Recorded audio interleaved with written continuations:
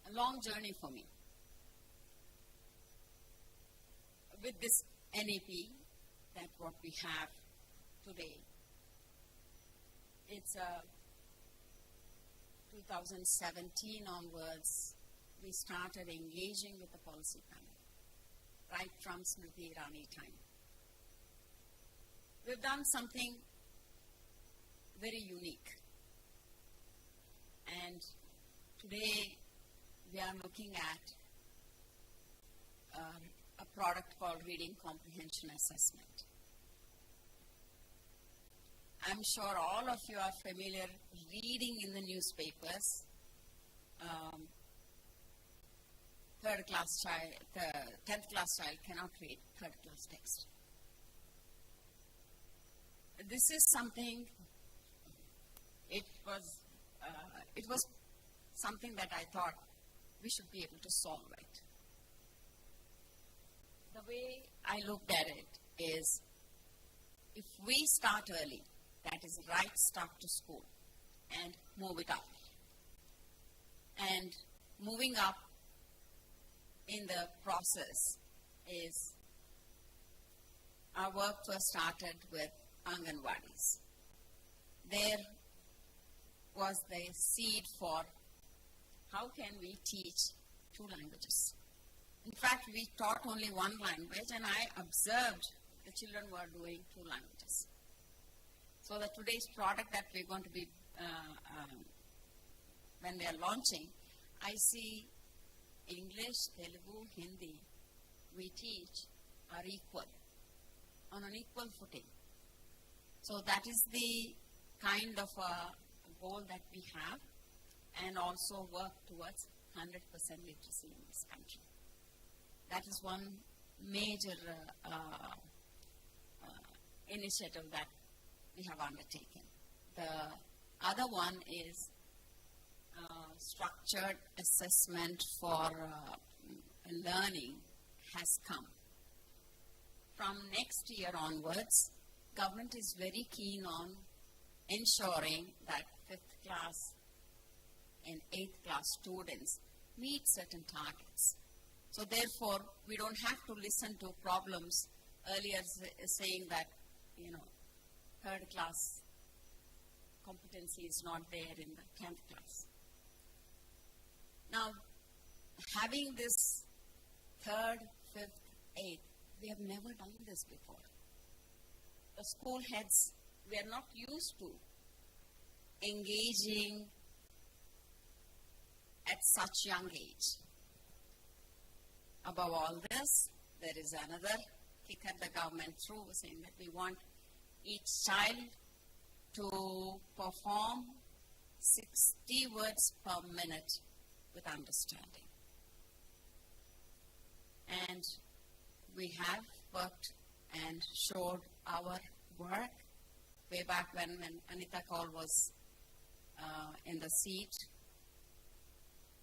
And at that time, they have adopted, Government of India has adopted certain inputs from both Norway and Singapore.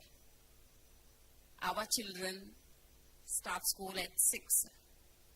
That's when I have written to her saying that what standard that you have applied doesn't apply in India because you'll have litigation. Because the child should be 9 plus to have the literacy standard the Government of India has developed. But for the first time in this country's history, something good and positive is happening. We have a good policy, and there's a lot of scope for work around here. See, the 3rd class, 5th class, 8th class, when we start implementing that, you will see a crop of students who are far more competent. And this competency will take India forward towards totally developed India. See, this is a long-term goal for the country. So you can't achieve certain things overnight. And 100% literacy in the country should be made possible. Not necessarily teach English, but also teach Telugu and Hindi with an equal rigor and relevance, because both the languages have makes the child more resilient. Okay, next slide, please. And there's one thing that I advocate strongly is using unseen text to teach and assess reading. Seen text is absolutely false, and I speak against it. This is something that is not a reading assessment and reporting, that you have shortchanged the child. You have to put unseen text, and the child should navigate it and produce a result. Then we can actually support the child to go to the level of perfection and proficiency the child can achieve. Last 3 years, we have seen the scores, especially in 9 and 10, 11 and 12, have fallen down, especially in science and maths. This is because case-based questions were introduced and reasoning assertion questions are introduced. Now, I relate very much to what the parent perspective and the young thinker's perspective, because these case-based questions and reasoning assertion questions are very new in the system. So therefore, teachers don't know how to teach, students don't know how to really answer these kind of questions. And this is a major challenge in the school systems in the CBSE, and I'm sure this is similar. State boards have not come this far on case-based questions and reasoning assertion questions, sir. And as long as we don't teach kids these kind of things, it will be difficult. I request all the panelists to restrict your discussion around how do we make kids to think like an entrepreneur, act like an entrepreneur, and become an entrepreneur. Let's not get into any educational reforms. That's a much bigger subject. So this is Unicorns is only about the entrepreneurship, because we have all the chief guests and other people are likely to come. So I request all of you to restrict to that area, not to the educational reforms, NEP and all that, because that's not the intended subject for this panel. Thank you. Basically, there are a lot of products that are being built, and now we need a lot of products that are aligned to implementation to improve quality and efficiency. And this, the context of investments flowing in to just about anything will not work anymore, because the enabling policy is pinpointing how to improve quality and report rather than frivolous expenditure in terms of both time, effort, and budget and resources of all stakeholders, sir. So this is where the kicker is. The kicker lies in coming up with absolutely precision-driven products to deliver right kind of inputs to young people and the stakeholders of education. Hello, everyone. So what I want to say actually kind of piggybacks on what Anil said and what Vamsi said. So my background is education, and from US and India. So I've been working now in India. And currently I'm working on creating curriculum. So I'm into content, and I'm working on creating curriculum for grades K to 10 in AI/ML, nanotechnology, genetic engineering, coding, robotics, biomimicry, programming, all of these things that are coming up now and everybody wants to know about it. So when I was asked to do that, my first question to myself philosophically was, what do kids actually need? Do they need this? And at what age do they need this? And how should they be learning this? So I've been trying to create a curriculum where it is more student run, where I'm empowering the student to actually run the curriculum by themselves, and the teacher is being a facilitator who will help the students. But before that, as I was writing that, I realized there's something that is far more important than that, which is life skills. I want to make sure that the students can dream, Can they be given that motivation and that power to think that, yes, I can do this. I can be, one of these startup people who made and sold 100 million company. Can I do that? I want them to have that power, to have that dream. So for that, I feel like they need to have that life skills training to be able to think, to be able to critical solve, to be able to problem solve. When we talked about going out and learning, I was thinking about biomimicry. Can we learn from nature? Can we go out and see what problems are there and what can be solved from that? So that is what I have been trying to create. That's the curriculum that I am interested in creating, and that's currently what I'm working on. So creating this life skills curriculum as well as the STEAM journey, we're calling it the STEAM, go hand in hand with each other. Let's give the kids all the tools to be able to use the STEAM journey. So that is like my bridge to both, and which I feel like the juniors and what I could bring to JuniCon, that I think is the most important, like having this bridge in the classrooms. I think I'll take you back to a little history of entrepreneurial education in India. This I was reading while I was reading a research journal by a professor from University of Newcastle. He wrote a book called The Beautiful Tree. Beautiful trees are schools that existed in every village before colonialism happened to India. And every school, every village appointed the wise man of the village as a headmaster, and all the elders of the village would get together and decide what should the children learn in our schools. Okay? The curriculum should be to promote the environment, the ecology, the culture, the social structure, and the economy. So the curriculum had a direct relation to what the students were learning in the schools back then. But when colonialism happened, all of us know the story. After that, schools were hijacked for a different purpose altogether. And we still carry that burden, by the way. Even in 2024, we carry that white man's burden on our shoulders of industrialized models of education. So what is it that I am doing? I have to tell you, like how this young person inspired me by his example of ice. I would also like to say intention specificity, intention implementation.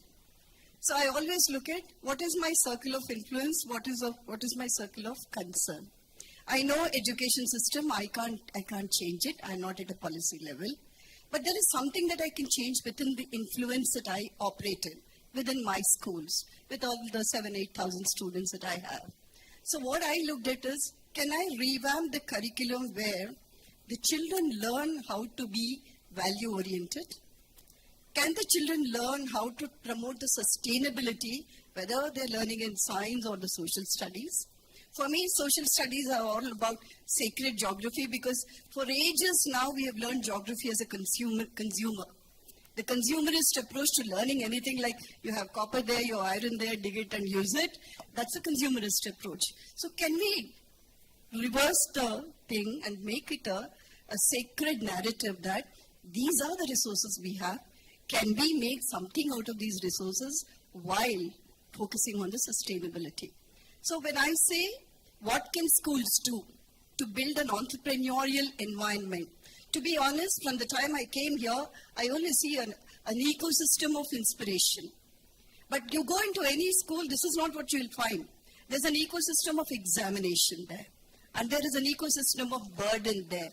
Okay? How do you change the narrative? Changing the narrative is, I have to say this, until T-Hub and T-Work started in our city here, I used to always take the example of the Prime Minister of Singapore calls for a meeting every 2 to 3 years with school principals and university heads to tell them what is it that we are bringing into the country in the next 5 years, what courses can you customize so that the people who come out of the universities are ready for the changed scenario. And I used to wonder, when Telangana was born, I wrote a letter to the Chief Minister, by the way. Of course, people like us never get heard, so that was also not heard. But still, When T-Hub came, I thought, wow, the mountain has come to the moment now. When T-Works came, the mountain has come to the moment now. So we are able to give exposure to our students that beyond the templates of JEE and NEET, there is a life out there. There's a promise out there that young people who sat here and through the fireside chat gave me a promise that I probably have to work on a curriculum that teaches children perseverance, okay? Teaches children resilience, teaches children that even if you fail, you will be able to rise like a phoenix, like how they said, be shameless, go and pursue. You will fail, but you still have to come up with a better idea. I think I need to add that also into the curriculum. Only then the narrative will change in our country. Only then there is a promise that I can show to my young people, because I work with different generation. It's a K-12 school. One thing I have to say, and I'll conclude on that, 2 of my students are sitting here. One of them is actually showcasing something here. She's working with an entrepreneurial. Tanisha, wave your hand. Okay. And one of them is a volunteer here. 10 of them are presenting their innovative ideas in the Junicons, thanks to Rumana, who has been mentoring them. But I think the time has come for everybody to talk more about startups, entrepreneurial ventures, so that we groom contributors to the society, not just consumers. And I'd like to end with that. Thank you. In some ways, what you're also demonstrating is that educators themselves have become entrepreneurs. And coming out within the system, we can either be bureaucrats and say my hands are tied, or we can be entrepreneurs within that system and say what more can I do. So thank you very much. Now we have 4 people, all 4 what I would call as ecosystem builders, and Ramakrishna has already built one in Gaudium School. MSR of course has been the key driver in T-Hub, so we'll ask him all those things. But I'll let 4 of you talk about things outside the curriculum. What is it needed to support the curriculum? In the earlier session we talked about money, mentors, etc. So what are those things, and how can we make those available across, for the moment, if we talk across the state, and then we can take it. If I can also, Jay, just add a little bit, wearing my TSIC hat. We as a state have now got approval and funding, most important, to start with, one school in at least each assembly district, so 119 schools, and 200 colleges working with YHub, TSIC, T-Works, etc. to actually set up capability. But all of that is fine as infrastructure. In India, we tend to focus on infrastructure. What I want is, what is the intellectual infrastructure that is going to be required to support it? So over to 4. Thank you, sir. Good evening. I'm actually sitting in the middle because 25 years of my experience has been on IT side, and now on my entrepreneurial journey. Venture is the school. I've joined a school which has been already established, but for the last 3.5 years, I've been speaking to a lot of my colleagues, and the first question that comes to me is, we don't understand this Gen Z. I heard this actually 10 years back when our organization wanted to train us, how do we actually manage Gen Z at workplace? Now this question is coming in from potential parents asking me, how do we kind of control the Gen Z? Because you've been managing a school with 4,000 students, I'm sure you have a lot of strategies to do that. Which is coming in from the parents, predominantly from the IT background or from services industry. And majority of them have been complaining about their, I would say, addiction to these digital devices or the smart devices. And we've been trained, probably I have 2 young daughters, so we've been trained in earlier days in our career that how do we do the parenting, both to mom and dad. And nowadays, I don't think schools are actually doing that. Probably parents may not be interested as well. But I'm bringing this because it's again the social fabric that we have in India. wherein we always been saying that we are moving away from these combined families to the nucleus families and so on and so forth. Why am I bringing this is both I think Vamshi as well as Anil touched upon the innovation or about how we stimulate these young minds is they actually learn by seeing. And when we do this, we look at all these software engineers, because I'm from that industry. I see all the parents all the while working on some laptop, and none of this is seen by the students. And again, they come and complain that, oh, I don't think, I can manage my children because they don't connect with me.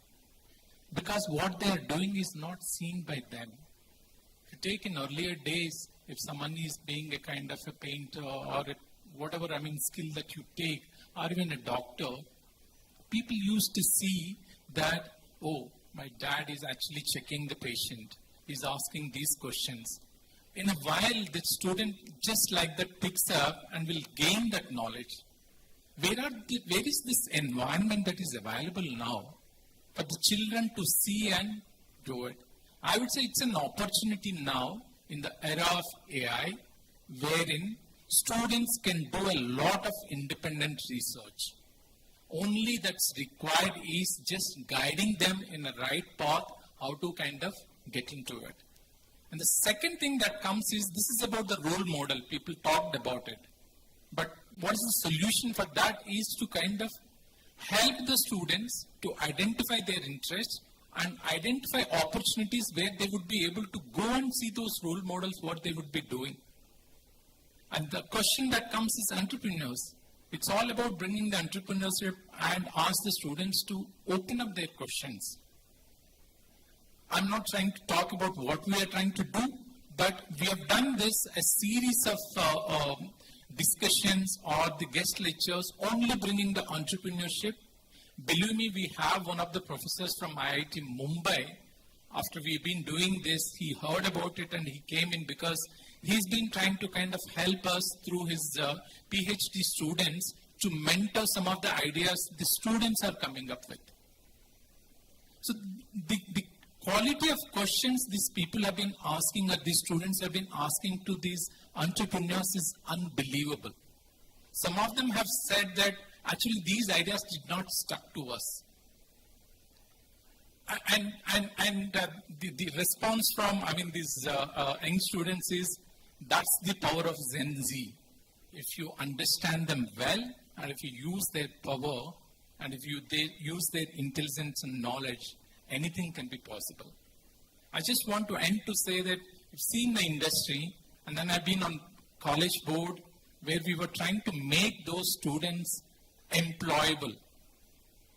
And where the students are coming from to these engineering colleges, they're coming from schools. So we thought we would actually take a step back and see what type of environment is required or what type of skills that we need to kind of instill. They may not be something which is, these skills are very important to think independently. And as ma'am said, perseverance. There are a lot of life skills that gets kind of, that can be kind of fostered at the school level. Those are the things that we are trying to look at, which would actually help students to think more towards the entrepreneurship. Thank you. I think we have built an enormous support ecosystem. We all know that having ideas is only the beginning. Getting them to maybe TRL level 3, 4, at least proof of concept, it's what we do. But how do you really take them scale up? And what is really required for this to happen, not to 10 or 100, but to thousands? And I think to some extent, T-Hub was our attempt to do that. So if we now expand that and say, let's also include school children in school children, what is it that we'll require? Sure. So I'll first build on some points which I think Vamshi made and Anil made and all that. So I think, so fundamentally, right, maybe just to also add what Sita Garu said. So fundamentally, I think, education should first instill in young people curiosity, critical thinking, creative thinking, collaboration and communication. Right? So I'm going to start with a story about what we are doing, for example, in colleges. So we've started a program called Kickstart, currently running it at about 8 colleges. So what's happened now, I think ma'am referred to the NEP, right? And I think we have, I think, a large number of colleges here.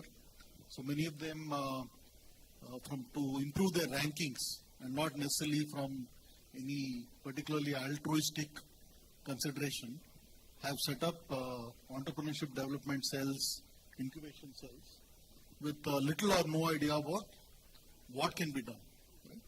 So we started a program, we are currently running it at about 7 or 8 colleges, where what we are doing is typically what we did some, obviously some background research, etc. We said the time when you can work with students, particularly those in engineering, is between the second year first semester to the third year first, sometimes the third year second semester. Right? Because first year for many of them is a whole new shift, moving from a school environment to college. And then of course the last year is either figuring out whether to go to the US or whatever, or get into a job. So this is the window we have. So what we have done is built something where we focus on trying to see if we can instill an entrepreneurial mindset. So it starts with an assessment, then we run some challenges, right? And we ask them to come up with some ideas. We also ask them to look at the environment around them and see if there are problems that can be solved, sort of thing. The proof point for us, end of it, is if at least 10 of them, typically in every college, come up with some kind of a viable prototype, sort of thing, and then that becomes a feeder to our bigger programs. Now, some things are good, but some things sometimes alarm me. So one question which I ask when I go to any of these colleges to kick off this, I ask them, for example, what are the UN SDG goals? Okay. And I kid you not, forget the 17 goals, and I'm not even asking for a number. Hard pressed to find more than 2 or 3 of them being able to answer what the SDG goals are. Right? So sometimes it causes me to despair. What are we teaching these kids? I mean, I know obviously in IB schools I'm sure it's different, but I'm talking of colleges here, and so that's one challenge. Now coming back, what I think needs to be done from a school level, I think is, I have seen, I was also involved with a program run by an entity called Udayam. This is in Delhi, not for profit. Very successful program run there, and where essentially they worked in about 750 government schools. What they did is they roped in a bunch of entrepreneurs from the local ecosystem who used to go and talk to children, and they were also able to mobilize some capital, similar to, I think, the example which I think Anil gave, where each of the students was given about 1,000 rupees, right? And then they said, go out and build something, right? And the sense of joy, achievement, purpose, when the 1,000 becomes whatever it becomes, right, is astonishing. Right? So I think what we need to do, in my view, and we are now trying to see how we can do this at the college level, we haven't yet gone down into the school level, is to figure out how we can create, throw challenges at young students to look at the environment around them and figure out how they can solve. And obviously it requires the entire ecosystem to come together. One last point I wanted to make, maybe some people in the audience may not be familiar with this, is all of us know about this 2% CSR, the 2% which you can spend of profits you can spend on CSR. A lot of that effort has been directed towards education, healthcare, and so on. But about 18 months ago, there was an amendment in the Companies Act where this funding can actually be used for technical incubation. Right? So to answer that point you made about STEM labs, etc. And that's something which we are actively pushing. So currently, for example, with 2 large corporates, we are now running a program using their CSR to run these incubation programs in colleges. Thank you. So before I go to the last two, Shashank and Deepu, I just wanted to, something that I was itching, but I chose not to be. By the way, in way back in 2012, when, if you recollect, there was criticism that we are not producing engineers who are good for the industry, we started, from ISB, we had created a technology entrepreneurship program. And many of those, and this thing, Kaundinya of the thing is a product of that thing. So I think, at the college level, we have this thing, how do we take it? For example, one of our startups, a company called Metamorphosis, which was subsequently acquired by Bright Chance, they were actually trying to see how they could do this in schools. But of course, the target audience for them was obviously the more affluent schools. But yeah, they are. So, the thing is, the reason I was bringing it up is that I think even at college level, there's a philosophical question that, and I didn't want to bring it up because we could only end up discussing. What are we trying to create? Are we trying to create unicorns, or are we trying to change mindsets of young people so that going forward they will be able, because expecting school children to be able to create unicorns is probably not a right approach. What we are saying is that you need an ability to think, you need an ability to identify problem, you need an ability to understand how to solve it, you need to know how to go about it. So I think we should also be reasonable in our expectations. All of us, or many of us here know Miraj. And what Miraj created in the old city of all places, working with 200 colleges and a large number of entrepreneurs from women in the minority community is an incredible. So we have something in the college in that area. The challenge for us, of course, is how do you take it? Yeah, so I just want to add 2 points. One is regarding the infrastructure part, and the second one is what the students have to do, like as a key takeaway from this discussion. Okay, so infrastructure part, like we are spending a lot in building up buildings and a lot of spending on equipments and all those things. But what is missing here is human infrastructure. That is a volunteer-driven network that we have for ISF, for entrepreneurs. Similarly, we should have it for skilling, because we are living in a world which unprecedentedly change is happening, and next 2 years what these students are going to get exposed to has not been invented yet. And they will be working on problems that are not problems today. Okay. So what we have to prepare them is for that future, not the world that we have seen. Okay. And the potential that the students have is immense.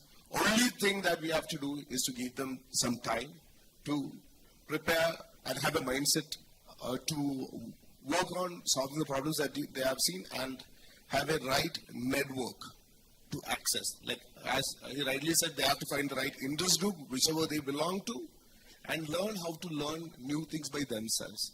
And it is not a world of memory. We need more GPUs, more processing power. So our education system has built long before when that memory was so important.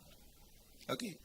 And the assembly line model was created for factories or industry to build clerks or somebody who takes a job and retire in that job. The shelf life of skills is shrinking, right? So what they have to learn is to learn anything by themselves and through peers, and have them access to a human network from their alumni network, from their peers, that is accessible for them to learn anything. And second one, we should help them learn how to fail, how to make mistakes. Because we are living in a world where mistake was very hard to create, because it is very hard to, so for example, if we write with fountain pen, we are using a typewriter, we cannot delete it. But as of now, in the digital world, everything can be done. We click photographs, and it is very hard to have a wrong photograph, but right now, digital, they can just delete, edit, or anything done. So we have to understand the world that they belong to. And we have to prepare them for the future, and that nothing can be bundled in a syllabus and made it available in an assembly line model. Humans flourishes organically, right? Not a mechanical model. So we have to think like a farmer. The farmer work on the field, right? Have the environment there, have all the nutrients available there. Any seed that we put in, it will flourish organically. So that is something that we need to understand, and whatever system that we have in place, just ensure that in the ecosystem, a lot of people are doing duplicate things. Just bring everyone together, help them collaborate, avoid duplicates. And have industry, academia, government, as well as a lot of NGOs that are working here, enable them to do things better. And then having that collaborative ecosystem is something that we need to create and set up a human infrastructure that nourishes and nurture the next generation and accept them. They are much higher potential than any one of us. Just let them explore, let them fail, let them make mistakes and find their interest group and take forward from there. Thank you. Thank you. Okay. So he just want me to explain what I have done in Kerala. So I represent the IT community in Kerala. I'm the founder of FIRE, as well as I represent around 280 plus IT companies in the state.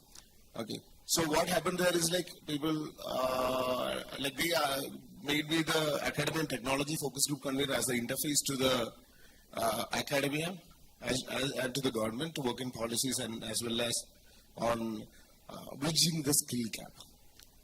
So I just did not want to duplicate anything. So I just took a stock of everything that is available there. A lot of people are putting a lot of effort. So I just brought them together and asked them to work together in a collaborative manner. So I brought a unified ID for skilling, just like a UPI ID for payment. We have something called MIO ID and a unified currency that the companies accept as the currency for skilling called Karma. Okay. So proof of work should be proof of skills. So I made all the companies to come forward and tell that we are not looking for marks, we are looking for karma points. Karma points can be acquired only by getting a proof of work. For example, if you want to learn web development, we do not accept certificates. You have to go to a tea shop, collect the requirement, build a website for them, publish it, make it live. And for any support, there is a volunteer network of around 35,000 people in Kerala that is available to help them out. The end, on behalf of JA, I'm going to actually do a volunteering act. We need to document and come out with an action. This is the kind of action that all of us together can take in the next 3 months, 6 months, or 1 or 2 issues. Because otherwise, we'll just end up talking and nothing will happen. So I met JA in a very different scenario. So what happened was I went to him for some help, and while he was helping me, he starts blurting out Junicorn, right? So everybody sees what, you see the term. It basically stands for junior unicorns, and unicorns are very successful companies. So this actually starts, in my opinion, at home, right? I had a very good job. And then, when I was growing up in the 70s and 80s, right, do you want to become an engineer, doctor, lawyer? These were the most common things that were spoken about. And, and when it came to a point where there was a discussion, what do you want your son to become, right? I said, and that gave me a thought, and then I went back to Ved, and I said, Ved, we have a huge population in India, right? Skilled, unskilled, that's a different, everybody else is. So I said, hey, I want you to become an entrepreneur where you are providing employment to the masses we have in this country. And then a little later, that was when he was in middle school, I quit my job. I started my own company. At any given point in time, we have about 400 to 500 students who have actually graduated from college, going through training in embedded software and hardware. But again, coming back, I think, and that is to actually walk the talk, right? Start your own company, and it's very important for people who are parents. So I'm here talking as a parent. I'm not talking as an entrepreneur. I'm talking as a parent. There are risks in everything. there are risks in going home today, right? What is very important is to give the chance for success, right, to your children. And that's important. Education is important. Technology is important. But what is also important is where you at home give them that opportunity. Thank you. To stay informed about the startup ecosystem, subscribe to My Startup TV.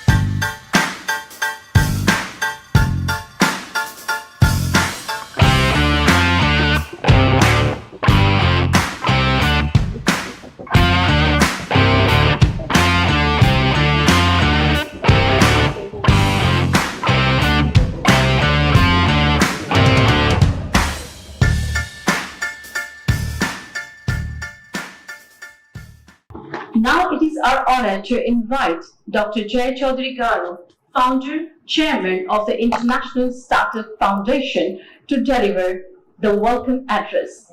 Good morning to all of you.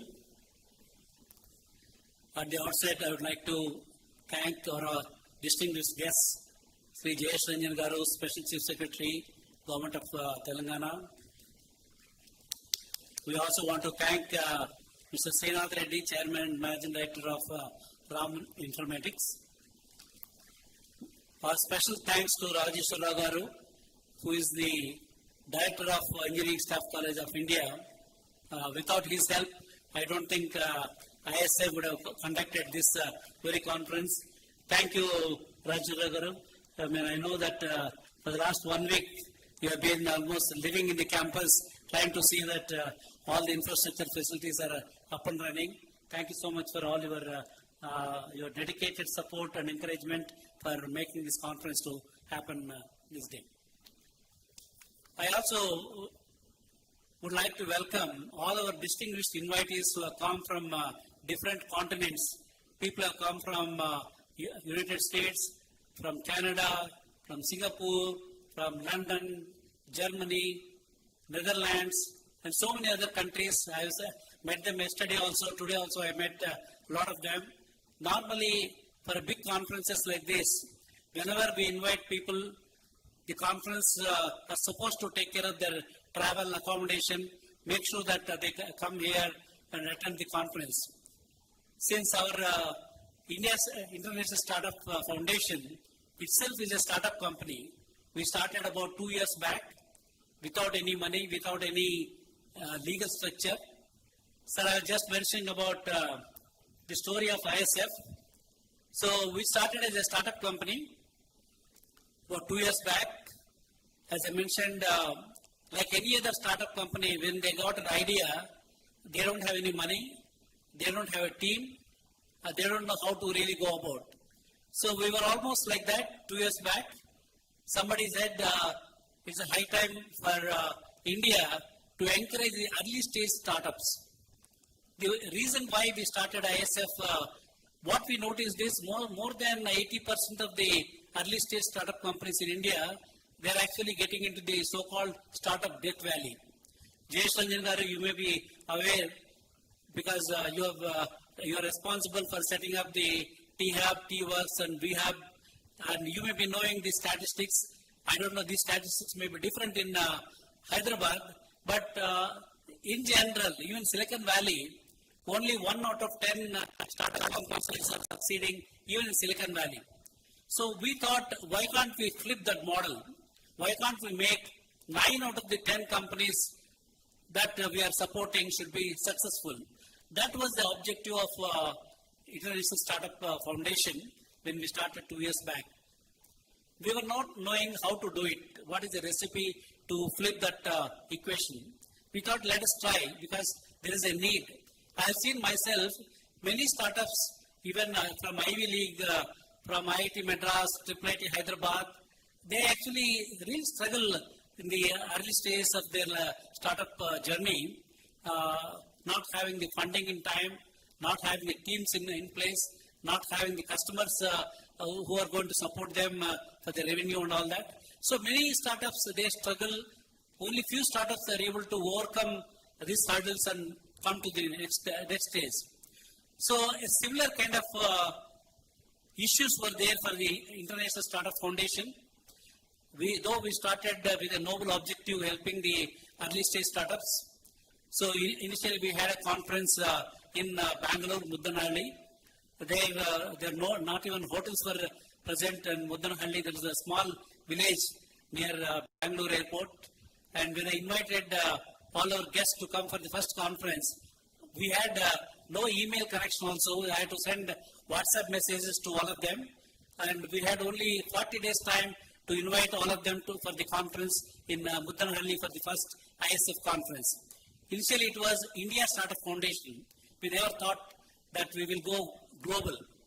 But in the second conference, which happened again in Mudanahalli, a lot of startup companies whom we selected around 15 startup companies out of I think 3,000 startup companies who competed for the pitch competition during the first conference.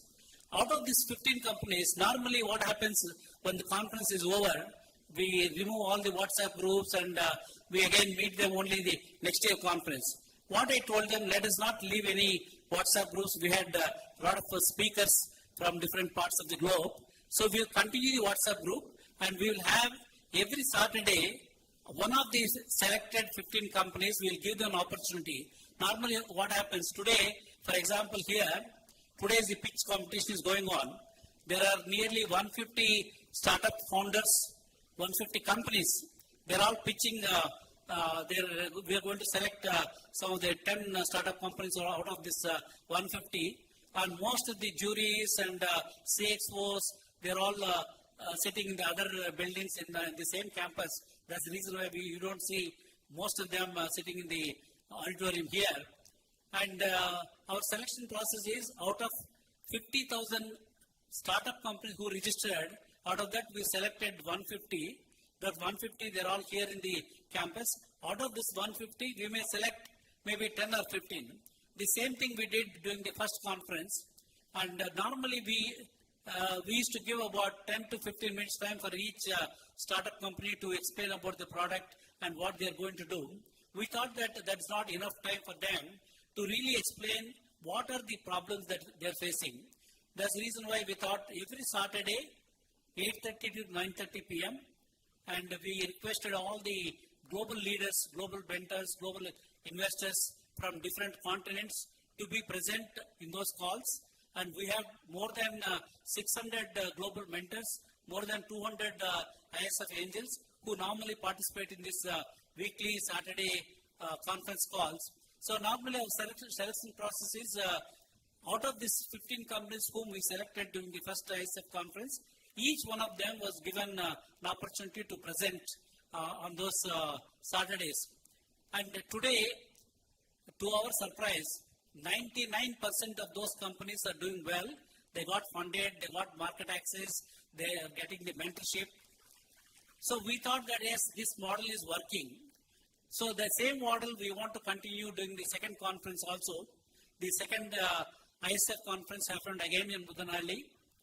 There what happened, in the first day itself, about 150 term sheets we were able to close for the early stage startups. And most of the angel investors, they were all from the real estate industry from Hyderabad, or pharma industry, or biotechnology industry, who normally never used to invest in the tech startups and early stage startups. I requested them, instead of you going and putting money in some temples in Hundi, the same money with a little bit more money, why don't you give it to the startups because they are struggling for money in the early stage. So you think that you are getting more punyam by going to Tirumala and praying Lord Venkateshwara and putting the money in Hundi.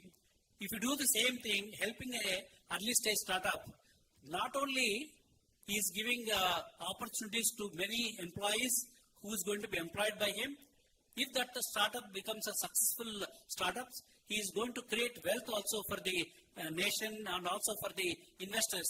So whereas if you go and put money in any hundi, you think that you get some good karma points. I don't know whether they're getting those karma points, but here definitely you'll get much better karma points because you are creating employment for many people.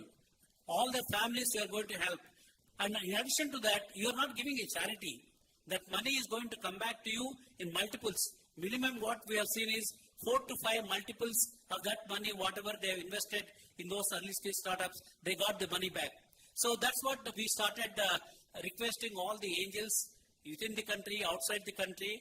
Now we have got a very active ISF angel network. We have got more than 250 crore commitment out of the 250 crores. We already invested, deployed 50 crores in 40 companies of startups who are all doing very well. And in this conference also, whomever we are going to select, obviously we are going to have one more session with them on every Saturday. And based on that, if our investors they like that company and they like the founders and what they're doing, obviously this money will go into, not only the money is only 10% of the game in the startup journey. More than the money, mentoring. Most of the startups, they don't know, they think that their product is going to do very well in the local market or international market. But many of them, without knowing how the competition is going to be there, what are the other strategies that he has to take care. Without that, they just get into it. They take the money from the friends and families, get into the business. Most of them, they die in the so-called startup death valley. So that's where the concept of mentoring is required. All the startups require hand-holding and mentoring so that we can guide them. No, this is not the way. This may not work for you. Maybe you have to add this element or this component. Then only you will be successful. That's one. The other important thing is the market connects.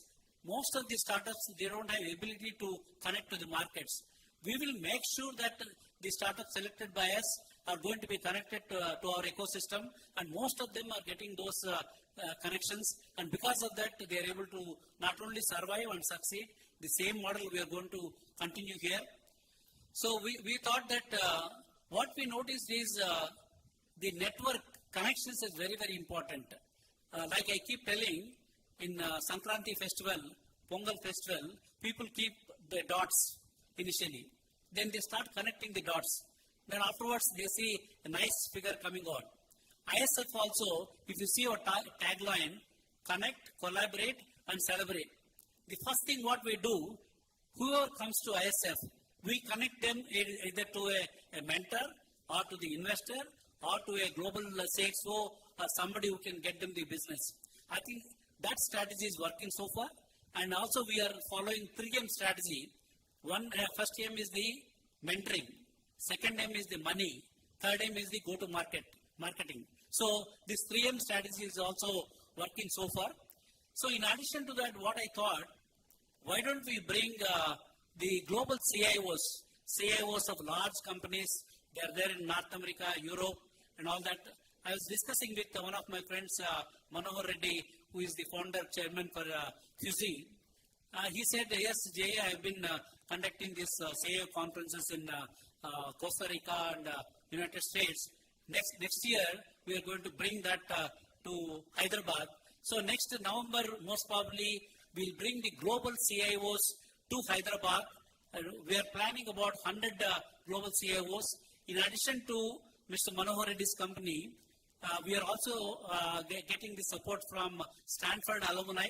There is a Stanford alumni where there is a CIO group, and they are also promising me that they are going to bring the top CIOs from various parts of the globe. You know that the alumni of Stanford, they are already in very big positions. So they are all trying to get the decision makers to Hyderabad next year.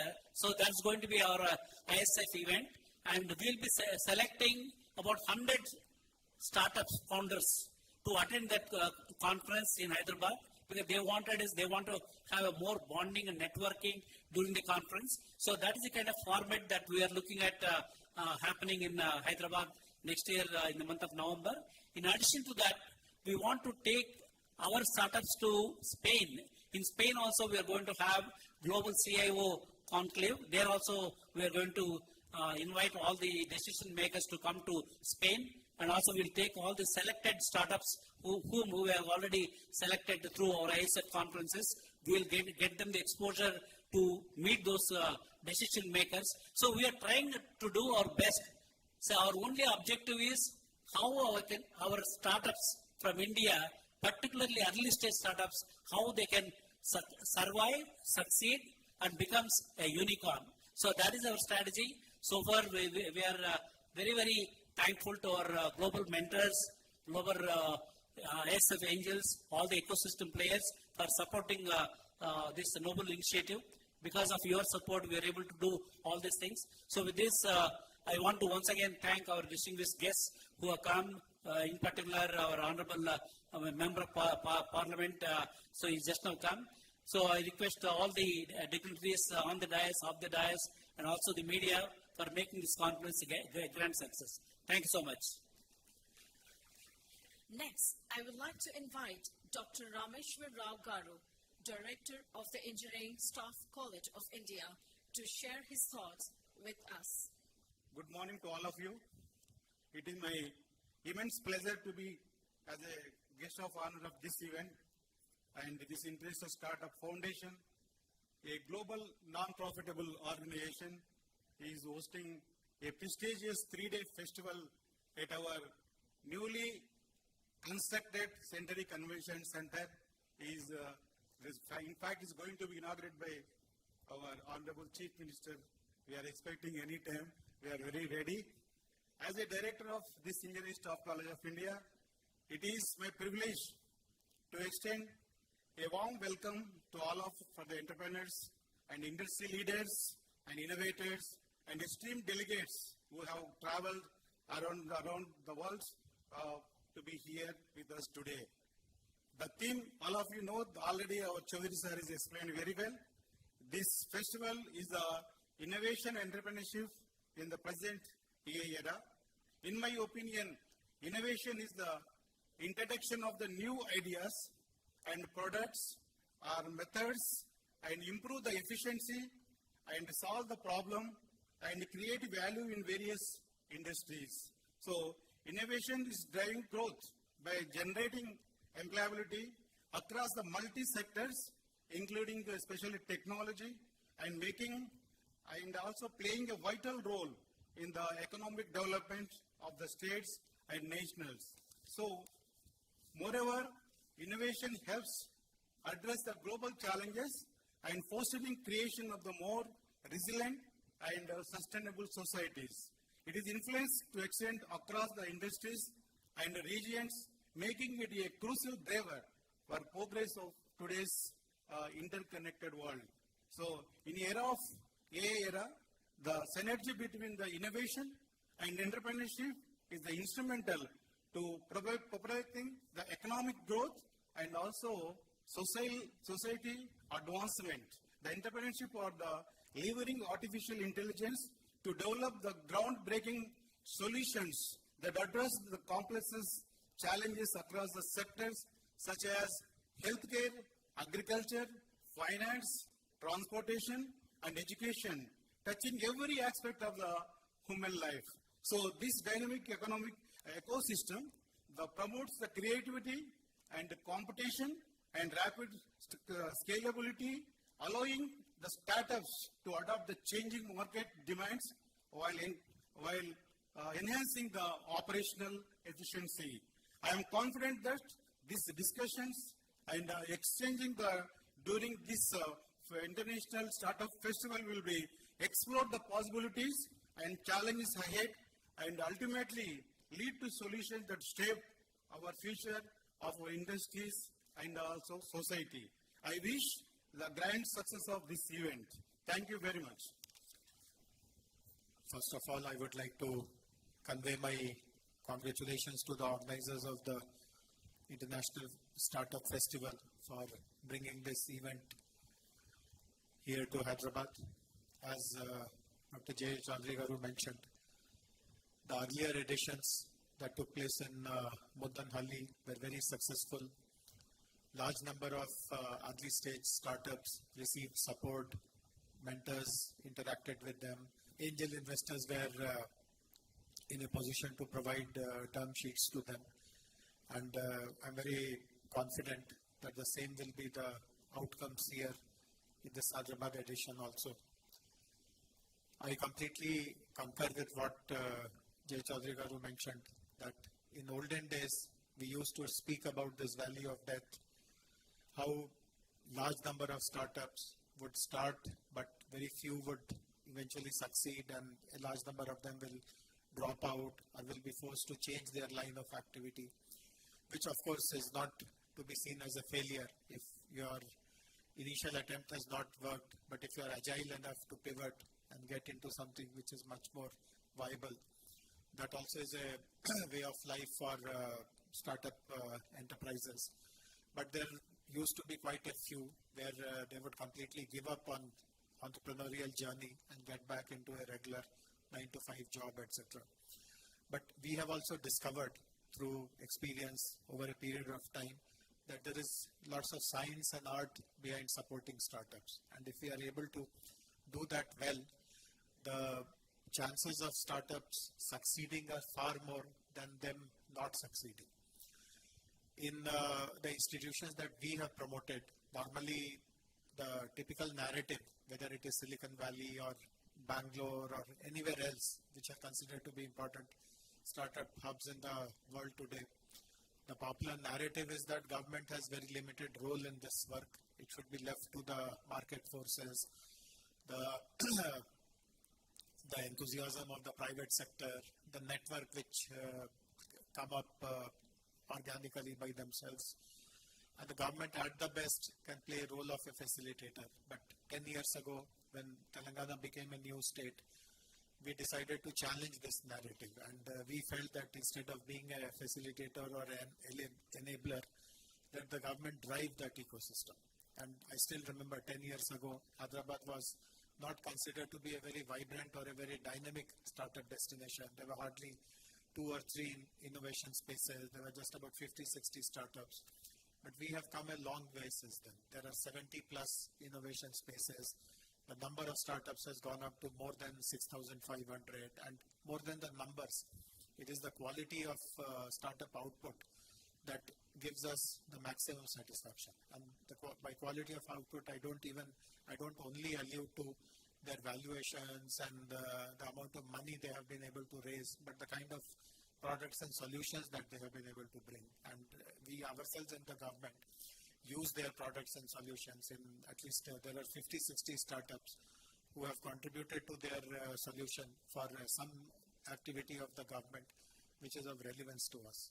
So I do hope that the Startup Festival, the ISF, will become a very important mainstream event on the national calendar, global calendar, and more than to others, it is the aspiring startups, early stage entrepreneurs, even students who are in a dilemma whether to pursue their own entrepreneurial journey or whether to take up a job, and they are not able to make up their minds. At least this will become a very good platform to understand what kind of successes happen, what are some of the success stories, how ordinary people like them have really cracked this kind of the art and science of becoming a successful startup.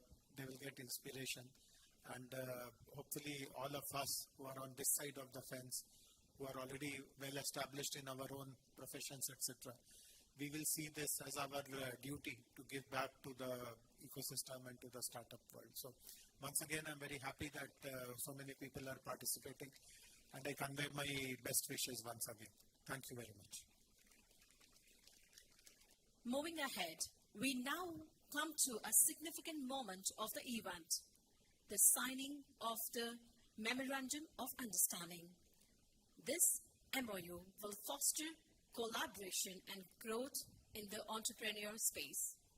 May I now invite Mr. Srikanth, CHRO and EIR of Machani and Singularity University, Mr. Uday Fedre, Board Member of US-India Chamber of Commerce, Ms. Kavita Rajesh, Regional President, South Asia, ABWCI, Dr. Sushmita, Head of Life Sciences, from Research and Innovation Circle of Hyderabad. I would like to invite Mr. Srikanth, CHRO and EIR of Machani and Singularity University. Good morning. Before we exchange the MOU, I'd like to introduce one of the very senior leader from Singularity University, Neil, who is visiting us. Neil, welcome. And also take a minute to introduce Singularity University. Singularity University was started in year 2008. It's founded by Peter Diamandis. Peter was here in Telangana a few weeks back as a keynote speaker in the AI conference which held. And Singularity is also co-founded by Dr. Ray. Singularity is known for exponential technologies as well as exponential growth. So we are partnering with ISF on 3-4 areas. One is how do you get exponential thinking and exponential technologies into ISF ecosystem.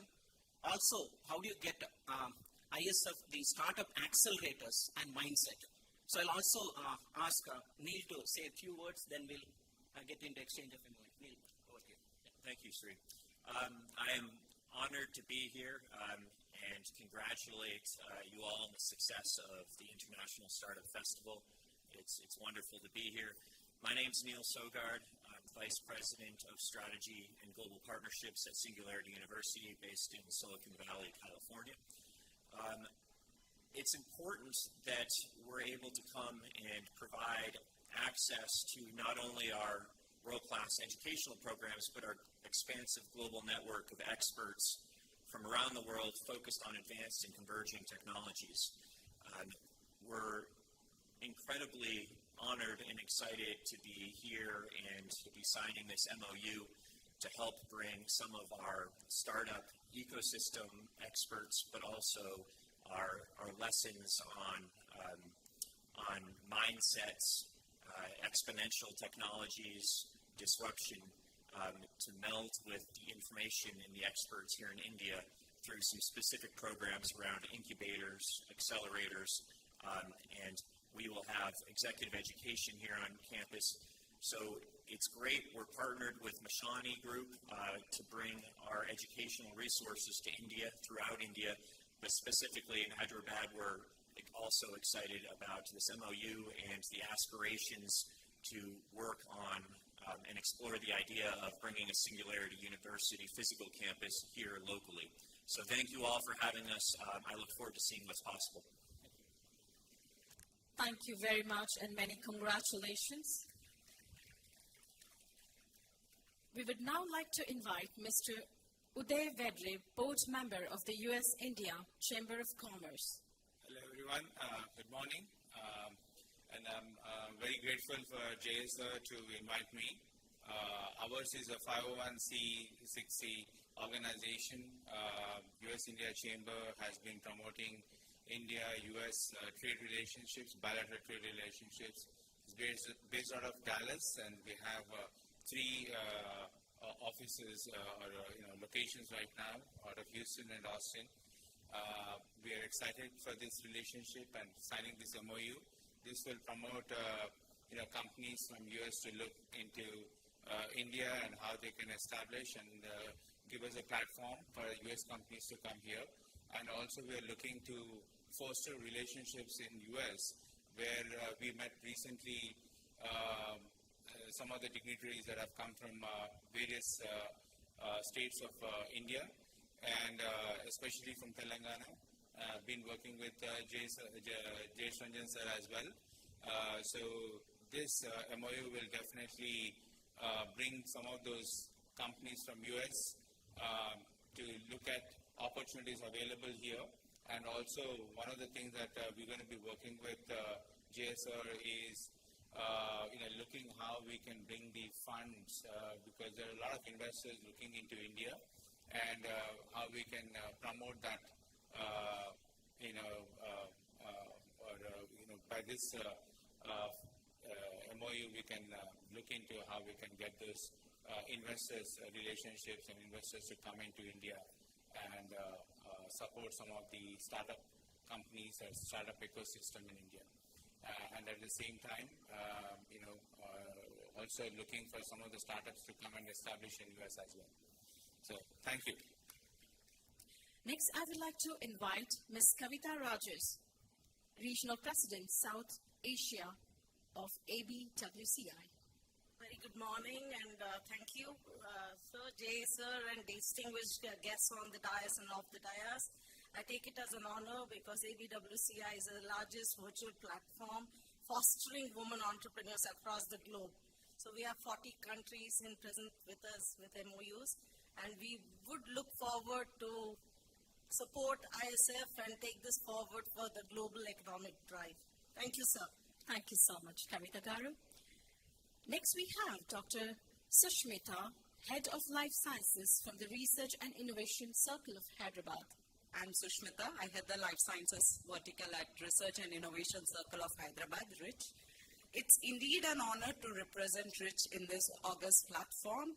So RICH is started by Telangana government as part of the innovation ecosystem enabler, connecting research institutes, academic institutes, and industry in 3 verticals, that is food and agriculture, health and life sciences, and sustainability.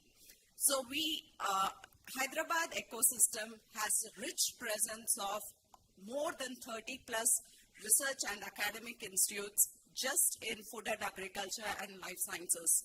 So it is indeed a place where there is excellence residing, and industry presence, of course, life sciences industries are world-class in the Hyderabad ecosystem. So it was necessary for an entity like RICH to connect industries, academia, research institutes with the startup to explore the best in the world. So with that interest, RICH came into existence, and from last 4 years, we are part of Government of India as the Hyderabad Science and Technology Cluster. So through this MOU, we extend our support to the healthcare startups and agri startups to explore the rich network that RICH has partnered with. Thank you. We are into the culture building of innovation right from the grassroots stage.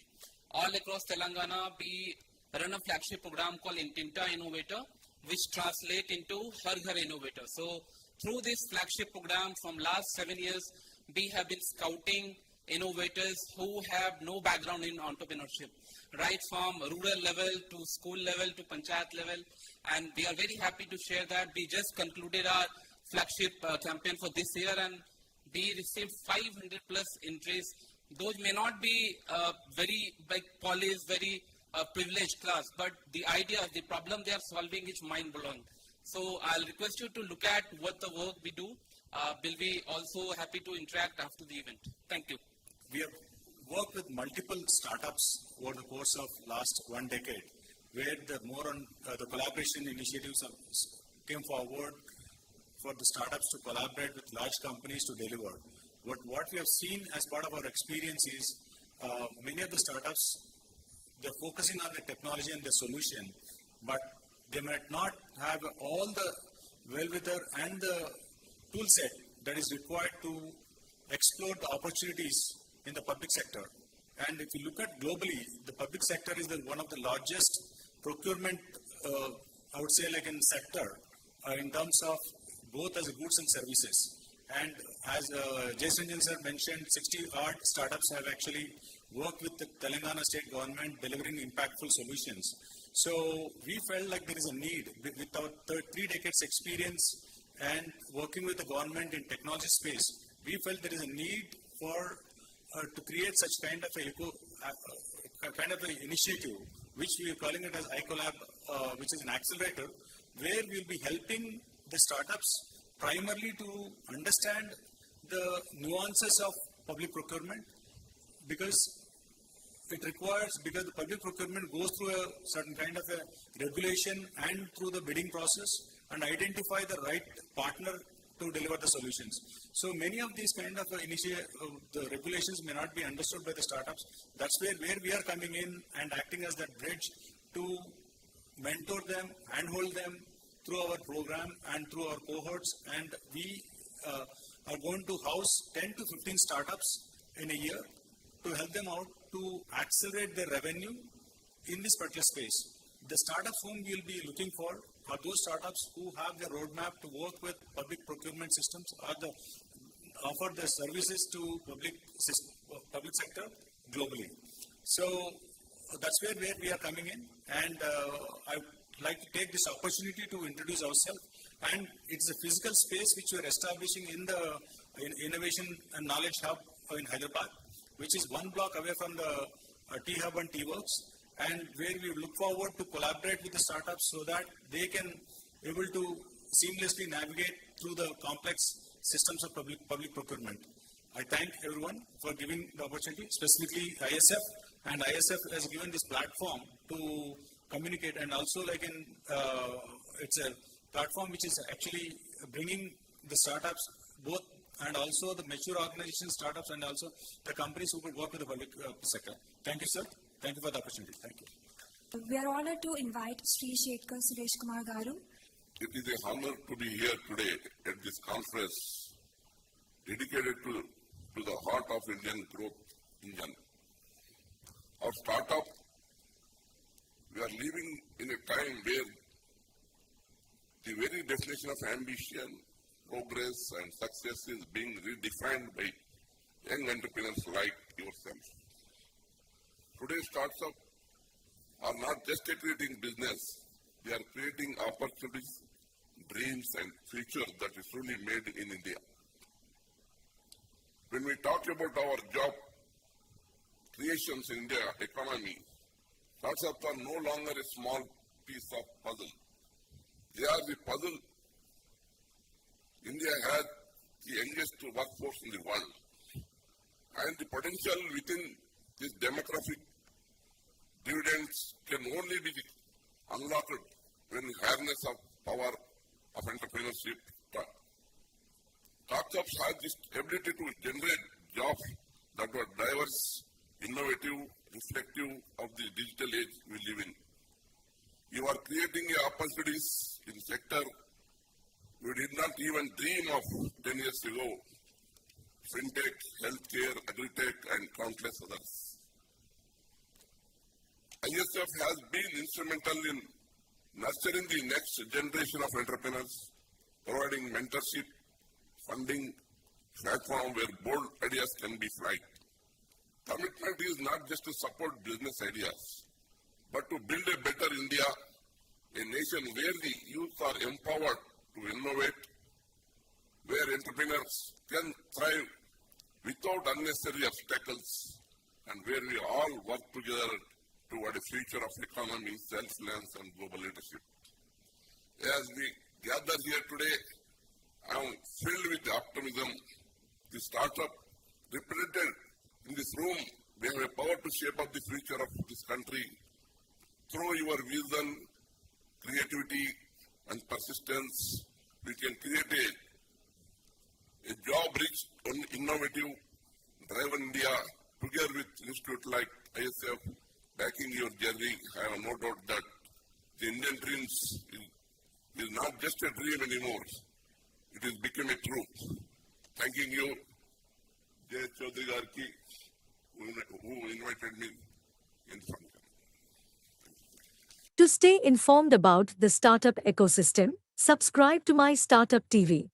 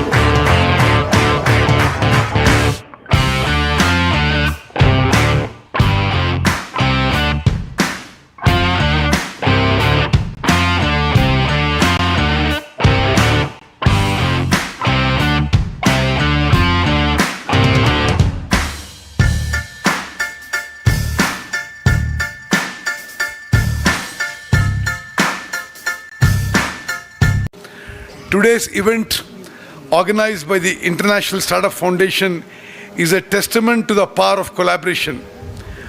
By connecting startup founders with investors, industry leaders, and government officials, we are ensuring that you have the tools to succeed, not just in creating innovative products, but in accessing the market and reaching paying customers. I'll request Jaya Garu and everybody else over here. The Junicorns program is a fantastic idea. I think more such things should definitely happen, and we should be investing into our children.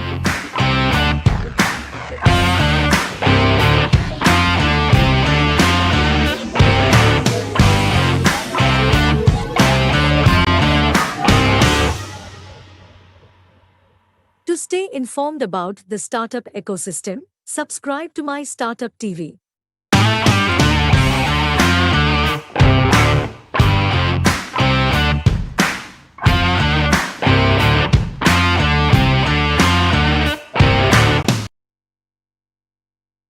Well, I think it's a lot to process after the wonderful session, very inspiring thoughts.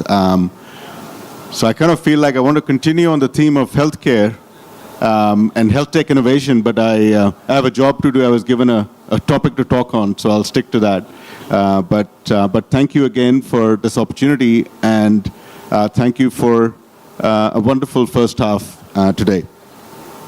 So, how many here, let me ask a question. Have you ever had an idea that keeps you awake at night?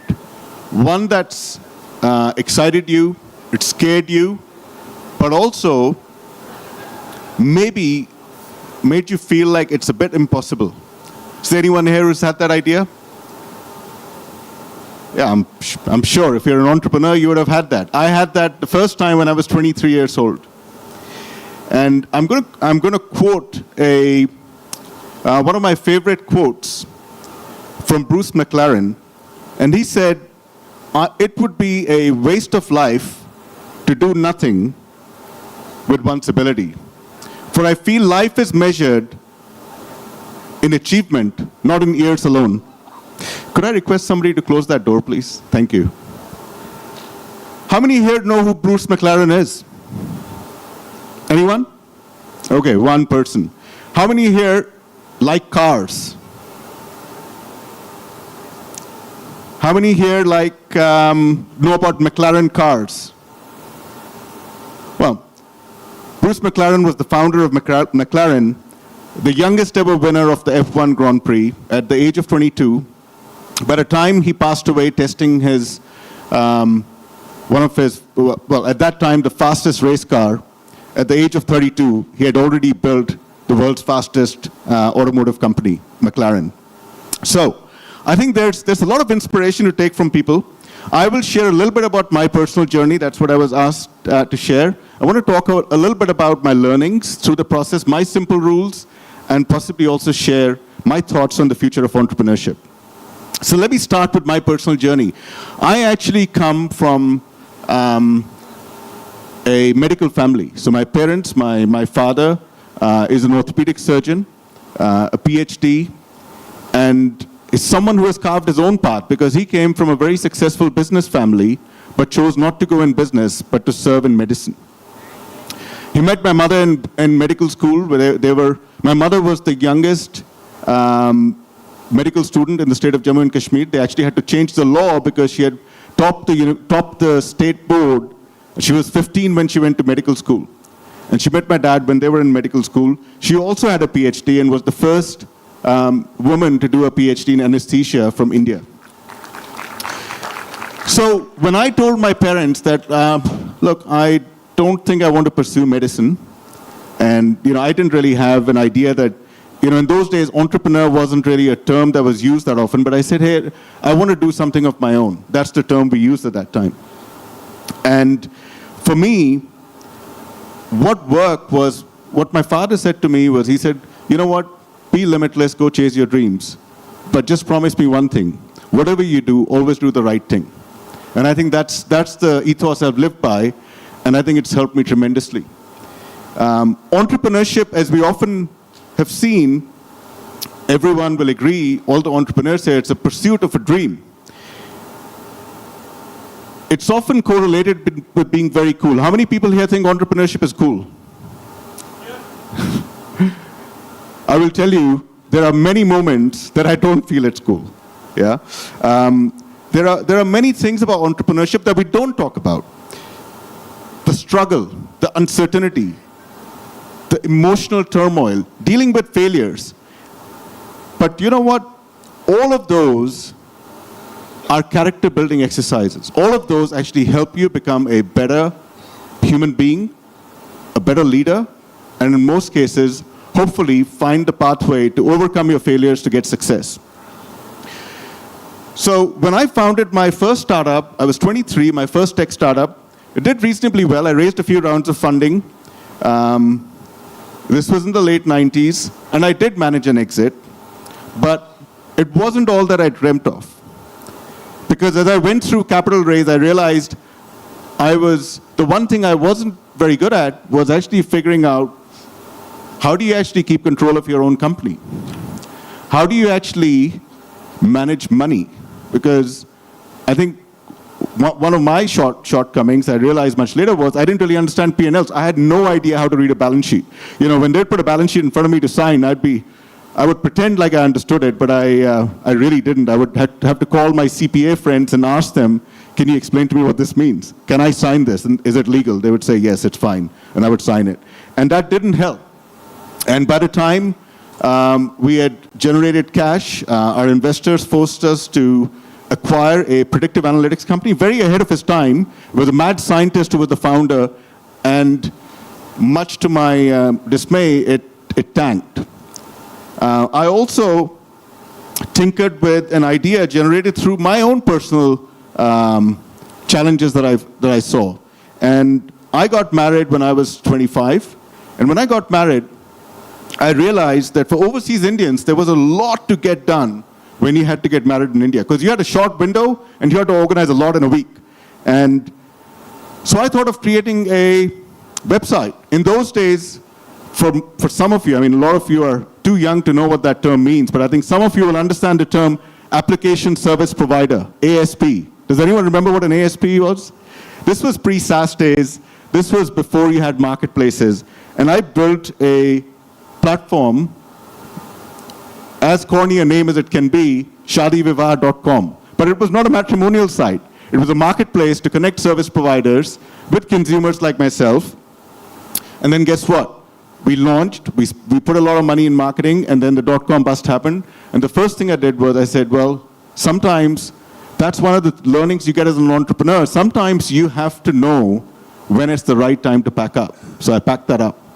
I'd already exited my company, and I was fortunate to get an opportunity in an area where I actually pursued that. So it was interesting. I got in the area of technology research and analysis. So I worked for, I got a job with a company called IDC, International Data Corporation. They're one of the largest technology research and analysis companies. And guess what? When I got that job, I turned it down because I thought they aren't paying me much. So I went home, I spoke to my wife, and I said, you know what? I feel terrible about this. I couldn't sleep at night.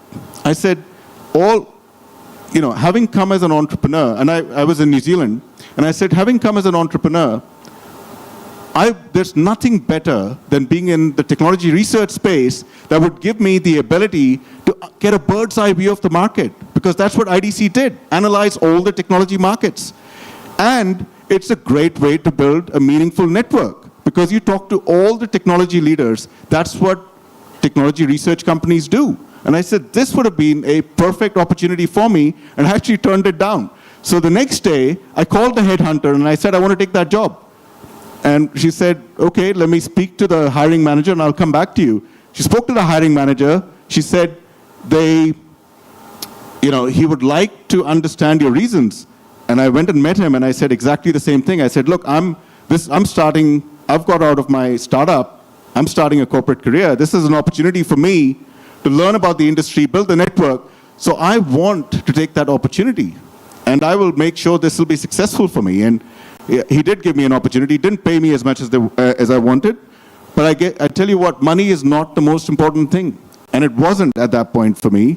But it has helped. That investment has helped me tremendously. So fast track a couple of years, I became the managing director for the business in New Zealand. When all my peers were from other countries, MDs of other countries were growing in double-digit growth, we were growing our business in X's. And that's where I realized that I had the learnings from my entrepreneur life that was put to good use in the corporate world, because I treated it like my business. And I moved to Asia during the global financial crisis from a market like New Zealand to run all of Asia Pacific, because our chairman felt I was the right leader to navigate the business through the global financial crisis. And from there on, I've never looked back.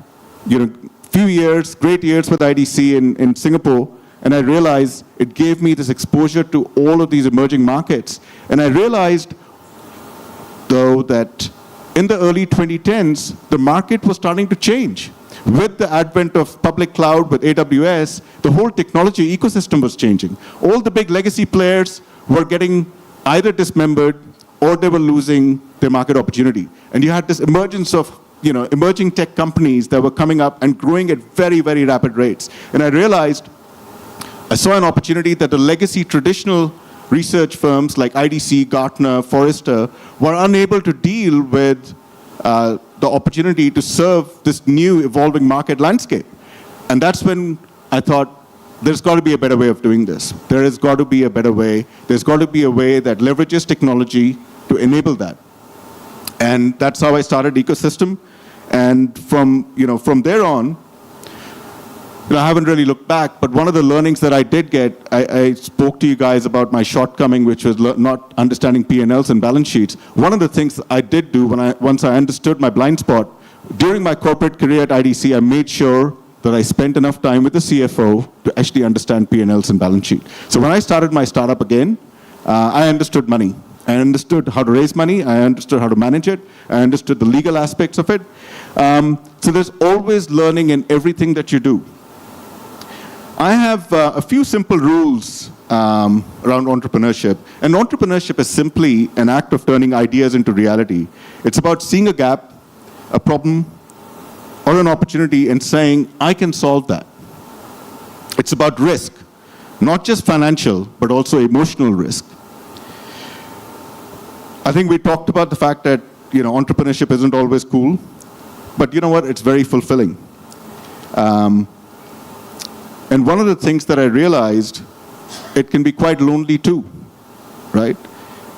But that's the thing. There's a reason why they say it's lonely at the top. Because when you're an entrepreneur, whether you're a one-man band or you have 100 people or 1,000 people, you are at the top. It is your neck on the line, and it will be a lonely journey. But I've followed some rules to help overcome that. And I'll share some of those. The first one is always to stay the course on your purpose. That has to be very clear. My purpose is always, in life, has always been to help people, whether it's companies or people or individuals, my clients, navigate innovation. Be authentic. Always be yourself. Business is always about people, whether it's customers, employees, or investors.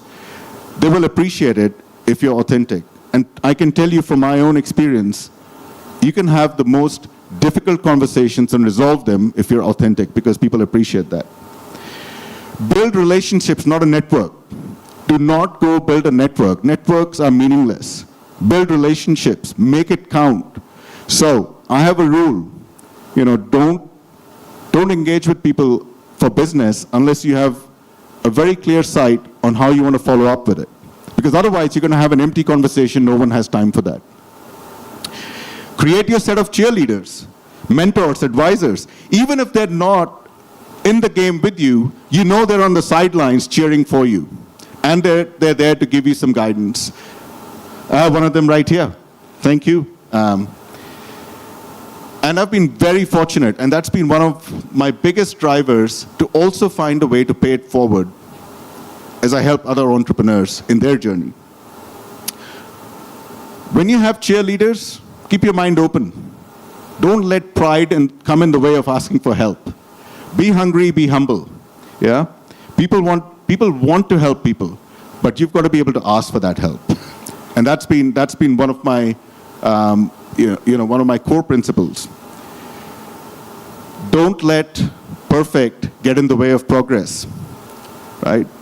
Because there is no such thing as perfect. What is perfect to me may not be perfect for you, may not be perfect for my team, may not be perfect for my investors. So don't focus on action, not perfection. Resilience, everyone talks about it. It's not just a word, because people often assume resilience is about your mental strength. Don't forget, when you're an entrepreneur, if you're going down, you're taking a whole bunch of people down with you. Your family, your friends.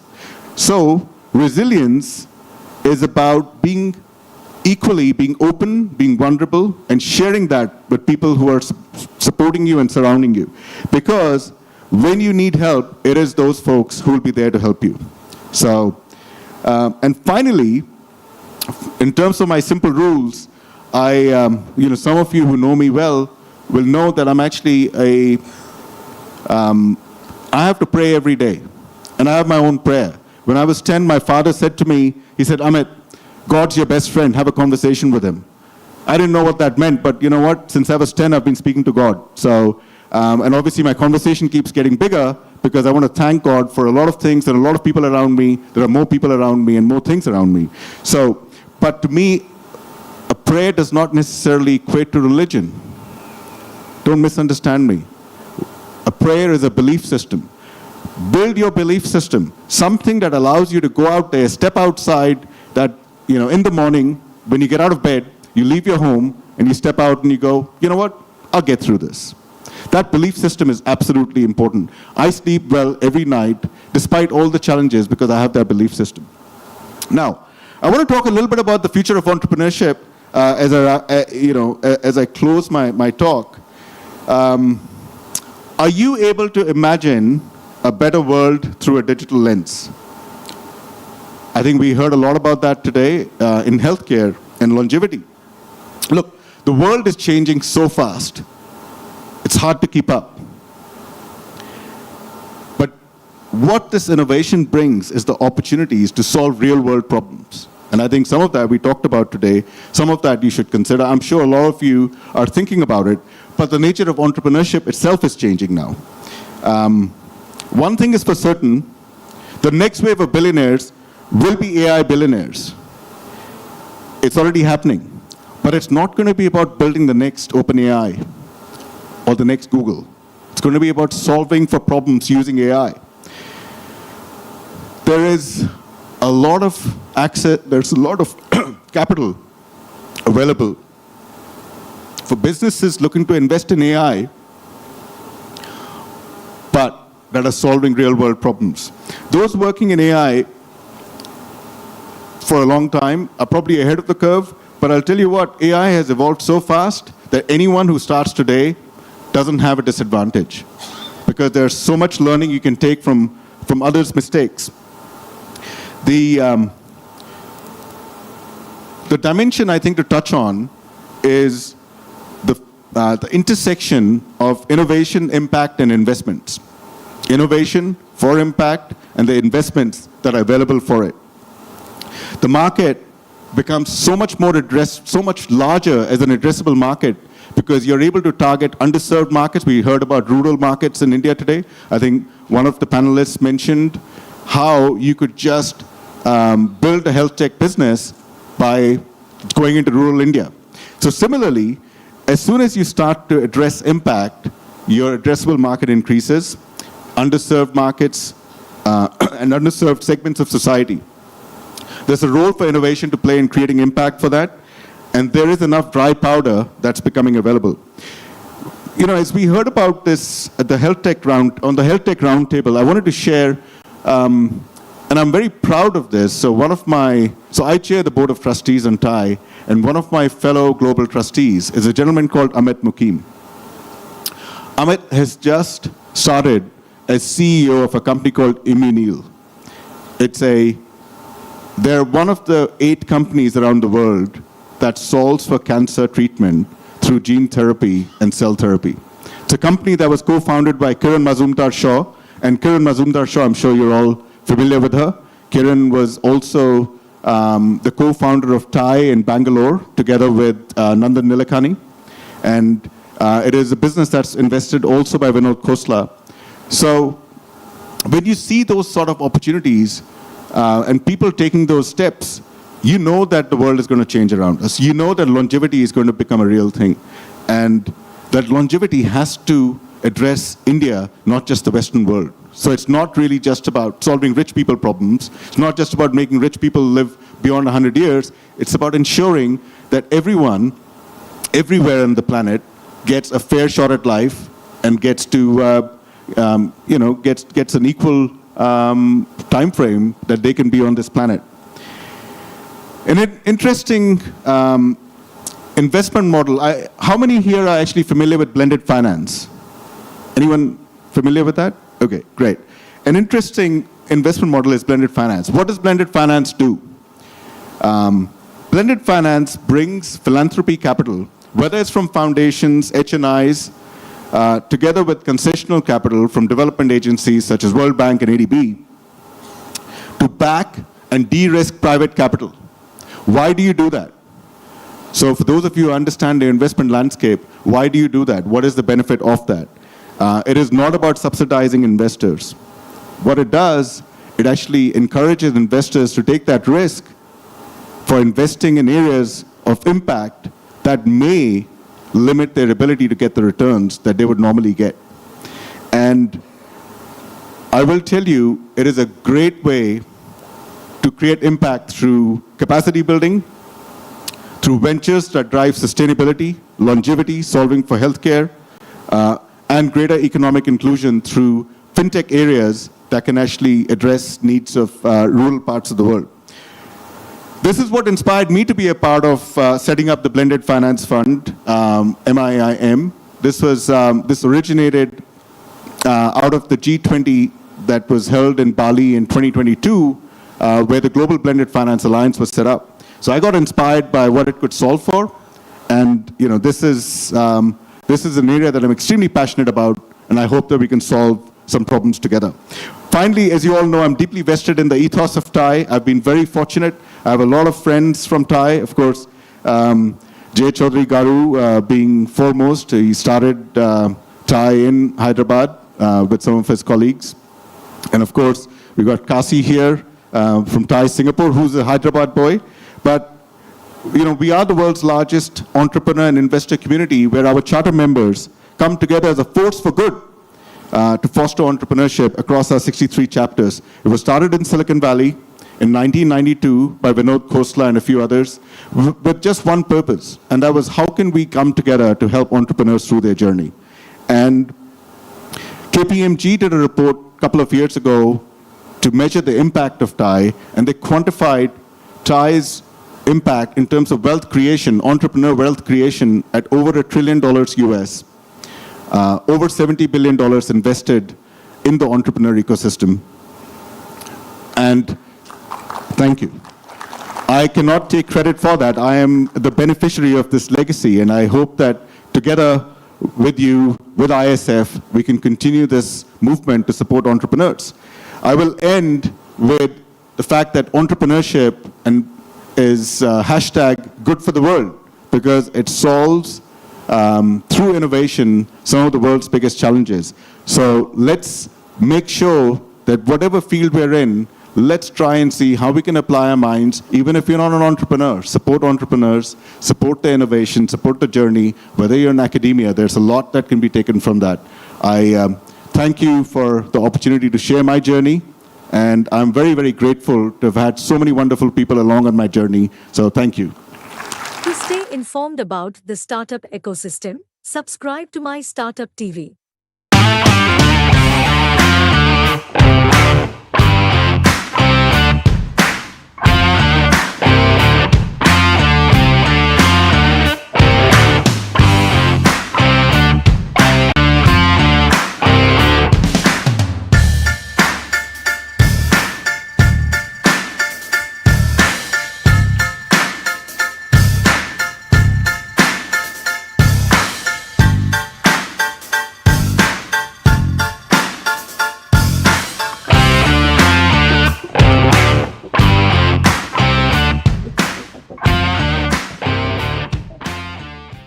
Good morning, everybody. Hi. Thank you. So it's always a pleasure to be the first panel in the morning, because you get the best attention. But it's also a challenge because you get the most challenging questions, right? Everybody is attentive. Anyway, this we started our fintech journey. I would say India started around 2015. But at least from the industry perspective, we started getting involved. The companies started getting together and then forming associations and trying to understand the implications of this, not only for the enterprises but also for the common man at large. Okay, from 2017-18 onwards, we had the first fintech forum in Bangalore, Hyderabad, way back in 2018, under the leadership of Jay Chaudhary at that time, and I attended that at the time. And again, we organized many fintech forums, both in Bangalore, Hyderabad, Tamil Nadu, Chennai, which is part of Tamil Nadu, of course, and then in Calcutta and Delhi, all of together. And we have formed a lot of special interest groups as a part of that fintech forums. We created various interest groups around lending tech, wealth tech, AI, cybersecurity, etc., etc. And then there are many youngsters who are participants in those groups, and they actively contribute to that. So now today we have a very interesting panel, very experienced panel with us. So I would rather listen from them and then understand the implications, how the industry has evolved, what are the latest trends, okay, and where is it that the entire industry is moving forward.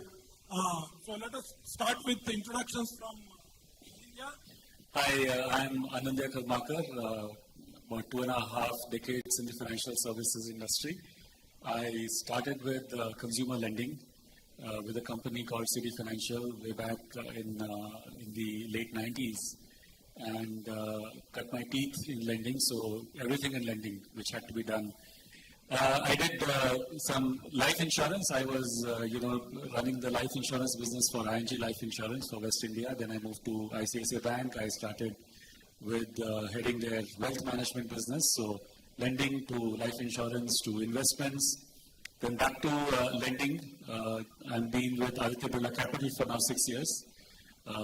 Was heading the digital lending business, then the housing finance business, all the non-sales functions. Now I head digital and analytics for the entire group, Aditya Birla Capital. Aditya Birla Capital is comprised of life insurance, health insurance, lending, housing finance, mutual funds and stockbroking. So digital and analytics for the group, as well as I head digital for the mutual funds company.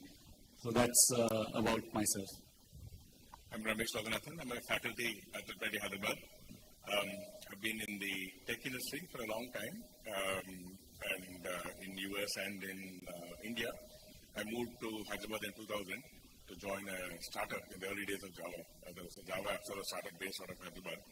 So moved here, joined the startup.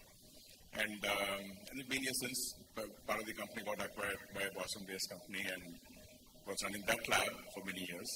In parallel, I was also started engaging with IIT as adjunct faculty from 2002. And then after 14 years, in 2016, I moved as regular faculty. I'm a faculty at IIT Hyderabad.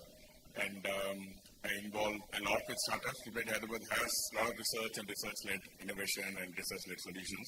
So I anchor some of those efforts. And IIT also is home to one of the largest incubators in the country, academic incubators, CIE, which is the reason T-Hub happened on our campus. Because of CIE, we helped structure and start T-Hub on our campus before they moved to their permanent building. And so I'm very involved with research. I'm involved with a few other academic institutions. I also teach at IIT Hyderabad. I've been involved with other trying to do something. I consider it to be a disastrous failure at JNTU. It just didn't work out. But spent almost 6 years trying to get some innovation programs at JNTU, university-wide programs. Anyway, so that's my world, industry, academics, and startups. So more later. Thank you, sir. Good morning to all of you. I'm Anil Philip. I'm the General Manager for OSB India. OSB stands for One Savings Bank. I've been in the financial industry for about 20 years, 2 years in insurance and 18 years in the banking sector. So the bank that I work with right now, we got about 35 billion in assets. We got about 2,000 employees, 1,000 in the UK, 1,000 in India. So we kind of manage the assets out here. So I've been into the UK, Europe almost every year for the last 18 years. And I can say that, fintech in India is far more advanced, far more ahead than most of the countries that we call as developed countries. So we are at a good place and people are coming right now out here looking out for solutions, and we are at the right place at the right time. Thank you. So, Namaste. I'm Vishnu Chundi. I've been a fintech employee now to a fintech founder. So I did my undergrad at BITS Pilani and then did a research at the University of Geneva on quantum cryptography. That is how I got into this whole world of tokenization and digital assets, cryptography, Bitcoin, blockchain. And then one of my heroes was Professor Stephen Hawking. So I wanted to go to his college at Cambridge and study nanotechnology. I had the honor of meeting Professor Hawking a few times. And then I got sucked into the wonderful world of fintech in London, where I was the first product manager at the UK's first fintech unicorn. That is when I saw the power of fintech and what you can do. And after that, I started an MBA at London Business School, and on day one, set up my company called Asset Vault. We're headquartered in London with a couple of offices in India. Recently in India, we've also launched a new will writing brand to help Indians with succession planning. It's called Asan Will. So that's me in a nutshell. Thanks to all of you for the nice introduction. So I'll just give a brief snapshot of the industry, how it has evolved.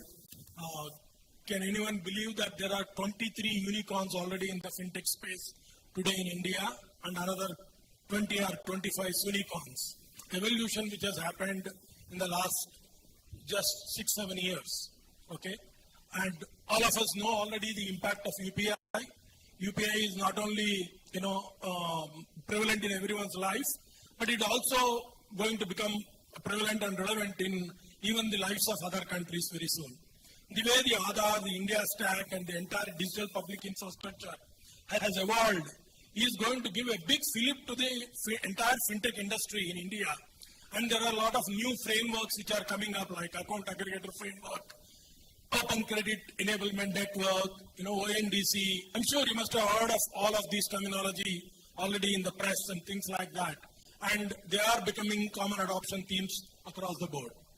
Okay, so without much ado, and there are almost 3,000 startups in the country today, and you take every space, whether it is wealth tech or whether it is investment management side, or whether it is lending tech, or whether it is payments. Of course, all of us know the success of payments industry already, or in cybersecurity, or in some of the AI impacting finance industry, both the legacy banks as well as the new emerging banks. So there is a whole lot of evolution and development which has already taken place in the country. We are soon going to see our own completely digital banks in the country, which is already happening. And RBI is also thinking of, CBDC, which is essentially a digital currency. Some of these we are going to see in our lifetimes and becoming a commonplace within the next 5 to 8 years. So from that perspective, I think the way the entire industry is evolving is one of the fastest growing.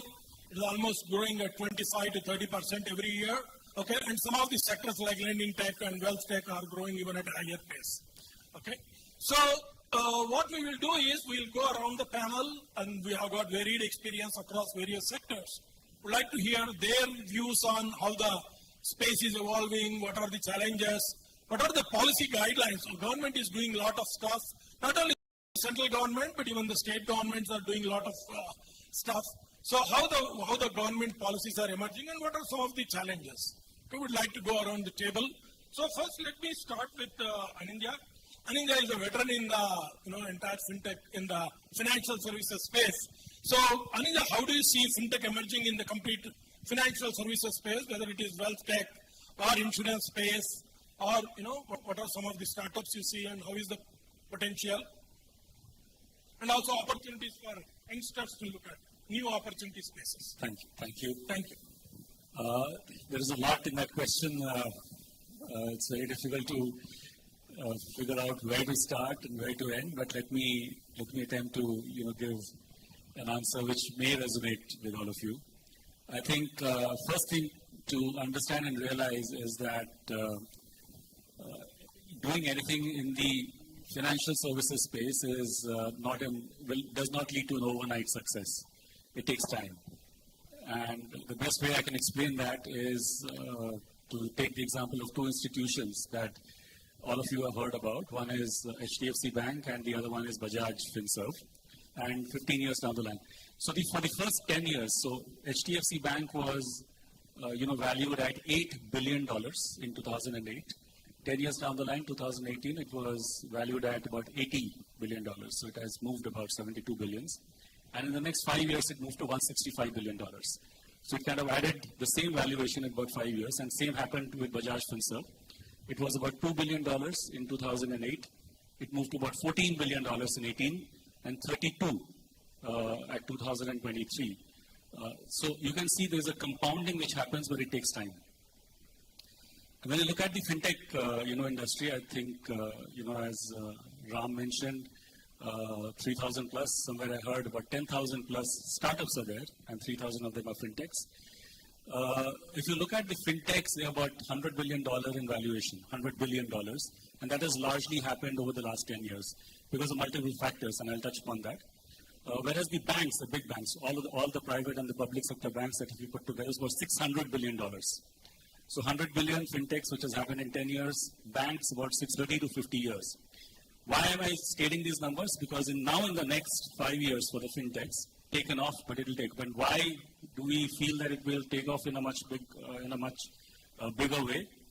Because there are certain tailwinds, which this country has created for the fintech space.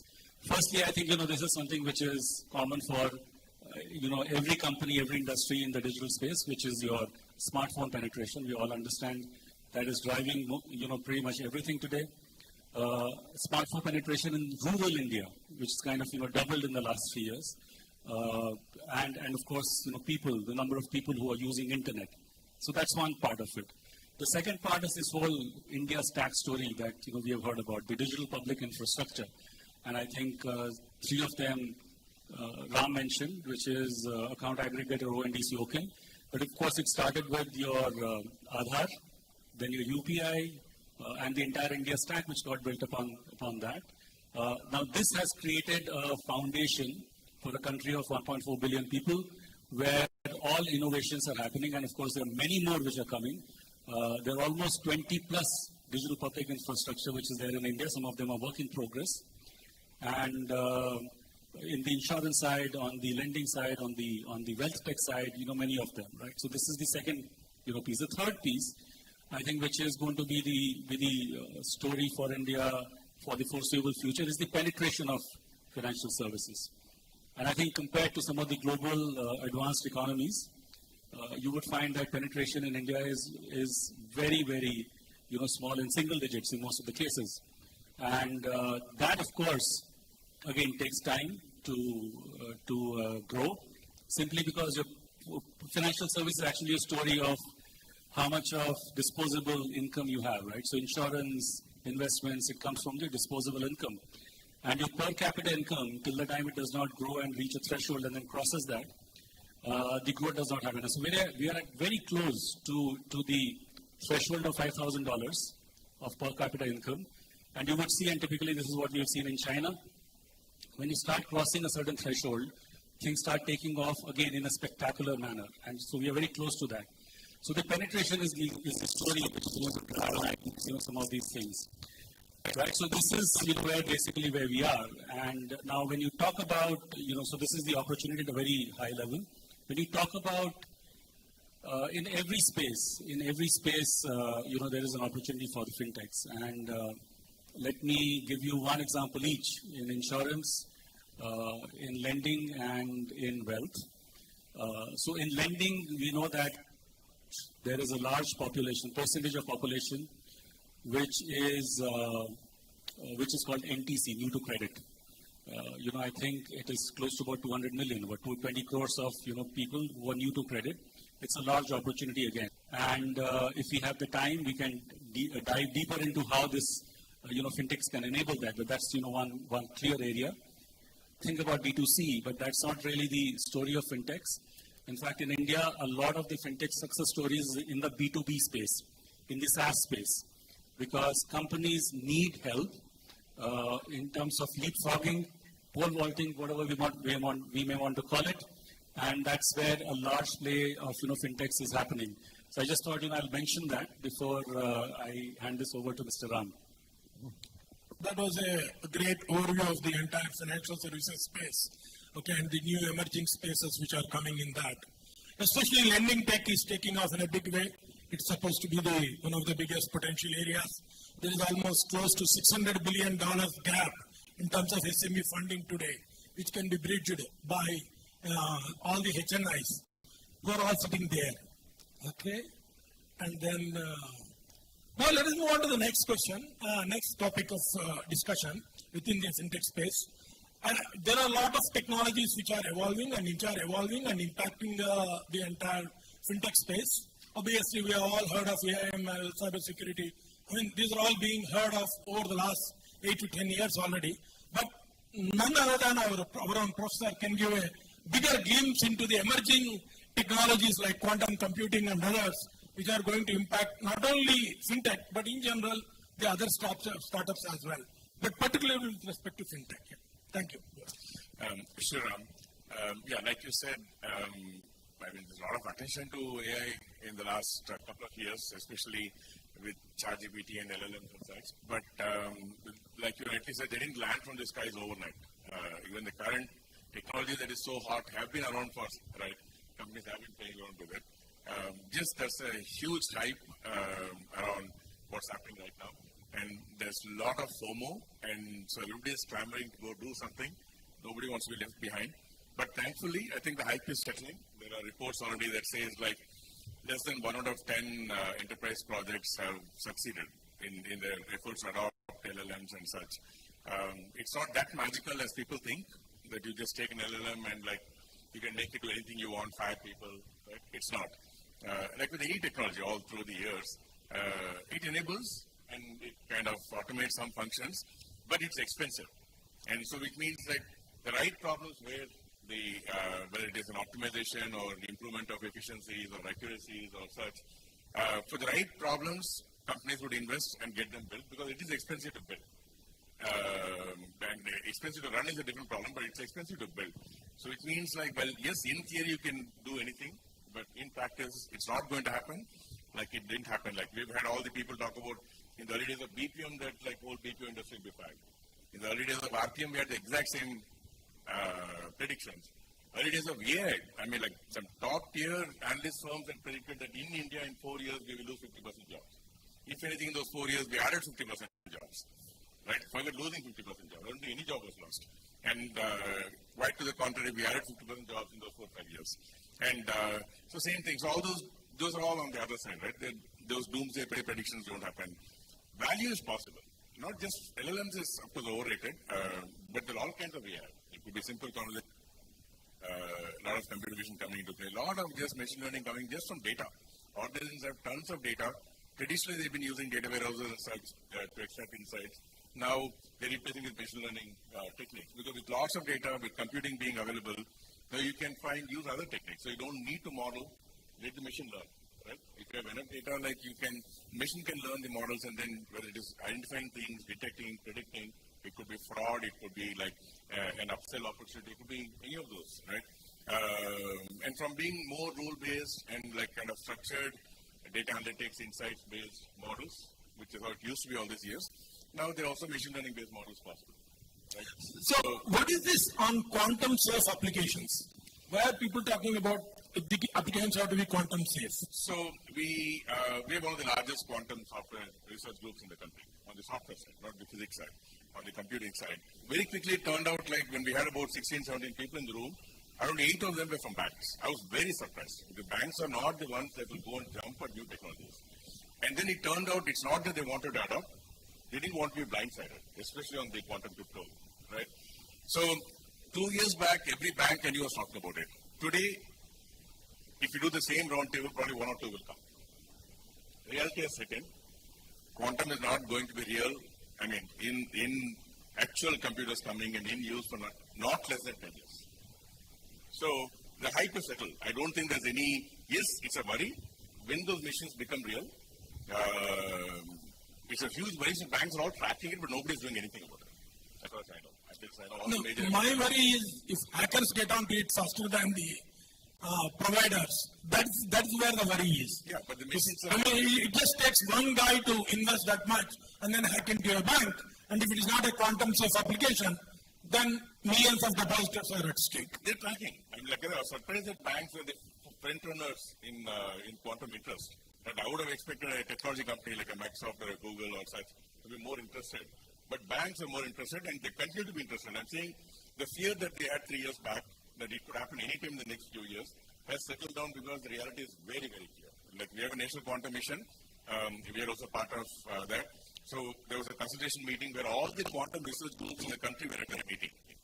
The mission, so the principal scientific advisor and the DSU secretary ran the meeting.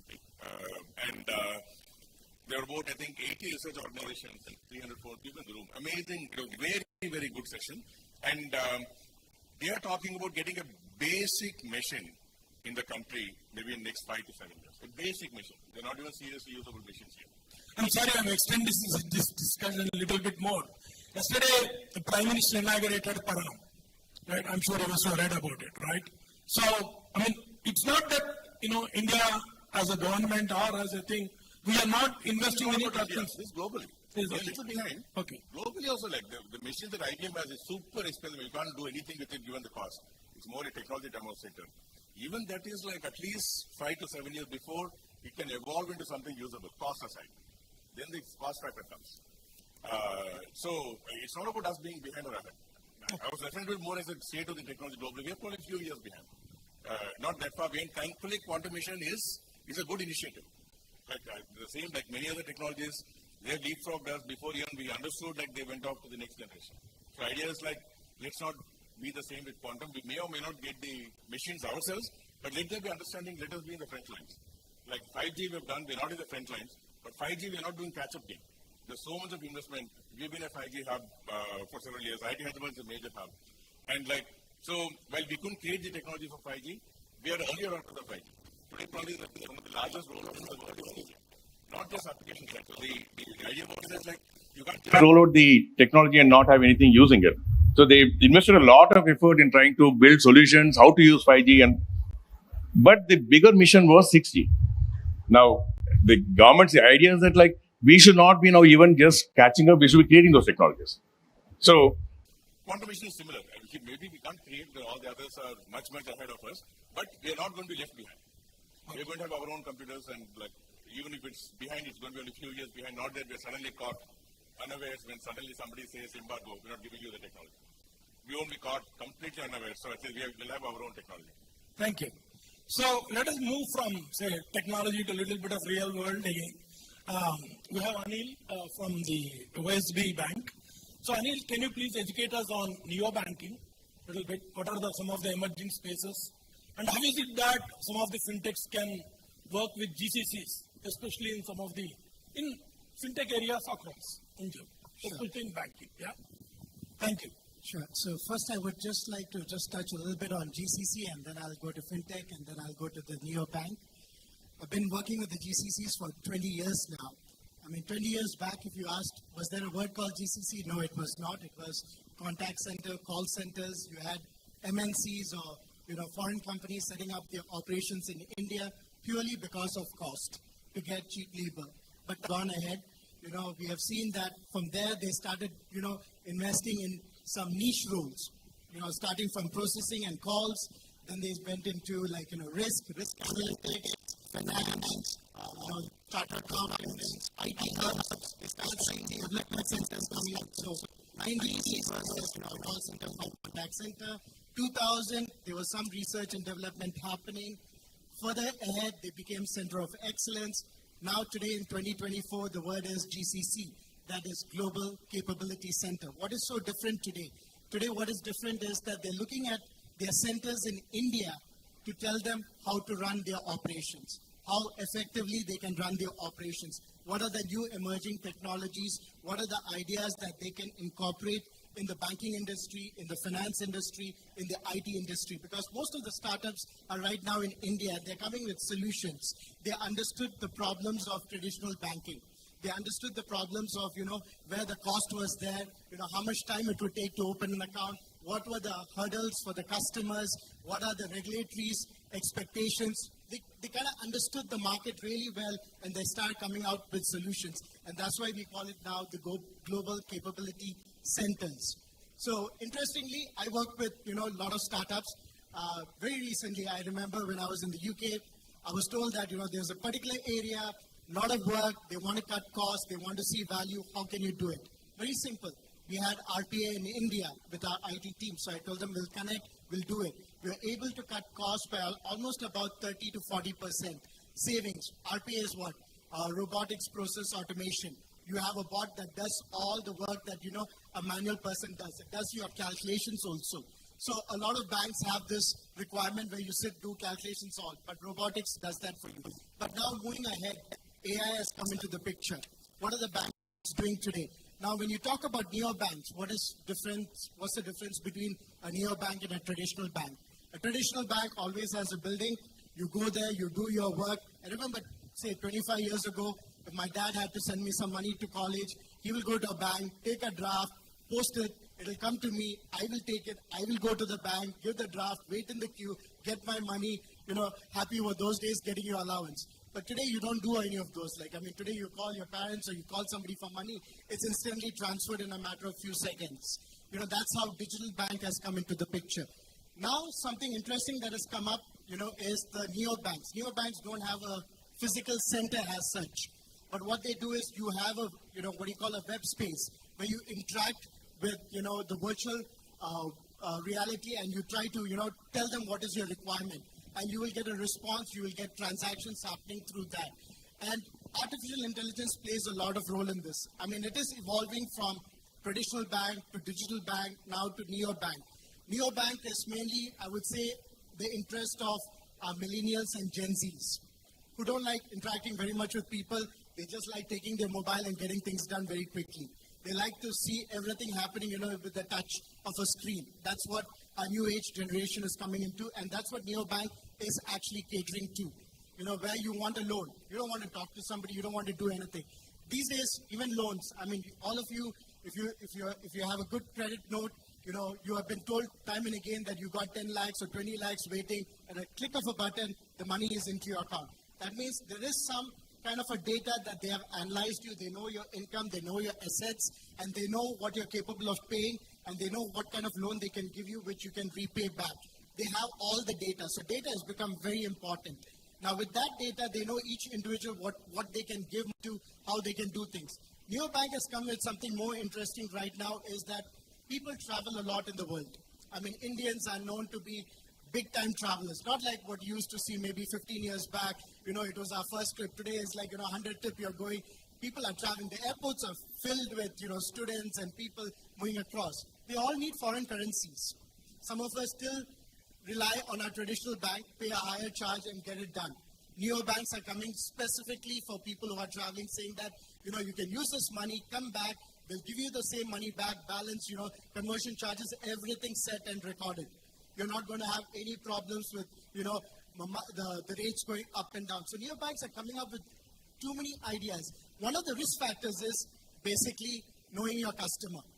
How do you know your customers? And neobanks are coming up with more digital technology. I moved to Hyderabad just about 3 years back, and I walked into HDFC saying that, just come over here. What is your process? They said, just sit here. They asked my Aadhaar card. They took my fingerprint. Done. My address has changed to Hyderabad. I said, my wife is there. She's a joint account holder. They said, don't worry, don't bring her to the bank. We'll do a video call and we'll do it for you. She just had to hold her PAN card, her Aadhaar card, everything done. Her account was open. We are generations ahead from what we used to do in banking. Now, the question is, where are the opportunities for our fintech startups? A lot of opportunities. You just have to walk into the banks and understand where their pain process is, and you have to give them a solution. Yesterday I walked out in the counters. Counters were interesting. People asked me, what am I doing? What's my name? I told them, what am I doing? To the point. So we can offer you this technology which helps reduce, your transactions and all that stuff. So you are in the banking industry, you're a GM, so what about, in terms of tax? This is the opportunity. So specific to the point that gets my attention. Not that, that we have something to sell, maybe it might interest you, not interest you, but they knew exactly what I wanted. They were very quick in catching, the requirement or, what I work into. And I think that's where fintechs come into the picture. Even if you're looking at neobank support, they need big time support. They need support in terms of customers. We spoke about fraud today morning. A few of us in the panel, we were talking about fraud. I've got a certification, anti-money laundering, a gold standard certification. So what I've been taught is 80% of the fraud happens inside the office. It's only 20% that you can expect it from outside happening, coming and hacking and all that stuff. But 80%, which does not go announced because it impacts your share value, prices and all that. It happens inside. What are the solutions to ensure that, it does not happen to the business? Where are your biggest risks?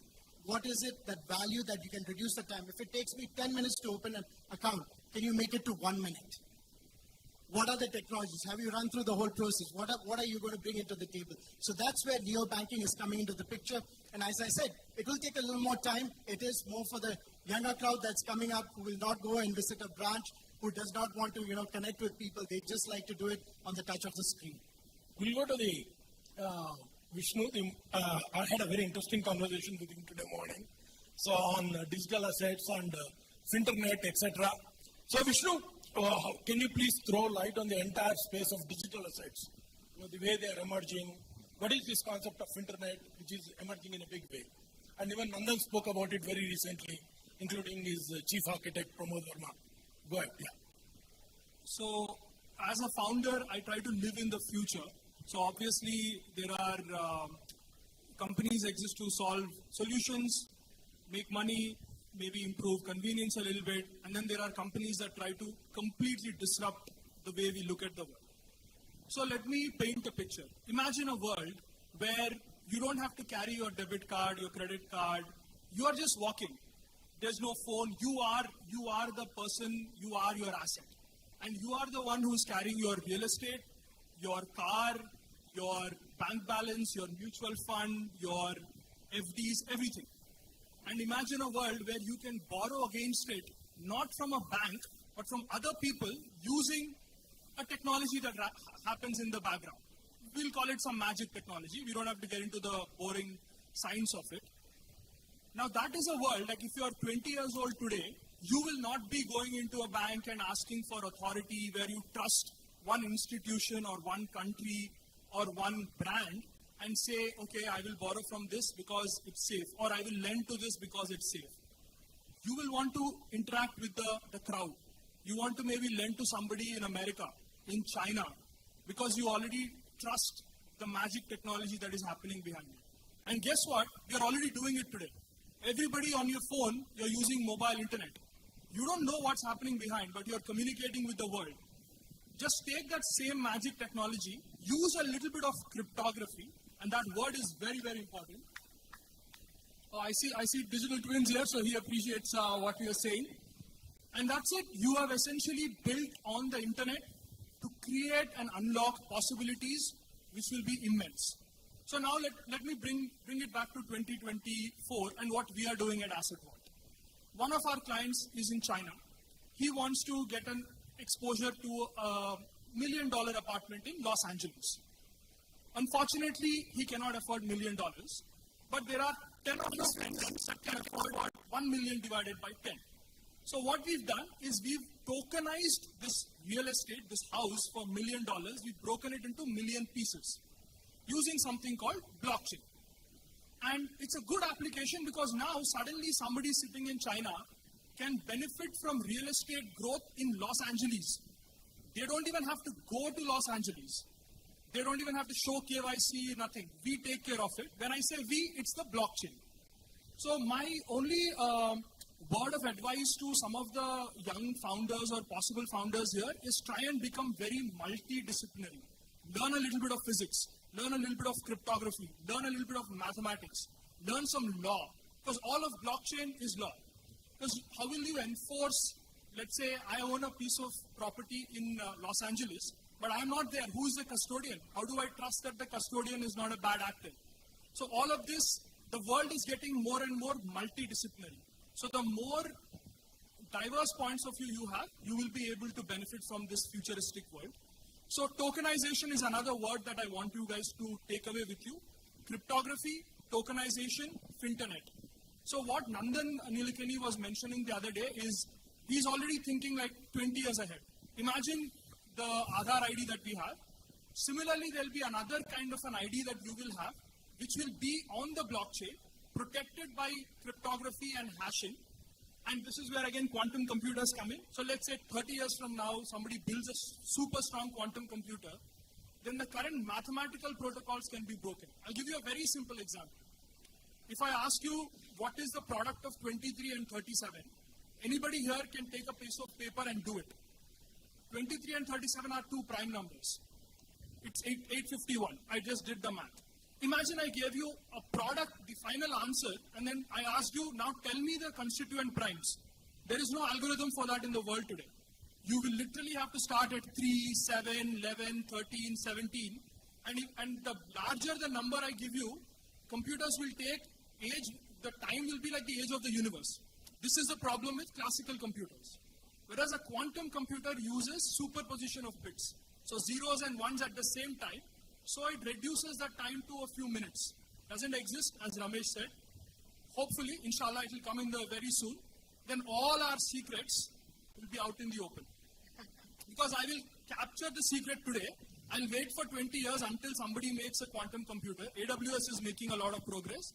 Then I will purchase that and break the codes. Which is why government bodies, banks are very interested in this technology. So I'll pause there and we can continue more. Yeah. Sorry, Sonali, we are coming last to you, unfortunately, because we just okay.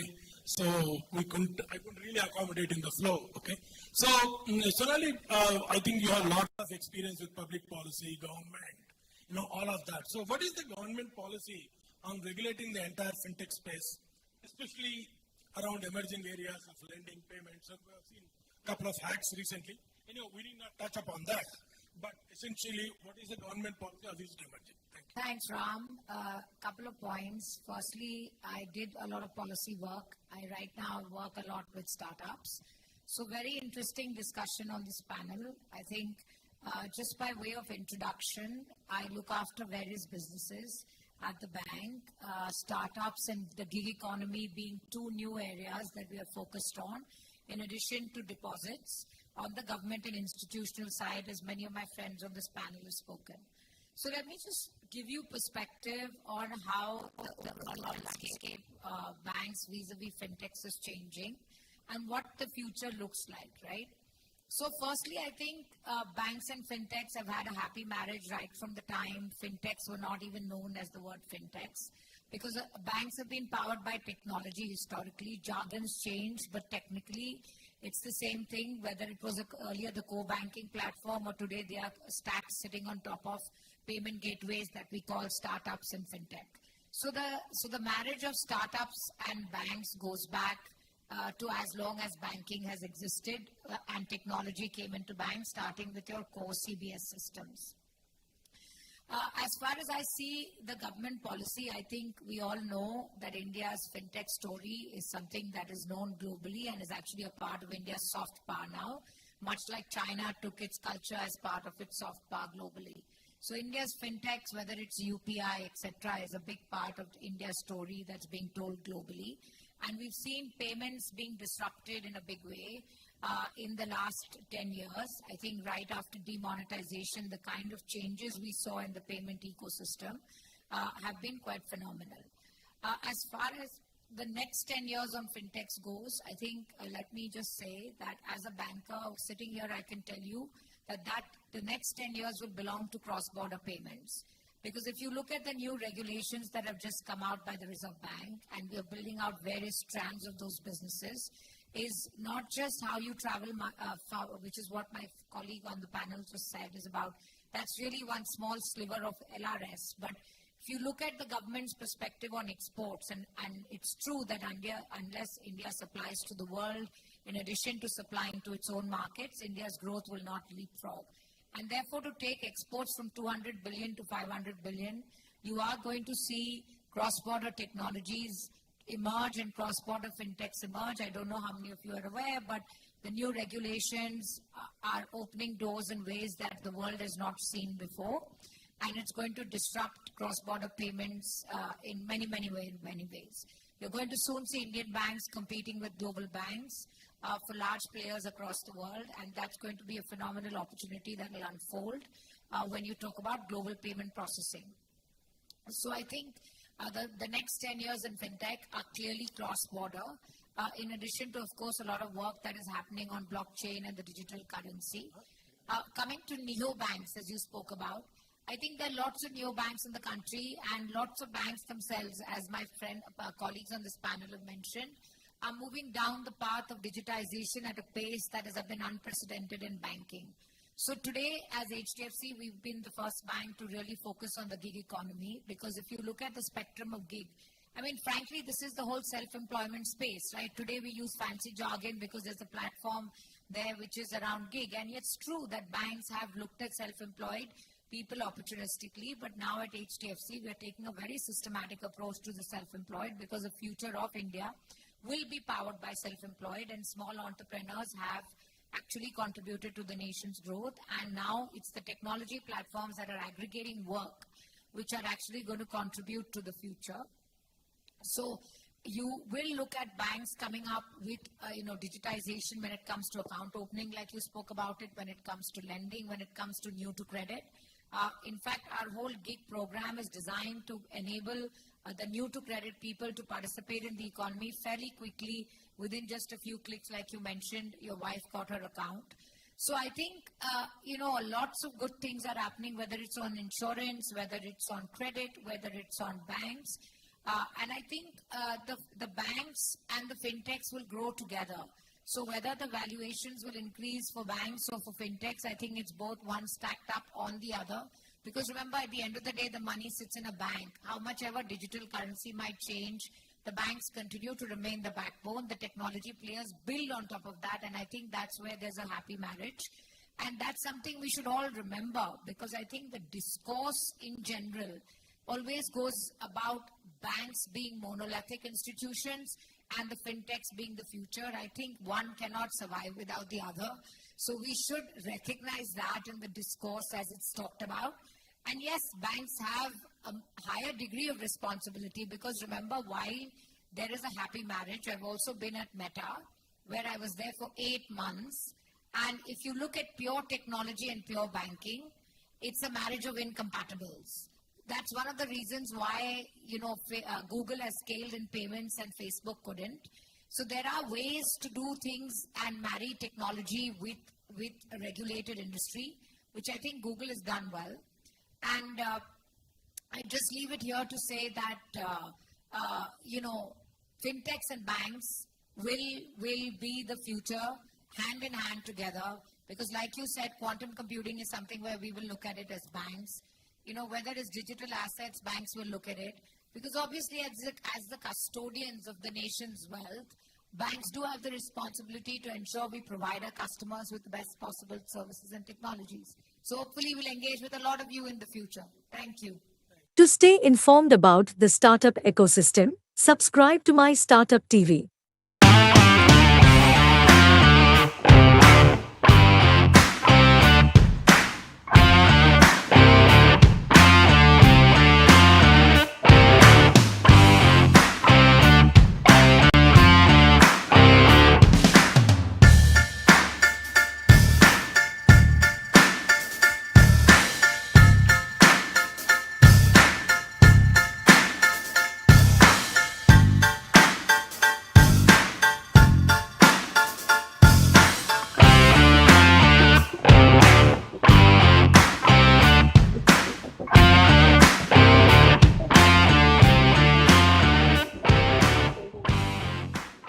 So good afternoon and a very warm welcome.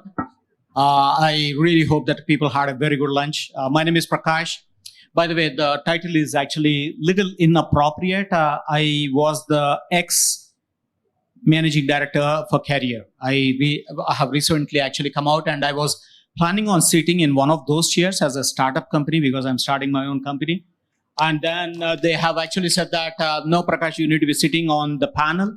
But there was a change in plan last night, and this says you be the moderator. So I can probably play in all the 3 seats at the same time, I guess. But so that's Prakash. I'd been in the industry of the GCCs back when it was not even called as a GCC. How many people actually know what is a GCC? How many people? Okie dokie. There were only like 5 people who have raised, maybe. So let me just give you a quick background. What is a GCC? Global Capability Center. What we are actually really talking about is these are the multinational companies who are actually trying to establish their presence in India or anywhere else as well, and what we are calling in India as the GCC, to expand their footprint either in the engineering or digital support in the digital transformation, or it could be for the back office support as well. That could be for the payroll, IT, infrastructure, networking, blah, blah, blah, right? However, this setup that is actually called as a GCC for that parent organization belongs to the parent organization. It is not like an outsourcing model. It is their own employees who are enjoying the benefits, policies, employment of the parent organization, but it's just that they're operating out of India. And now let's actually talk about why is this important, right? Then I'll have each of the leaders who are industry veterans in their own companies introduce themselves, but more importantly, also talk about some of the cool work that they're actually doing for the GCC. Now, you are a startup company and you are thinking that, okay, GCC, so let's actually pick on the far left, Medtronics, big company, medical company. And so you as a startup owner could be thinking that, okay, fine, I'm in the medtech space, but I don't know Medtronics, but I don't even know how can I partner with Divya. So Divya is going to be talking about some of the work that is actually happening out of his organization here in Hyderabad, probably about 5-10 kilometers from here. And he has built a fantastic organization from ground zero, right? And a lot of innovation is actually happening. And then you will actually see the synergy that actually happens between your startup company and what Divya organization through Medtronics, for example.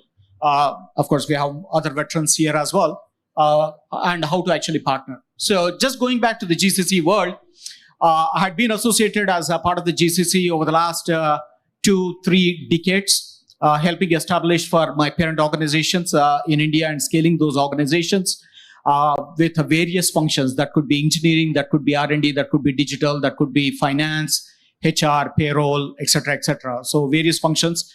You can treat this as a miniature version of the parent organization operating out of India, either for the productivity or for the operational efficiency, or follow the sun model. So for example, the parent organization is in the US, they're working like morning 8 to evening 8, then you're actually working in the morning our time, which is evening their time. You would be in a position to actually take the source code and continue for 8 more hours. So there are multiple advantages. One of the other advantages is the cost arbitrage, where the engineers here are extremely talented. Demographics actually is playing an important role for the Indian ecosystem. And more importantly, most of the engineers or most of the students who are coming out are also having the STEM background. That is the science, technology, engineering, and the math, which becomes even more appropriate for the GCC kind of the world. We have actually started this GCC journey in India, probably in Hyderabad, at least 3 decades ago, about 30 years ago, right? Being started in India, specifically in Hyderabad. Bulk of the GCCs today are located in Bangalore, and in a close race, Hyderabad, Gurgaon, Chennai, Pune, and of course, Mumbai is also there. These are the top 5-6 cities where about 90 to 95% of the GCCs today are located. But why is this important for the Indian ecosystem? If you take a look into any of this GCC, today we have about approximately 1,700, 1,800 GCCs. You can say 1,800 multinational companies operating out of India. That's one side of the way we can actually always be like half glass full. But the other side is actually like 3/4 of the glass is empty, right? We are talking about only like a handful of the Fortune 2000 companies, less than 20-25% of the companies are actually in India, which means that there are more than like 1,500 companies out of the Fortune 2000 who have not even come into India. And the 1,700 GCCs that we have today in India across is closely creating about 2 million jobs, 20 lakh jobs. But that's one side of the white collar jobs that's actually being created through the GCC. But there is also a second paradigm in parallel, in conjunction, that's also happening. For every white collar job that's actually being created, the industry statistics says that there are 4 indirect jobs that are actually being also created.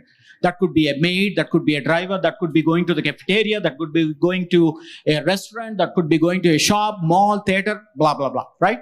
So there are 4 jobs that are being created. So every job, there is 4 indirect jobs that are also being created.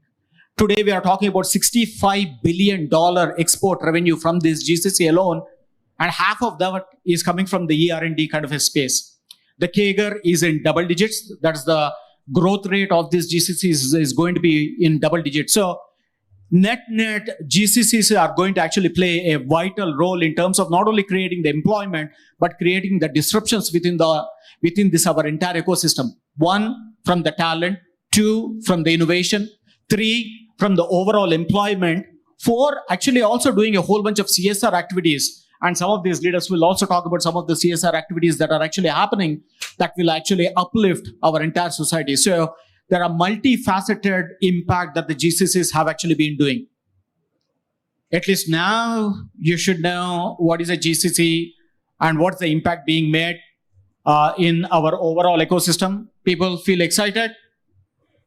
Can I get a little more energy there to say that, yeah? All right, very nice. Thank you guys. I know having this kind of a session immediately after a lunch is the toughest. And as I mentioned, I was on that side, then I got dragged into this side to be the panel, and then they made me the moderator. So now it becomes even more challenge for me to make sure that you feel excited about what is all this GCC about. So that's Prakash. And as I mentioned, I actually came out and I'm now going to be helping the multinational companies who are trying to come into India to establish their GCCs in India as my own gig. This has been very passionate. I've been really interested in this and helping the entire ecosystem.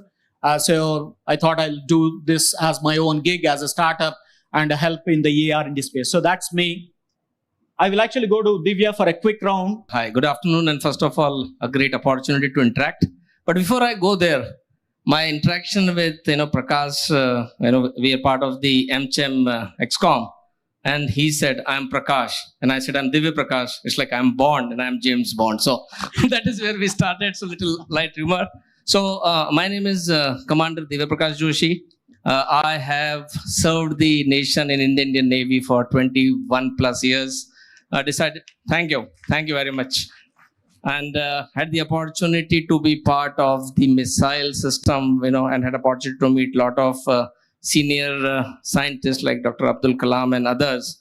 In Hyderabad, been part of the Arihant missile, which is the K-15 Sagarika, the nuclear missile. A part of it now, it's declassified. So I belong to Bharat, as how I say, but have been in Hyderabad for 20 plus years. So I'm a Hyderabadi. So I came out of the Navy, joined a company in medtech space because I wanted to give back and see that what can be done. So I am in Medtronic, the largest medtech company in the world with $30 billion revenue. We invest close to $3 billion in R&D space. We at Hyderabad, I started my journey from Indian Navy to this company as an engineering R&D employee number 1. And today we are the largest innovation center of Medtronic, working across all operating units in Medtronic, which are 15 of them, in spaces of research, development, quality, design quality, supplier quality, regulatory, global operations, supply chain, and global manufacturing ops innovation. And recently we started a small group in global IT, which is more looking at value streams and SAP cybersecurity. So what the company does is more on 4 verticals, which is medical surgical, which is all your gut. Neuroscience is your head and the spinal cord. Cardiovascular is all your heart. And then you have the unfortunate that India is the diabetes capital and we have a diabetes vertical. We work in all the therapies, really doing high-end innovation work in software development, verification, product security, data analytics, and a lot of international regulations. And I'll just end before I get to the other esteemed panel and will be open to questions as we proceed. Alleviate pain, restore health, and extend life, not for each one of us. Across the world, every second, 2 patients are kind of an opportunity to be treated for a better patient outcome across the world. So great opportunity to interact, and we partner with T-Hub. We are looking at opportunities with the IIIT, NIT Hyderabad, and really the startup ecosystem. When we had the AIML Summit, I was so astonished and happy that majority of the folks were less than 27, 28 years of age. And I actually asked the age of a lot of youngsters, and I found that I'm getting old. So with that, back to you, Prakash. Absolutely, Divya. And that's one of the key reasons why most of the GCCs are also looking into the ecosystem, right? Getting the talent, specifically in the newer disruptive technologies like the AML or deep neural networks, or in the RPA, automation, advanced technologies. So we work in robotics, imaging and navigation. Exactly. So those are very high end. There is a robo of Medtronic, which is for a lot of surgeries. 150 folks in this center work across high-end robotics. So it's just not doing something, it is an innovation center really making a meaning to the global pen company. So startup companies in this auditorium, if you're in the medtech space, now you know who is the leader and who do you need to interact with. All right, thank you. Good afternoon, everyone. It's a pleasure to be here in ISF, and I really felt the vibe here, that how the startup culture is. As Prakash said, that he wanted to be that side.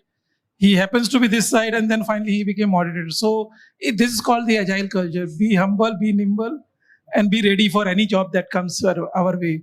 So I'm part of DBS Tech India. So DBS, we belong to DBS Bank, which is the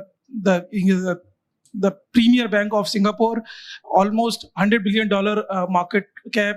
We have really made a big profit last year. Piyush Gupta is our leader, and he has done a fabulous job in last 15 years. He's the CEO of DBS, and he always believe in that tech is business, business is tech, and digital banking is the way to go.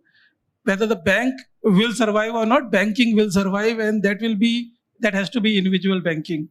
And that's the reason that he started investing a lot more into tech. And that's where the DBS Tech came. We started 8 years back in Waverock. And the initial ask was to have somewhere around 1,000 people or something. Today, we are 4,000 strong people here. We are almost 1/3 of the DBS technology.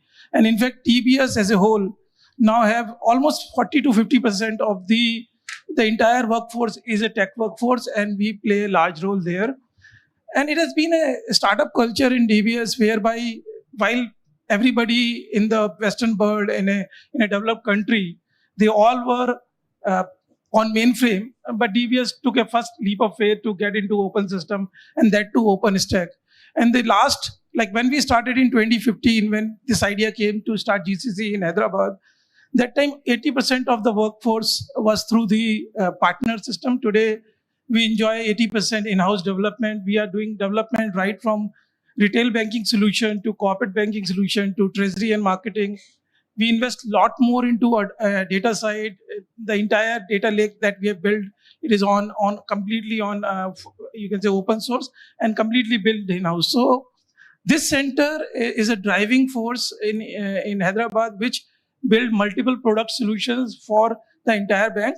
We have 5 core countries now. DBS has taken ELVB, Lakshmi Vilas Bank, in last 2 years, and it is a fully owned subsidiary now here. We have 600 branches. So while we have core market in Singapore and Hong Kong, but India, Indonesia, China, Taiwan, we are the Asian bank, and we really wanted to be in Asia and wanted to work with more of, you can say, startup within the Asia, how we can grow together. And with that side, we have actually worked earlier also with IIIT, ISB also, when we were building our own chatbot. We built in-house bot, which we are like kind of proud to have it internally now.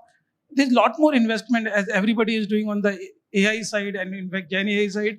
Here the developer are really getting into that mode where we are experimenting a lot more how we can build product using the new technology stack. And these are the areas where when we work, be it on the data analytics side, be it on the how we enhance the productivity. And as I said, that digital has become a way for banks. Now, if any bank system goes down, it is impossible for the brick and mortar business to survive. So we really need to invest tech for tech. So now the time has come where we are also automating a lot more, you can say, development processes, monitoring processes on the observability side, how we can invest on this. I think that's our core area. And as I said that most of the product that we are building now for the bank, we are building with the mindset that one day we can even have a competition where we can collaborate with other banks, other financial services, where we can actually provide our solution.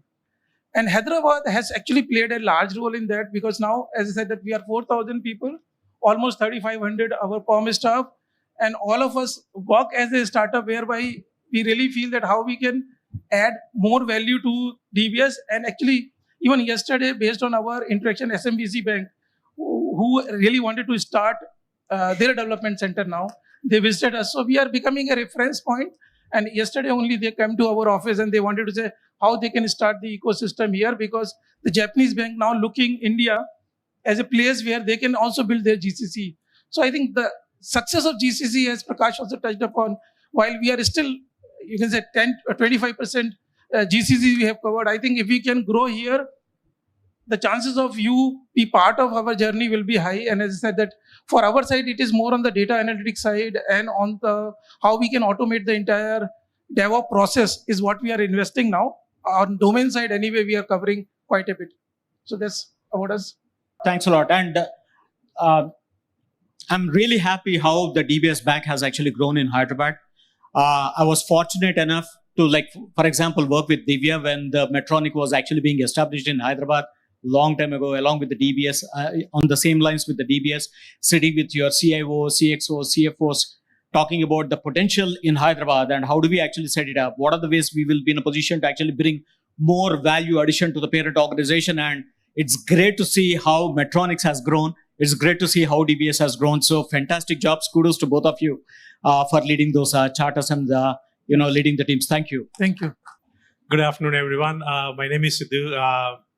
Before I make any statements, I need to take a disclaimer. So whatever I say here is not related to my current organization or my previous organization. So I'm not at the liberty of disclosing non-public information, but I'll be happy to have a conversation offline. So currently I work with a global telecom company where we have more than 20% of the global network passes through us. That's number one. Number two, prior to this, I worked with a financial services company for about a decade.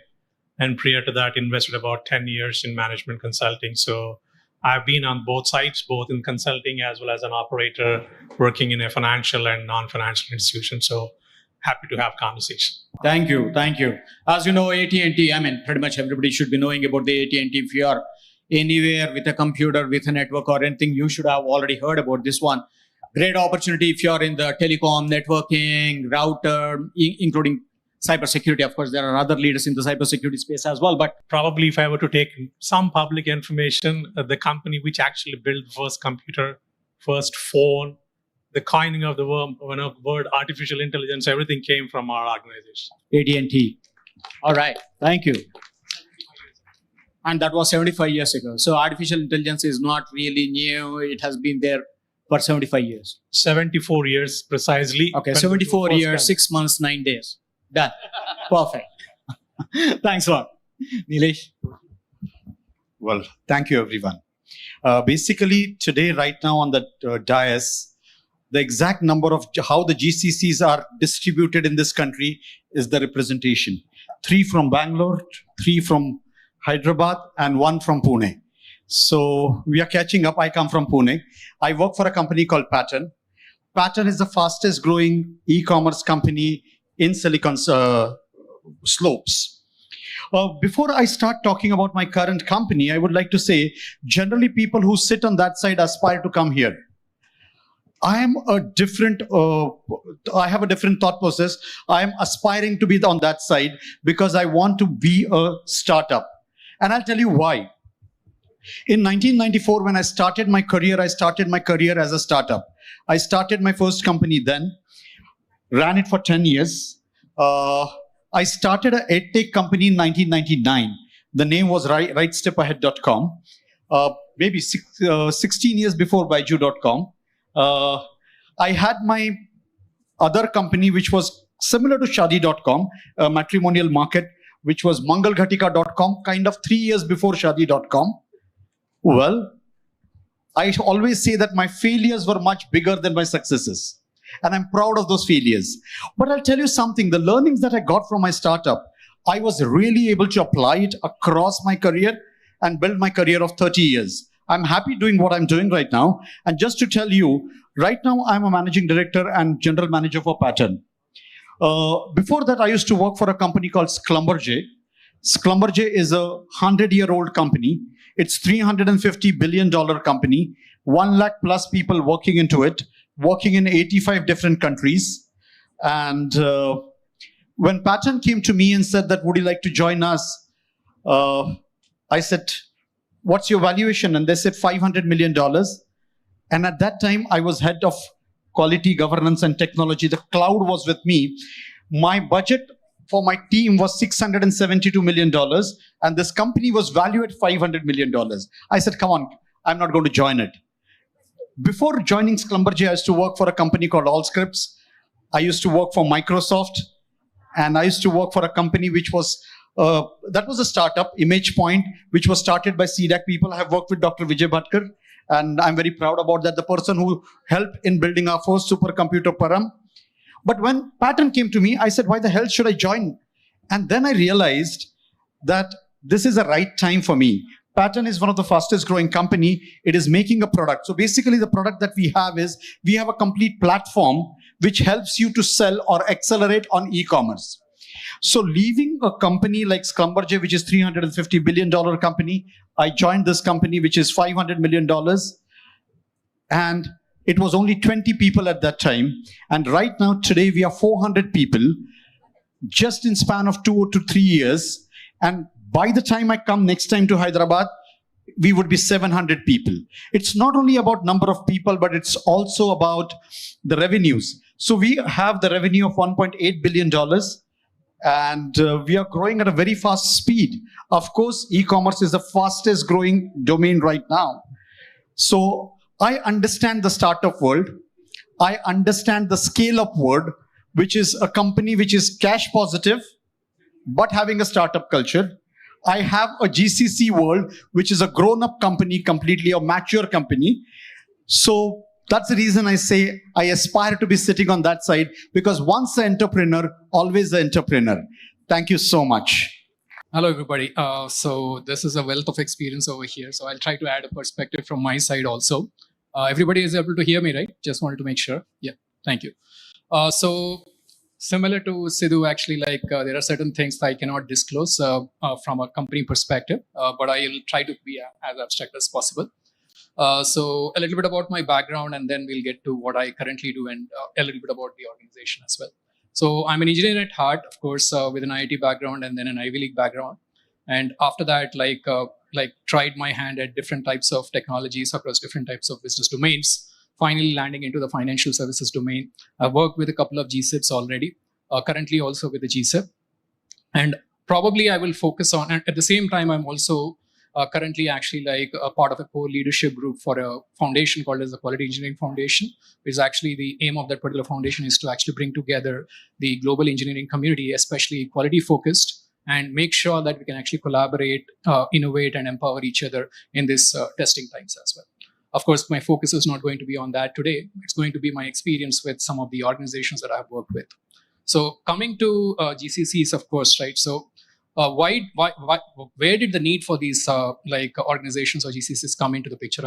I'll probably start to focus on that, right?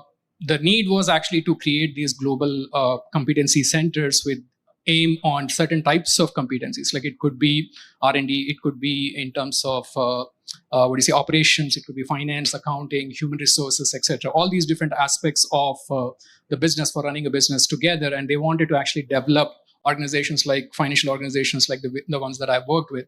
They also have GSIPs both in India as well as globally, actually. Not just in India, actually. This culture is there across the globe, even if you look at countries like Poland, Philippines also. And off late, I think they're actually taking a mix of both sides of the coin, not just focusing on one country, but they're actually distributing their GCCs across different countries. Of course, they have their reasons for that. Coming back to some of the things that I personally feel we can do better, that's what I would like to focus on, because we have already talked about what GCCs do. Some of the things are, from a talent perspective, based on my experience with GCCs that I have seen is, there's a lot of, focus on increasing the volume of the people and the kind of, but a lot of times we miss on the quality of the delivery, right? So that is something that I think we can do better. And if the startups or any of the startups that are actually going to empower these GCCs are going to actually help with that, that will definitely help. There are other aspects of that also that I can focus on is talent. Identifying the right talent for the right kind of skill as well as the right kind of competency that is needed, and also the skill development, right? There's also the inclusion and belonging angle also that you have to focus on. Basically, not just actually trying to get one type of people, but making sure that you're going into tier 2, tier 3 cities also, and diversity across basically gender, also in terms of diversity in terms of thought. There's also certain initiatives that some of the GSIPs that I've worked with have also invested in, is called as like sometimes neurodiversity, diversity in terms of other types of folks who actually bring into that particular equation. All these things are actually helping, will help these GCCs deliver even better, I would say. Having said that, if you have any questions with regards to actually how GSIPs operate, I can actually answer those questions offline. Thank you. Thank you. I'm Manish. I work for a company who is into storytelling, and we have been into storytelling for almost more than 100 years. We just completed 100 years last year. We produce content to entertain our users, to inspire our consumers, and we do that, and we are continuing our journey and legacy. We produce the content like Batman, Superman, Harry Potter, Game of Thrones, endless list there. So the company is Warner Bros. Discovery. I work for Warner Bros. Discovery. I am leading their global streaming technology center in India, which is spanned at 3 different locations, which is Bangalore, Pune, and Hyderabad. And of course, we have other GCC functions, which are enabling functions and enterprise technology functions like IT, finance, admin, enterprise technology groups, and things like that. But I am leading, which is business technology, powering our Max OTT platforms. And the purpose of setting up the GCC in India was not really to set up at a low-cost center. I think India has emerged as a technology powerhouse. We are a country of having 800 million plus internet users. The kind of data and the traffic we are generating, which is unheard of globally.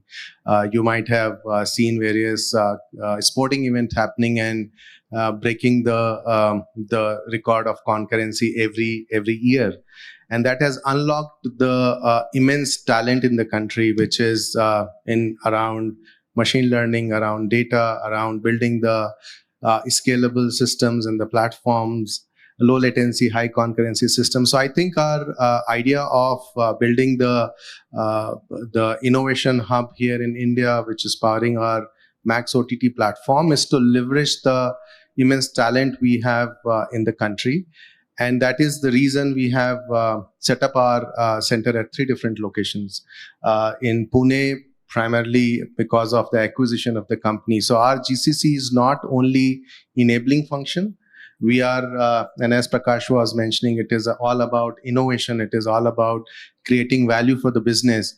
We acquired a company, and whole of advertising platform is completely driven from Pune.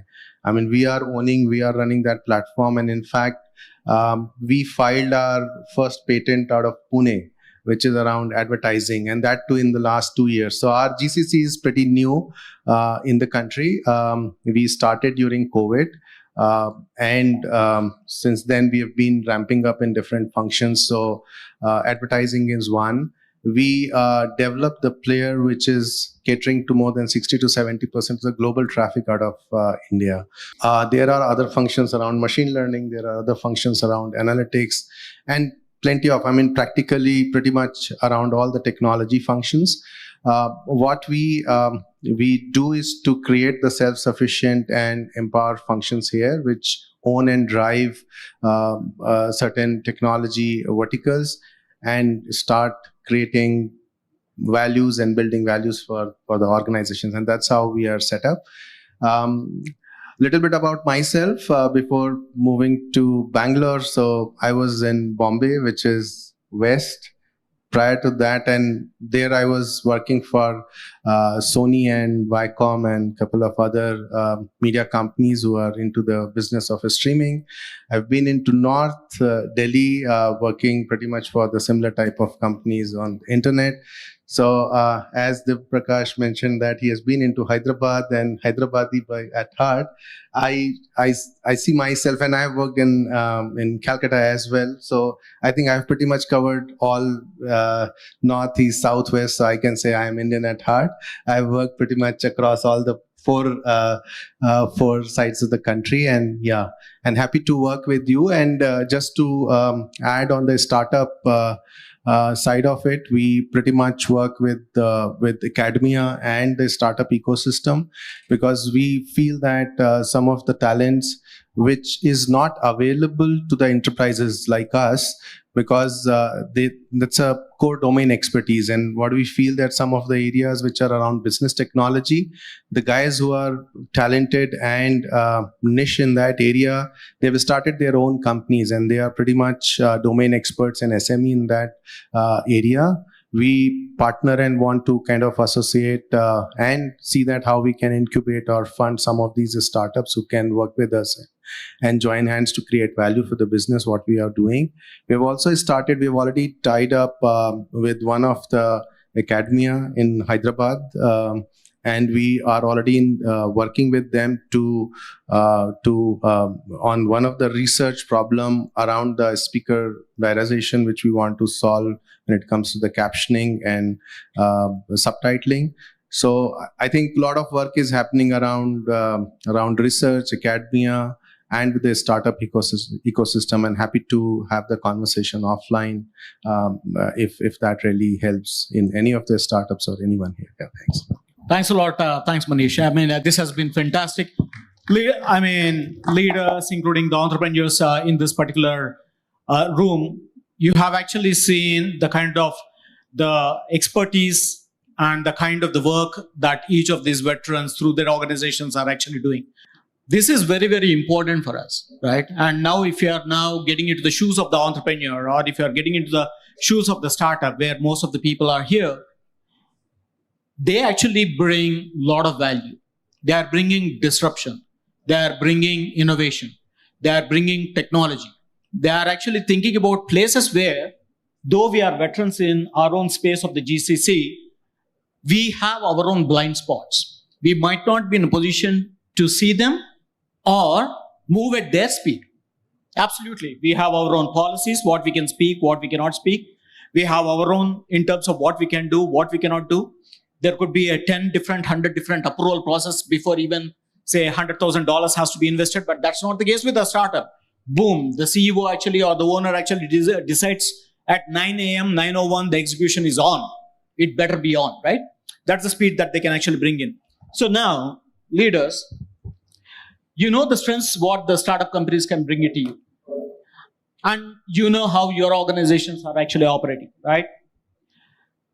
Precisely and concisely, I would request if there are any specific examples, I don't want to do it as a round robin like I go with each one of them, but if there are any 2 or 3 examples that you can quote in terms of, hey, you know what, this is the gap that we have actually seen within our organization, and this is how we filled that gap in our organization through a startup.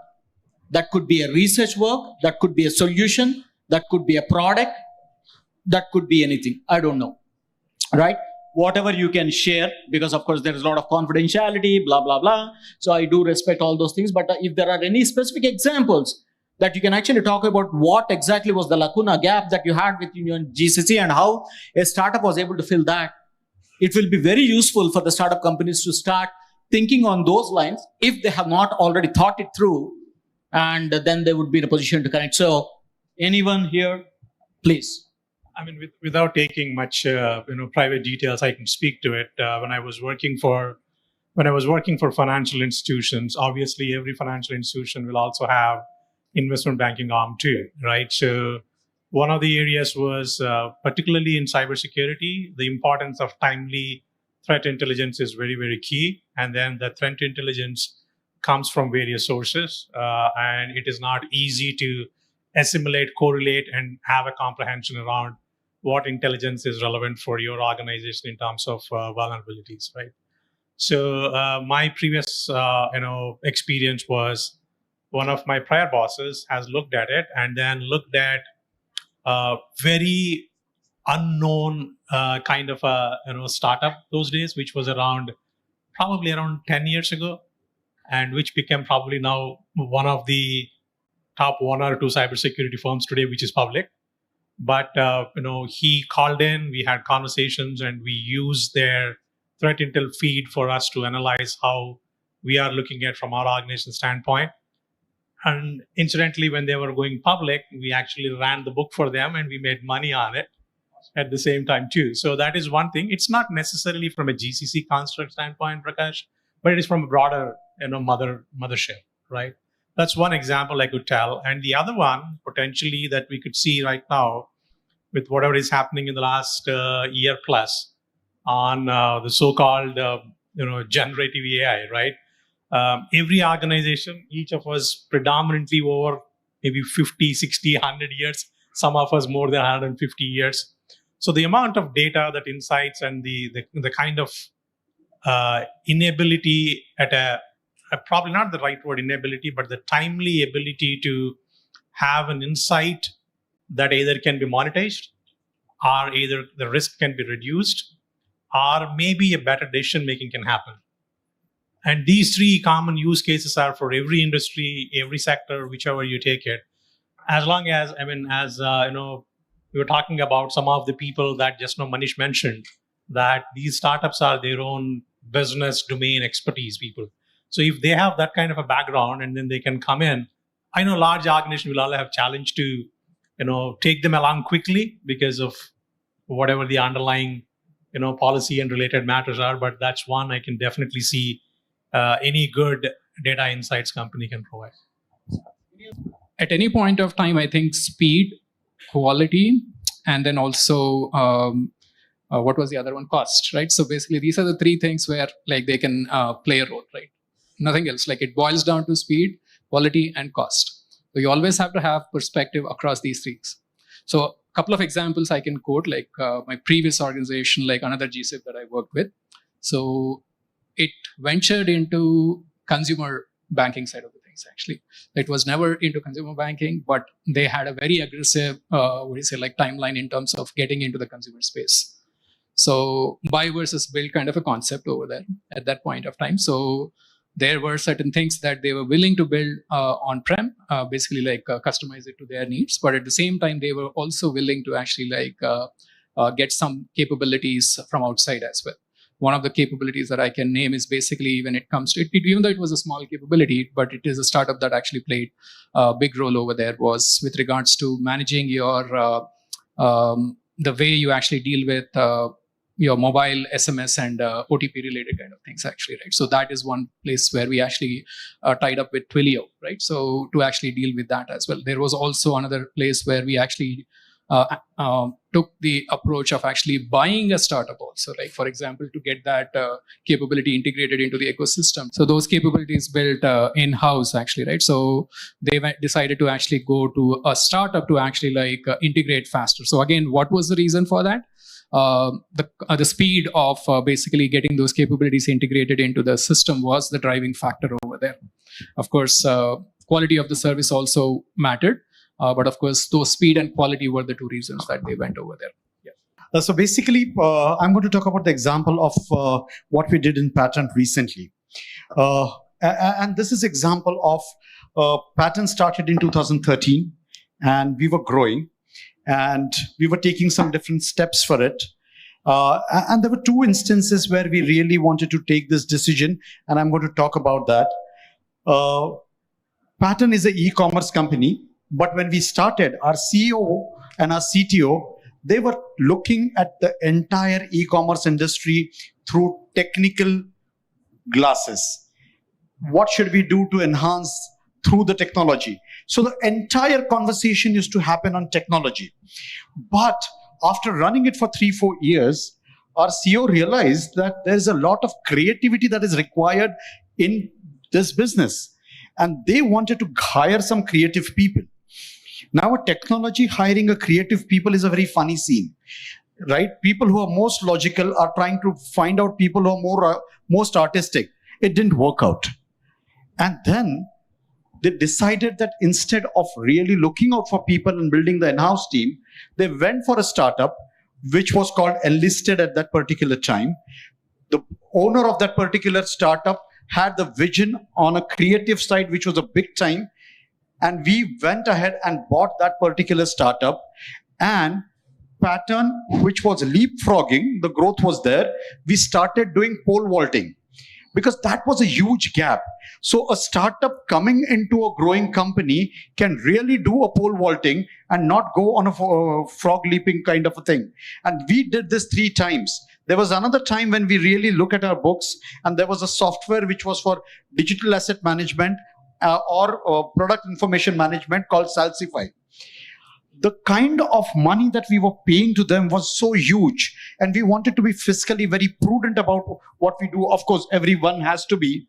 And then we decided that if we really have to be prudent here, we went ahead and bought a company called Amplify, which was similarly working on, but we got the industry know-how of DAM and PIM.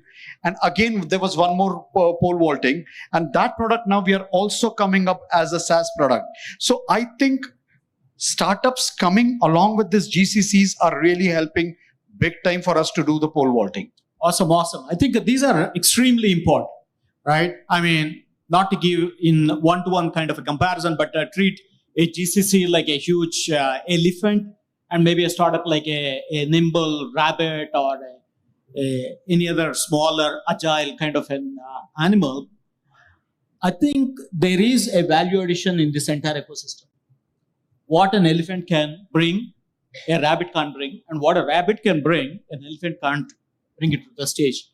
But then, if I were to be actually getting into the shoes of a startup who wants to really partner with the GCC because I have a fantastic idea, I found a gap in your particular product portfolio, and I know that my solution can fit in. If I were to be a startup, one of my questions that I might have, or one of my concerns that I might have, is that saying that, hey, you know what, these guys are so big. If I come out with a particular idea or propose that idea, what is the guarantee that they'll say that, nah, this idea is really bad, but they can turn back and in a flip of a second, they would be in a position to do it by themselves because they have the armies and tons of money to actually do that. So now, going back to the startup ecosystem, as GCC leaders, how can you actually say that, of course, you are ethical, you are compliant, you have the policies, you have the NDA, you have the legal, you have blah, blah, blah, blah. But is there anywhere else that you would be in a position to say that, hey, trust, or how do you make sure that they feel comfortable? Divya was ready, so Divya, over to you. There is a plethora of startups that I've seen working in data, software application. But there is always a dearth of GCCs actually working on a device or more like. So what we say in Medtronic is what we diagnose, we treat. And therefore, a lot of startups that we work through the T-Hub, they present. And what I do with my team is connect to the global operating unit or the business unit to see is there a value. And if there is a value, what can be done secondary. Awesome. Startups, I'm hoping that you're actually hearing this. This is going to be how, not just, Divya is talking about a Medtronics or giving an example of one GCC, but this is how most of the other GCCs could also be operating. So please make a note of that. Thank you. Please. And one more point is, as you go to a lot of these summits, like the AIML summit, the BioAsia, which happens, I'm talking more from pharma, life sciences. You meet people, you get an idea, you connect, and then call them over and have a discussion without any guarantee of any funding, any guarantee of accelerating or taking to the pipeline. But if it's to a stage that it can go and make a difference, it is great. I'll give an example, and before I hand over back to you, Prakash, is being from the armed forces, and I was going back in endoscopy. There is a product that Medtronic has known as the Pill Cam Genius, which is all AI, ML and all. You swallow the pill in the morning, comes back out in the in the next day morning. It takes all the images through your various digestive tract. There's a programmer, and it gets, and then the clinician used to get a lot of data. They will see, and this is basically to look at polyps before the colon cancer, right? Before you go for colonoscopy. Now it is so data, their AI/ML has done so much that the clinician gets only 6 inferences and can get just one saying, this is what it thinks, what you do. So a clinician, an engineer, which can be a biomedical software, and that track of the patent for that is from a company. Originally, the engineer who is now in part of Medtronic was a missile engineer working for Rafale missile systems in Haifa, Israel. So it can happen that startup has an idea. So I'll just say for the folks who are interested in healthcare, medtech, life sciences, what is the disease state? What therapy can be delivered? What technology is being used or can be used, or you got a better idea? For that technology, your own in-house modifications or in adjacencies, and then what functionalities comes, and then comes the software part of it. So awesome. All this digital, for me, is very helpful, but it comes at the other end and not at this end. And both are equally important. Absolutely. Great point, Divya. Anything from this side? Yes, please. So I think at Warner Brothers Discovery, we feel that the startup ecosystem research and innovation is part of the culture, which is included in our guiding principles, which is like dream it and own it, right? Create what is next. I mean, these are the 2 guiding principles, and how it helps us to sort of keep on innovating is to create an entrepreneurial culture in the company, in the organization, while you still need to run the business. I mean, you can't really disrupt the business. You need to keep on thinking that how you can create those small innovation, which can really start adding value to the business going forward. So we create a small teams and the center of excellence within the GCC. They start working on a problem. They start solving that business problem. And that is what I was earlier mentioning, that the first patent came out of our Pune office, which was around advertising, right? Similarly, we work and partner with the startup ecosystem. They come up with the ideas and innovation, which really helps us to raise the bar of the way people are consuming content and the way we can entertain. So one such example is recently, I think we have had the sign language on R2 of the content, right? Because there are especially abled people, they may not be able to read also your closed captioning or subtitle. They need to understand the sign language, how we can innovate and how we can create those sign language which can really be helpful. Some of these areas wherein we need to really invest time and need to start thinking. This helps with academia partnership, creating the local center of excellence is small within the company, partnering with the startups and things like that. So I think that's how we are seeing the startup, and I feel they are integral part of the overall ecosystem. It's not, we don't see startup out of the ecosystem. With them, I think it gets all the fuel into the economy, into whatever we are doing. Awesome. No, this is great. So we heard about what is a GCC, what they do, the gaps or the blind spot of the GCCs, how the startups can do. And then we saw some of the examples that have actually mitigated that or actually solved that. We also talked about how the GCCs are actually cooperating or collaborating with the startups through some examples. Question is, do you have any formal process within your organization to nurture these startups? And that could be for a monetary reason, that could be for a societal reason, like an NGO or a charity, or that could be for talent built up kind of a reason. Do you have any formal structure within your organizations? If any of the startups were wanting to go through that kind of a process, do you have anything? Maybe from a CSR standpoint, I can speak to it. For example, AT&T for the last probably 7 or 8 years, at least in the couple of states that, both Telugu states, an idea came from probably a couple of individuals, and then worked with one of the best known eye institute in the world, which is LV Prasad Eye Institute. They've done multiple things. One is actually looking at literally about 10,000 high-end surgeries for patients who can't afford the surgery. That's one point. But the amount of collaboration required for LV Prasad Institute to pipeline these patients and make sure that the scheduling is done and the funding is done, that's one part of it. The second part is actually, with the same idea, helping the healthcare institute to innovate, to identify a potential future eye issues from the homes of the villages. That's something is being funded, which is going to be an innovative product that people could use. Of course, there are other AI solutions that are available, but it is, as I said, it's not just relevant to the business, but even from a corporate social responsibility as well. Yeah, hi.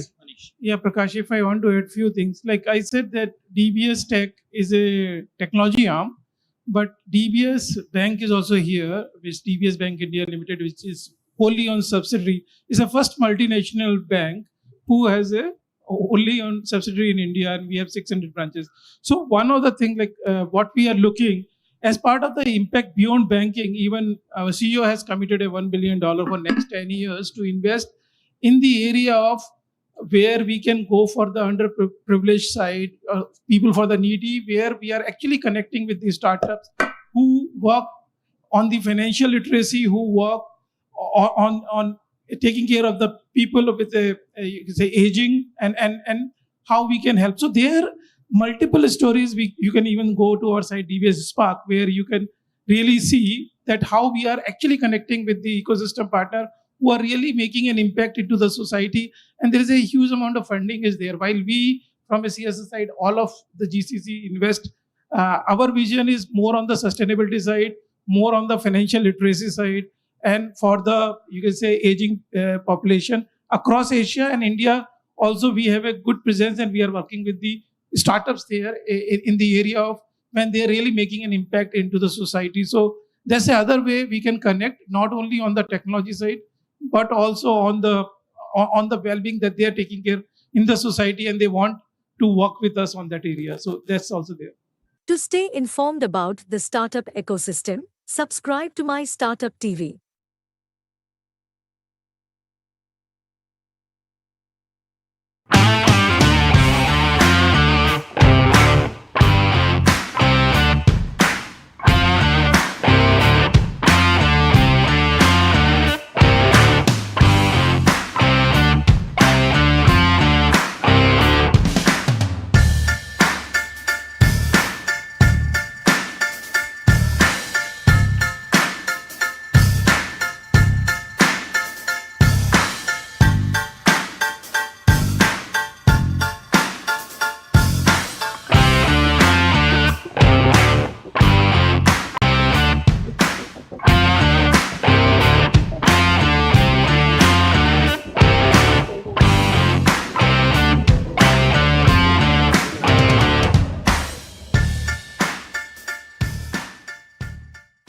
I would ask Jay sir to take the proceedings forward.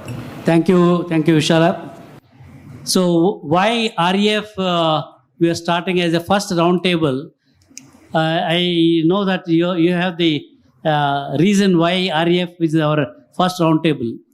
So what we thought, countries like India, still more than 60 to 70% of the population, they're still living in rural India.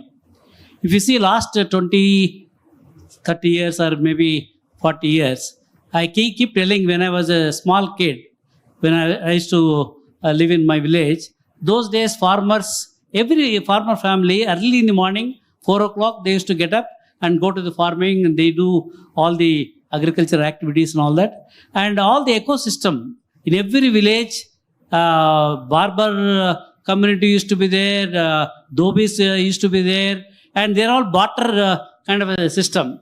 There's no, suppose the dhobi comes and all we not have to give him money instantaneously. But whenever I produce some paddy or this thing, that time few sacks of bag, they will get it. That kind of a system used to be prevailing.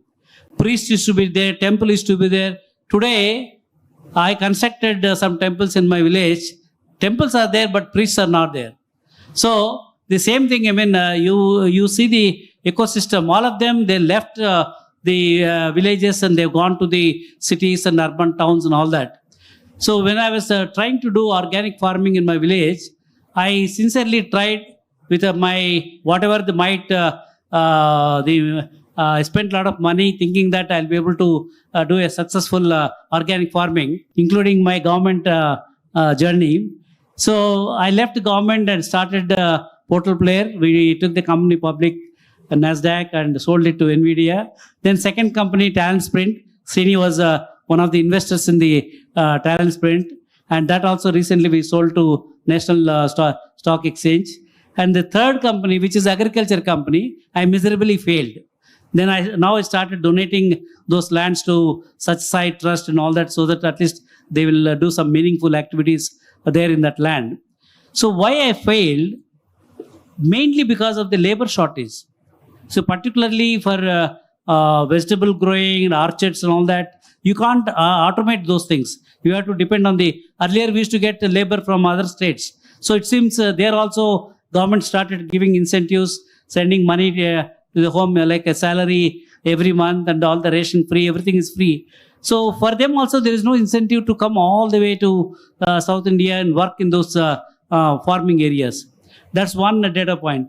The second data point, my second brother, just younger to me, he had only one son. He still has. So he sent him to BSc Agriculture. That time itself I told him, no IT, no BTech Computer Science. I'm talking about 15 years back. Do some agriculture BSc, he'll be better off than going to any engineering colleges doing BTech. Whereas my brother's wife was insisting he should do BTech Computer Science, but somehow I convinced them. Finally, he did his BSc Agriculture from Engineering University in Hyderabad. Then afterwards, he went to Netherlands, did his postdoctoral in the Wageningen University in Netherlands. Then he came back. He wanted to become an agri-entrepreneur, and his parents wants to get him married, and no parent was willing to give their daughter to him because he is in a village. He wants to do some agriculture project. Though he is very well qualified, they got a lot of lands and a big house with 5 acres campus and all that. But he was not getting married. Finally, I had to request one of my friends who started Jama Botanics, if he's here, Mahesh. So I requested Mahesh, why don't you take him as a co-founder so that he can come to Bangalore. Afterwards, probably he may get married. The moment he went to Bangalore, within a month's time, he got alliances and finally got married. Now he is very well settled. So the reason why I'm telling this story, all the people who wants to do something in the villages, they failed. They all went back to the urban areas and all that. With that, what is happening in the villages? Villages, all kinds of drugism, alcoholism. They don't have any other work to do. So obviously they will go to internet and go to the wrong sites and all that. They're polluting their mind, polluting the body. And if that continues, for a few more years, maybe another 5, 10 years and all that, I don't think, whatever we are calling as demographic dividend for the country, that will become demographic disaster. Because how long government can keep on giving money to them? One day they have to stop when there is no revenue.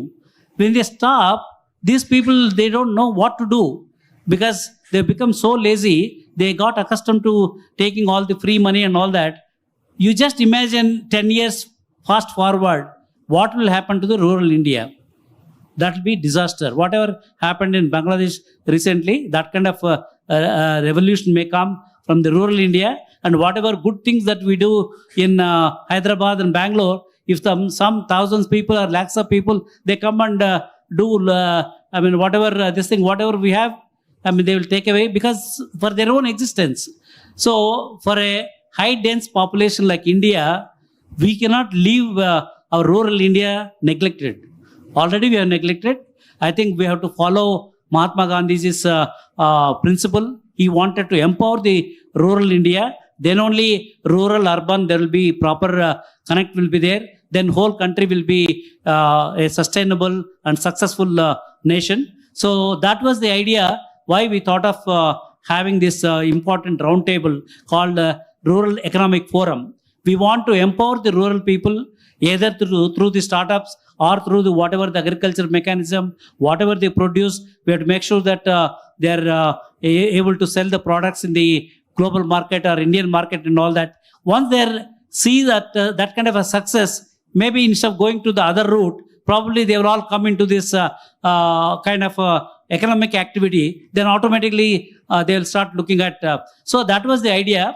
We created one REF organization in Bangalore last year. Then we submitted a proposal to Honorable Prime Minister. See, I know Srini Raju must have attended many Davos World Economic Forums, and K.S. Raju Garu also, he must have attended many. I have not attended, but I don't know what happens in the Davos World Economic Forum. I don't know. But more important, I thought Rural Economic Forum is more important than the World Economic Forum. If we can create a Rural Economic Forum, all the world leaders should come here, whatever the 17 Sustainable Development Goals of United Nations, and they have been talking about it for the last so many years. Nothing has happened.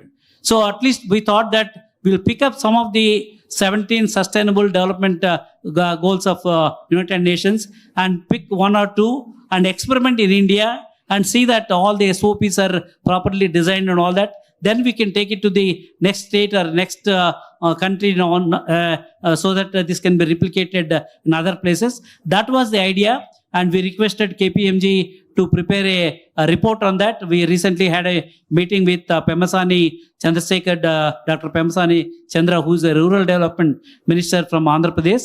We had a big meeting with him. He gave some suggestions, and we are going to actually take some ideas from this roundtable, and we request KPMG to add those elements, and we want to submit this report to Honorable Prime Minister. See that India declares REF as a headquarters for India, so that other countries, if they say that REF is going to happen in one of the G20 countries, we lose that opportunity. Once REF headquarters is decided by Honorable Prime Minister, all the world leaders can start coming to India, and they'll see what is happening in India. The same thing probably we can replicate, so that the investments also can come. And more importantly, the rural areas can be uplifted through this economic activity. So that's where, I request all of you, whoever sitting in the audience also, this is a round table. This is not a panel discussion. And we want to come with a clear recommendations before we submit the final proposal. So this is the context.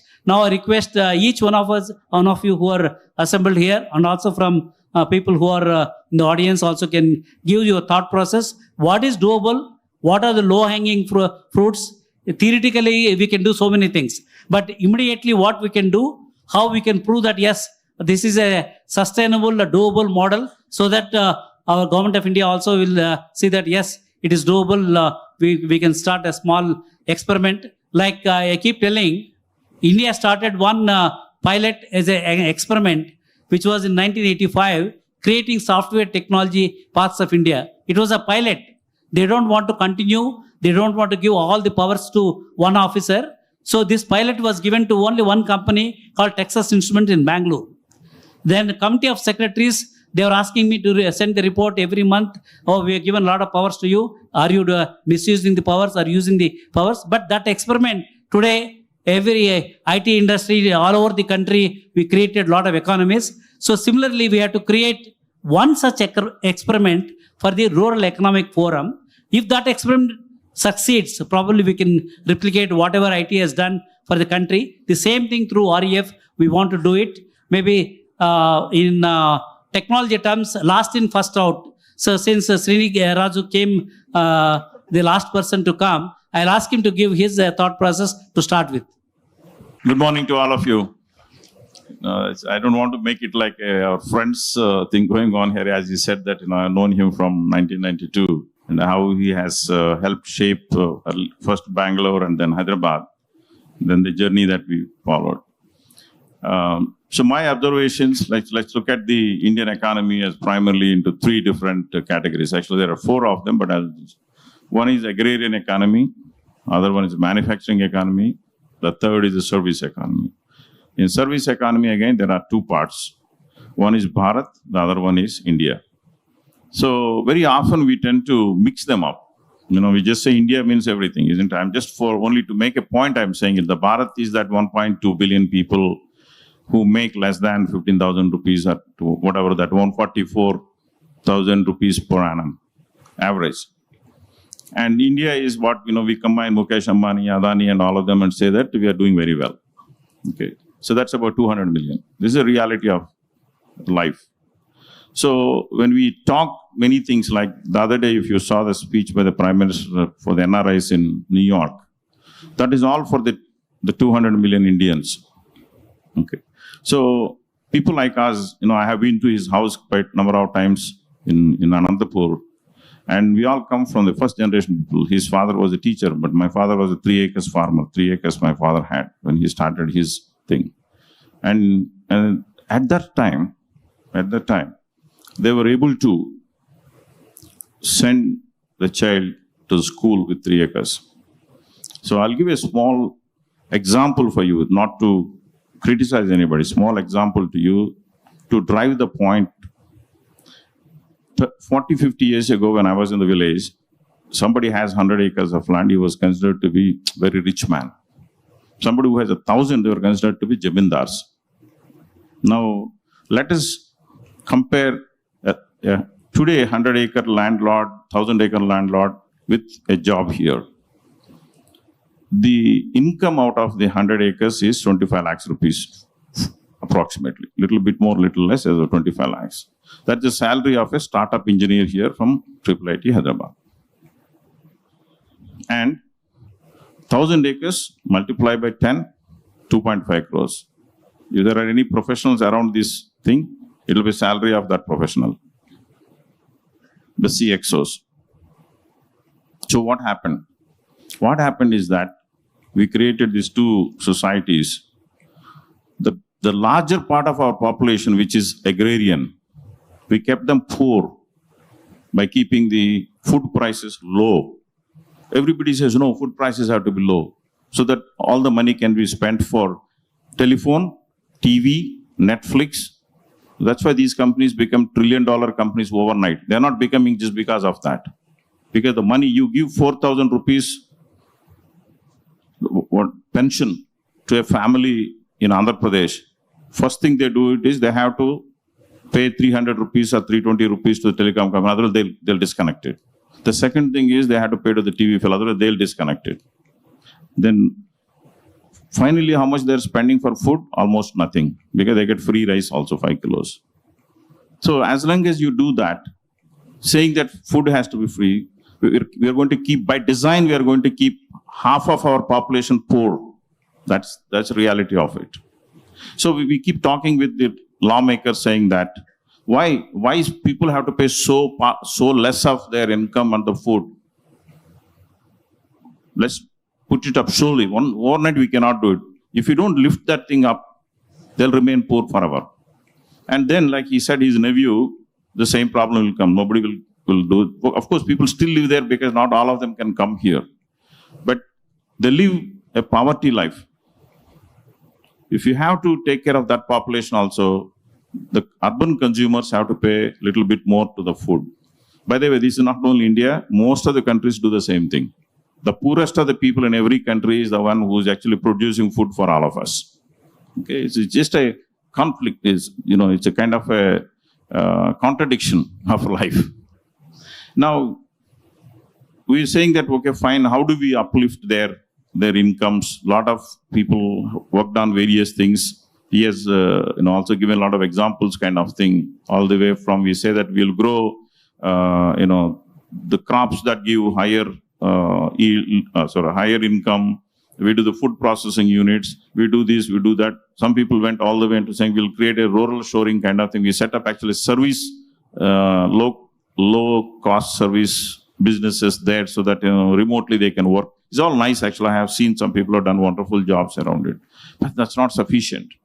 So all that I say is we need to be very realistic about what is feasible, what is not feasible, and see then we try to find the solutions for it.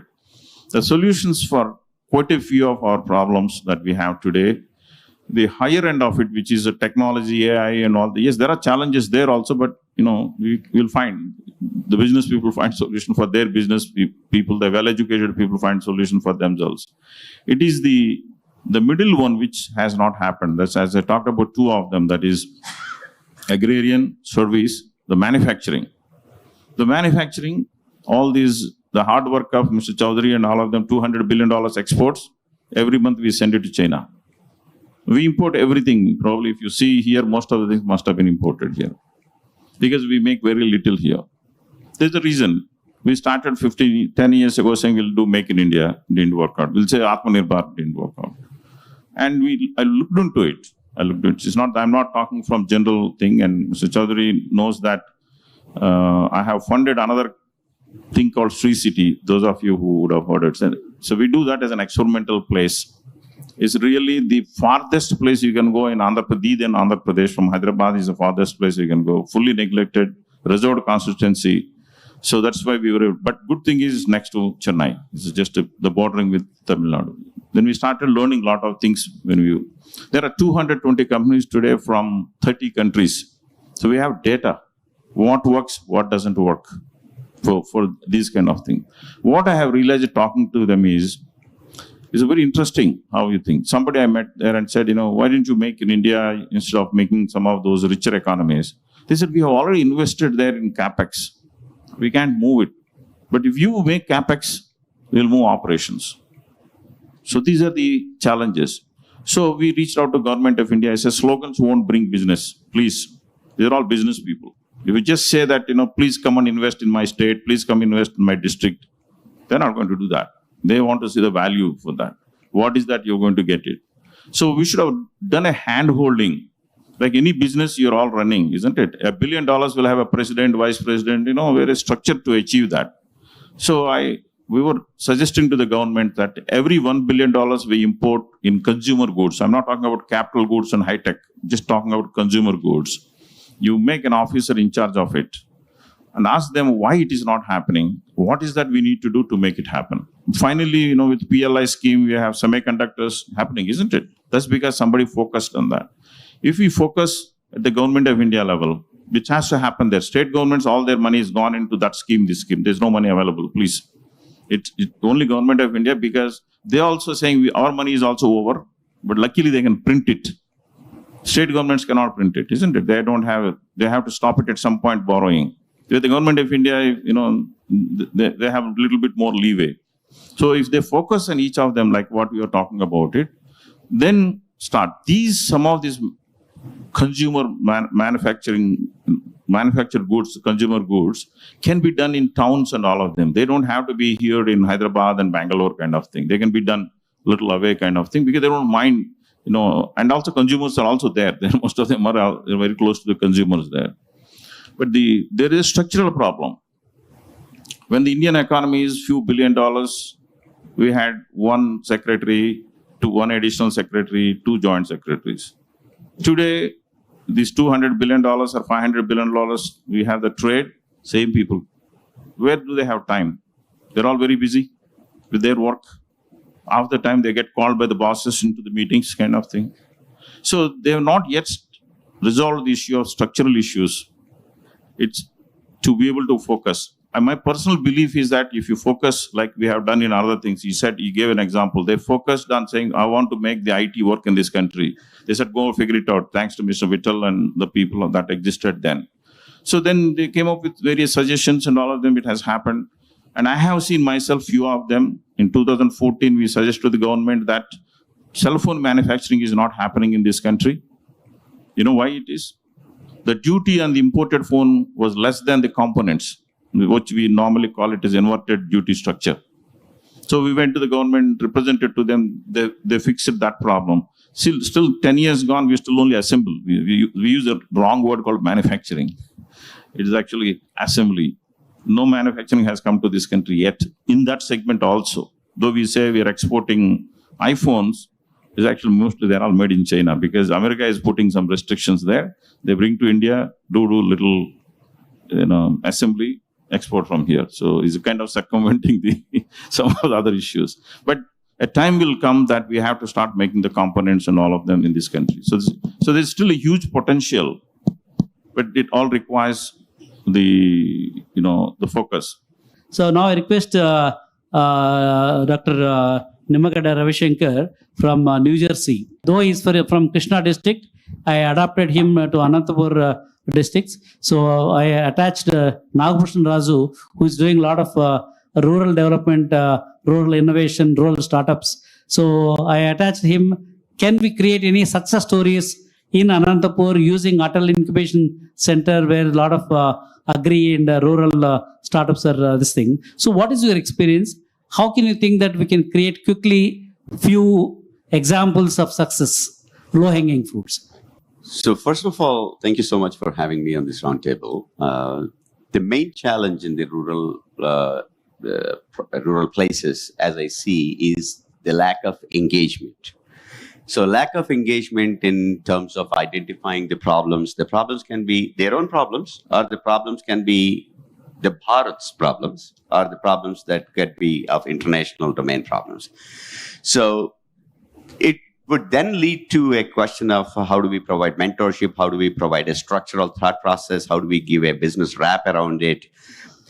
While Srini Rajugaru said that some of the manufacturing and some of the larger opportunities, if we can approach it from a very small components of problems that we can really solve. For example, building water reservoirs, or some kind of building banks to the canals, or cleaning up the canal fronts, kind of things. These are not the responsibilities of the governments.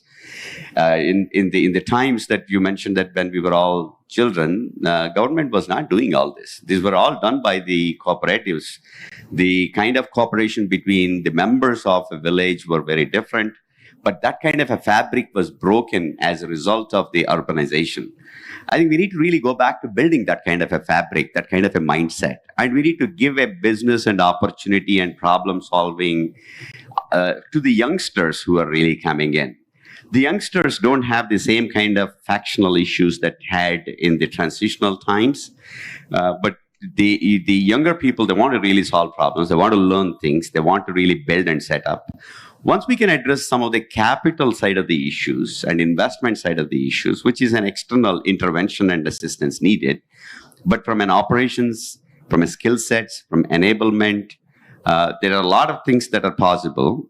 The good and bad news is a lot of this industry and technology, global recession, there is a lot of mid to senior management is going to be very obsolete.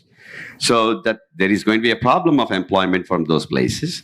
But at the same time, if we can repurpose them to be the leaders, to be the mentors, because they have seen organizations, they have seen the processes, they have seen the metrics, they have seen the productivity.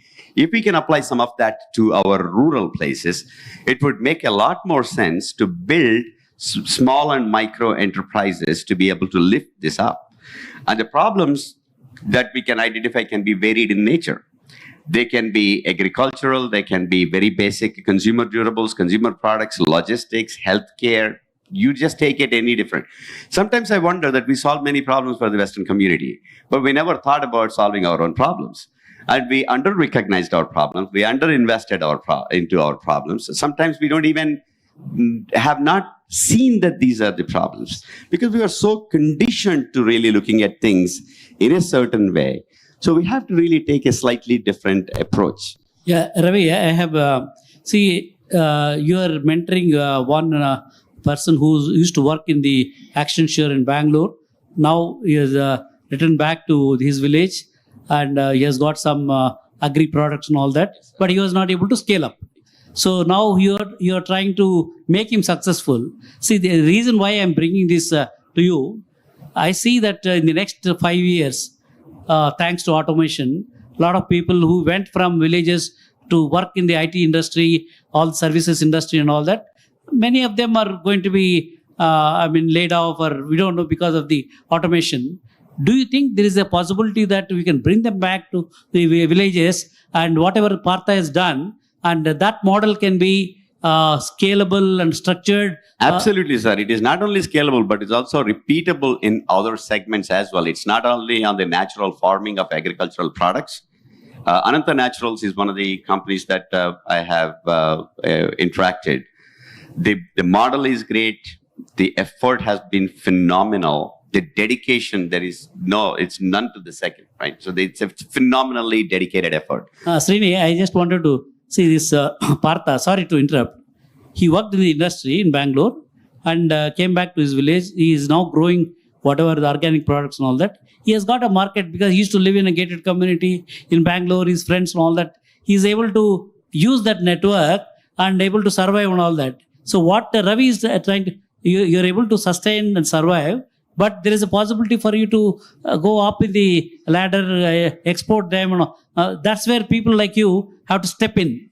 And once you create that success story, maybe all other people instead of working for somebody likely to be laid off and all that, if you can make more money and become an entrepreneur with a pride, maybe that could be some model which I am thinking maybe you need to correct.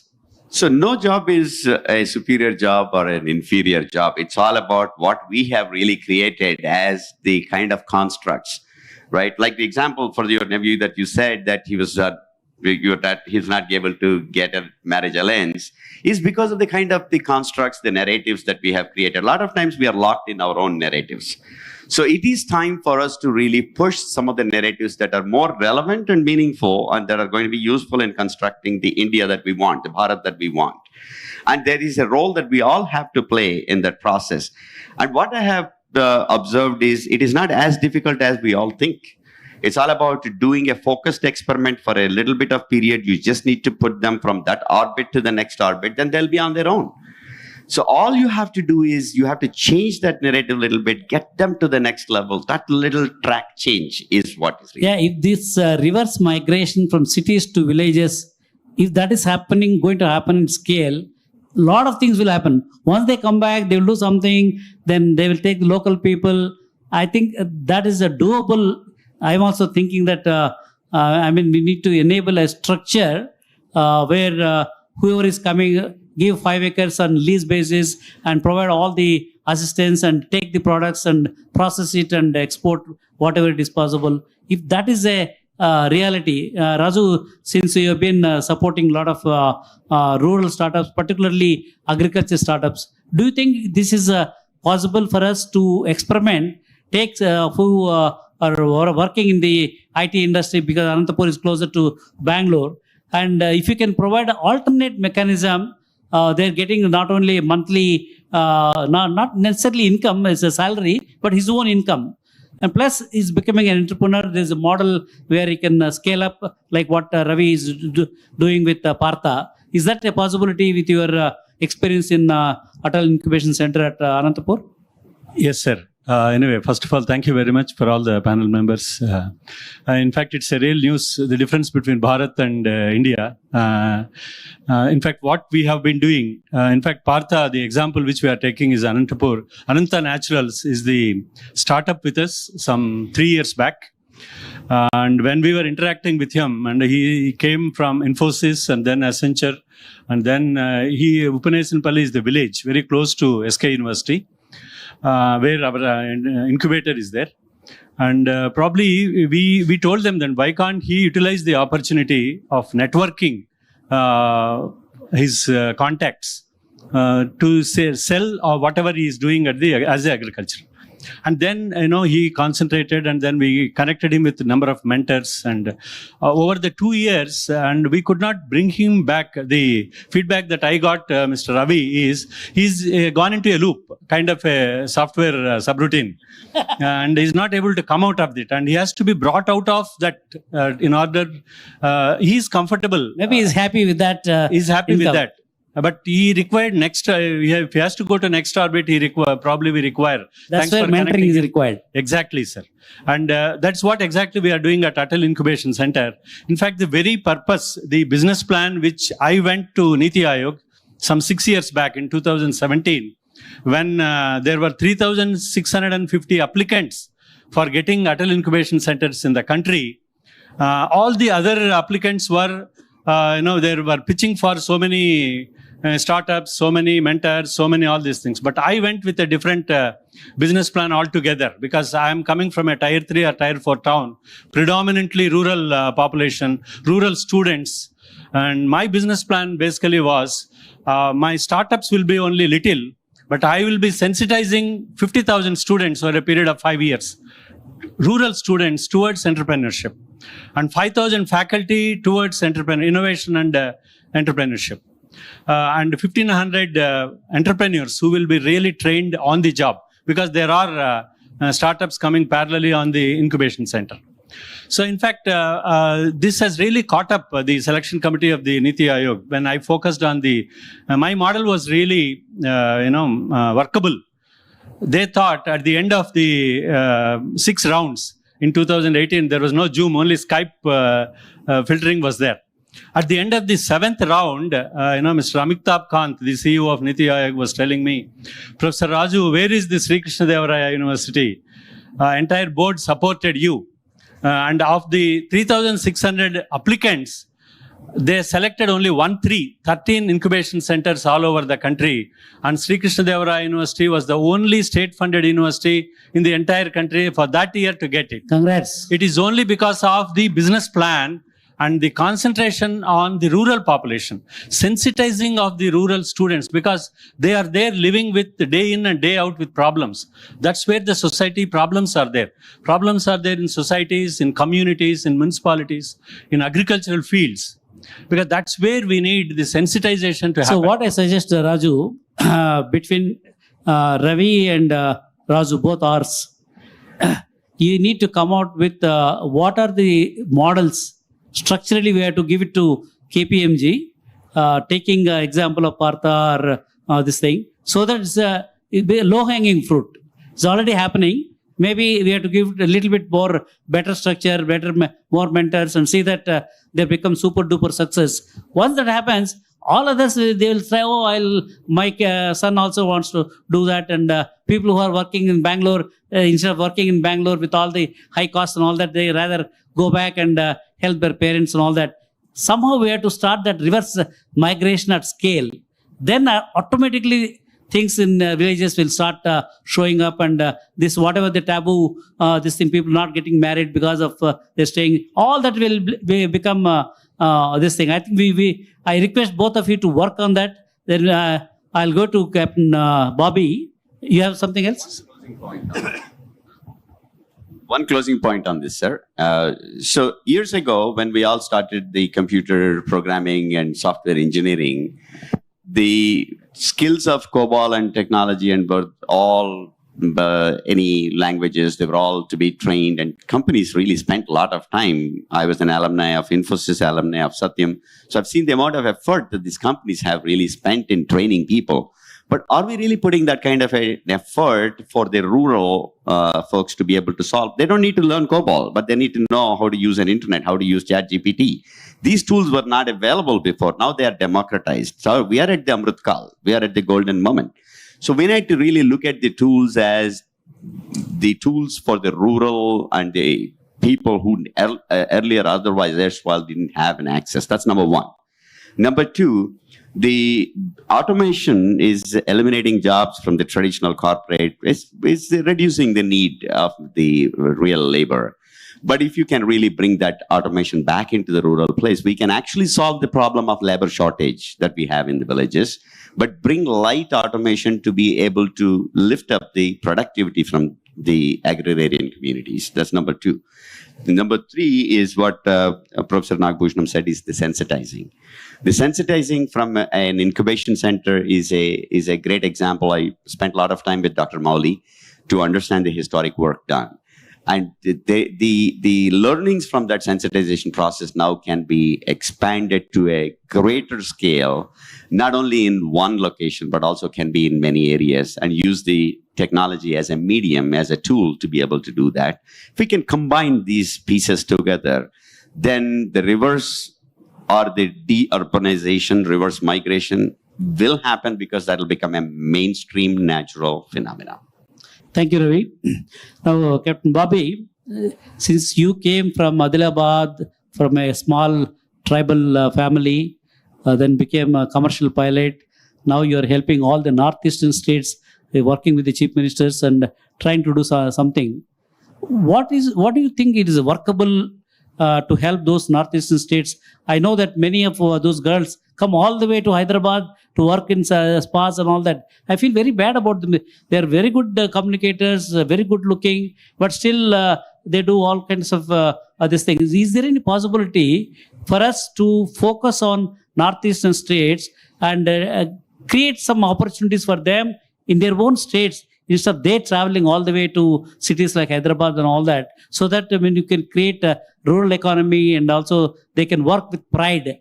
Yes. Are there any such opportunities that you are suggesting to the chief ministers of those northeastern states? Thank you, sir. And definitely when we talk about rural economic growth, it's not only in Northeast. The whole nation today's date requires this. And for this, today, sir was talking about reverse migration. Reverse migration is possible when reverse learning is happening.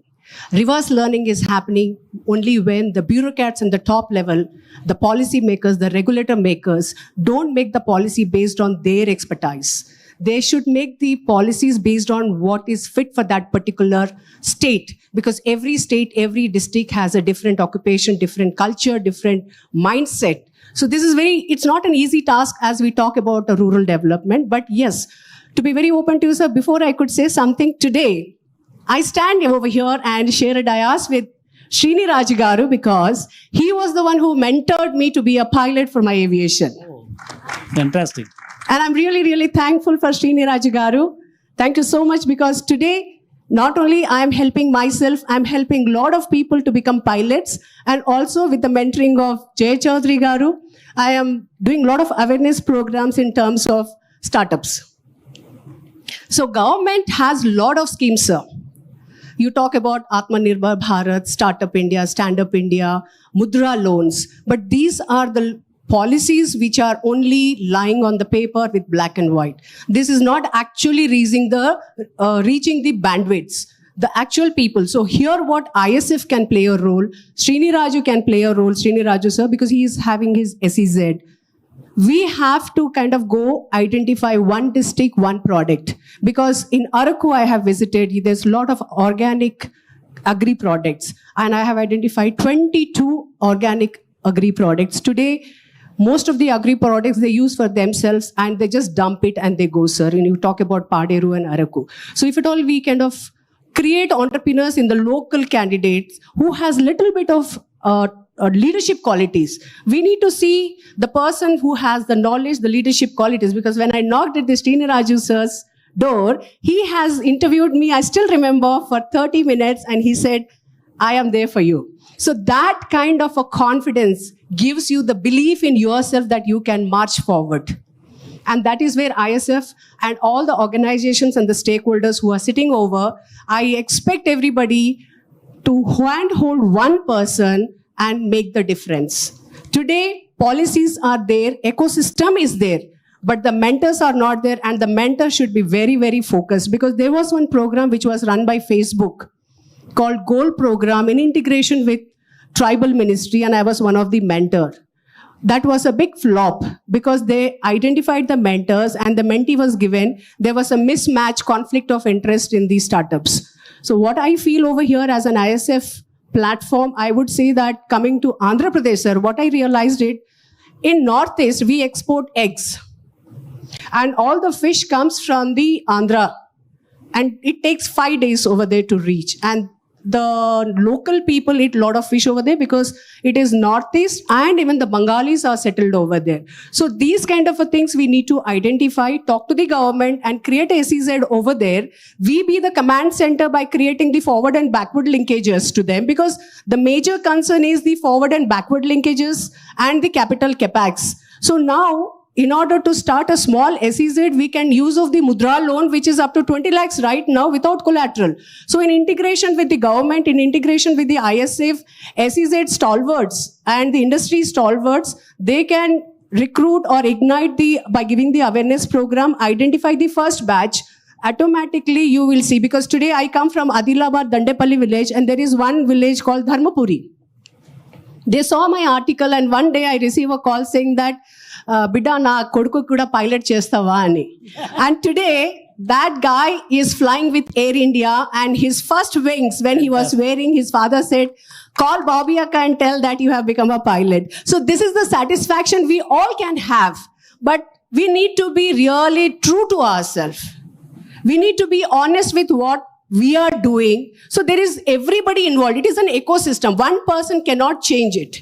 And to be a change agent, we need to work like a team and we need to change our attitudes. Because from the rural people, there are a lot of challenges. Generally, we make judgments. Arey, isse nahi hota hai. Aap kya karoge? Aim chesta ho. Aim idea sunne. See, he might be having a wonderful idea. See, today, in aviation industry, after flying, I know that by 2030, you need 100 simulators. And each simulator, it costs per hour $500, and in a year, you kind of log in 7,000 hours. So you can calculate what is it. And if at all wear and tear for one simulator, you can have 3 to 4 simulators where buy one, get one free comes for you. So there is a lot of inside, if at all you literally see. But what is happening? We are only kind of talking about connecting the tier 2 and tier 3 cities, but we need the talent pool ready-made, like, over there, sir, in Sri City, I have one suggestion, sir, because as you are saying, there are 200 companies who are already manufacturing over there or who are into the service segments. Each manufacturing unit will definitely need a raw material or something. So if at all we can identify one segment from the bottom of the barrel people and connect to them, and they'll be supplying as a small agent, as a small vendor, the journey starts. You are creating a mindset. You are seeding them. And then we need to kind of bring in a lot of awareness program, because when I was a kid, my dad used to say, kuch naukri kar le, shadi kar le, and then sit at home. Because this is what we've been taught in the middle class and the lower segments. And rural segments, 70% of the population comes from the rural segment. So right from the childhood, we've been seeded that you study engineering, you become a doctor, or you study engineering and you, like, based on your professions, try to get a job, and we feel very happy, we get married. But when you talk about Ambani's kids, when you talk about Wipro, Premji's kids, they don't work. They are never kind of given that kind of a mindset.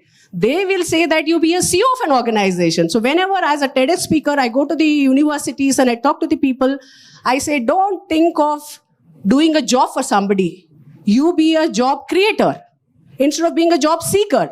So that's where the mentality, the mental status of a kid starts reviving. So it is a continuous journey, sir, and definitely we can do. ISF is doing only that. Yes, sir.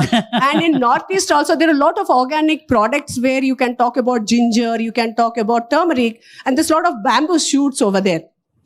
And today, bamboo is in a big demand. What I suggest, Bobby, from Northeastern point of view, what are your ideas which can be given to KPMG team? Similarly, why don't you take Sri City as an example?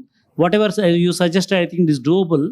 Work with Srini offline and see how that experiment can be implemented, which can be scalable later on. Done, sir. So give such low-hanging fruits within 1 year. We have to show to the government, yes, these were the things we thought about it and we made it happen. Then they will get we'll get the funding, we'll get everything, then things will start flowing down. So those are the two your action items. Start working on that. Thank you, sir. Before because she has to go for another meeting. Manisha, who heads the Infosys Foundation, Sudha Murthy role, she has now taken. Manisha, I know that though you're not directly connected to Infosys, now you are part of the Infosys Foundation. Now we are looking at, for example, Infosys is going to lay off X number of people, maybe about 100 people, for example.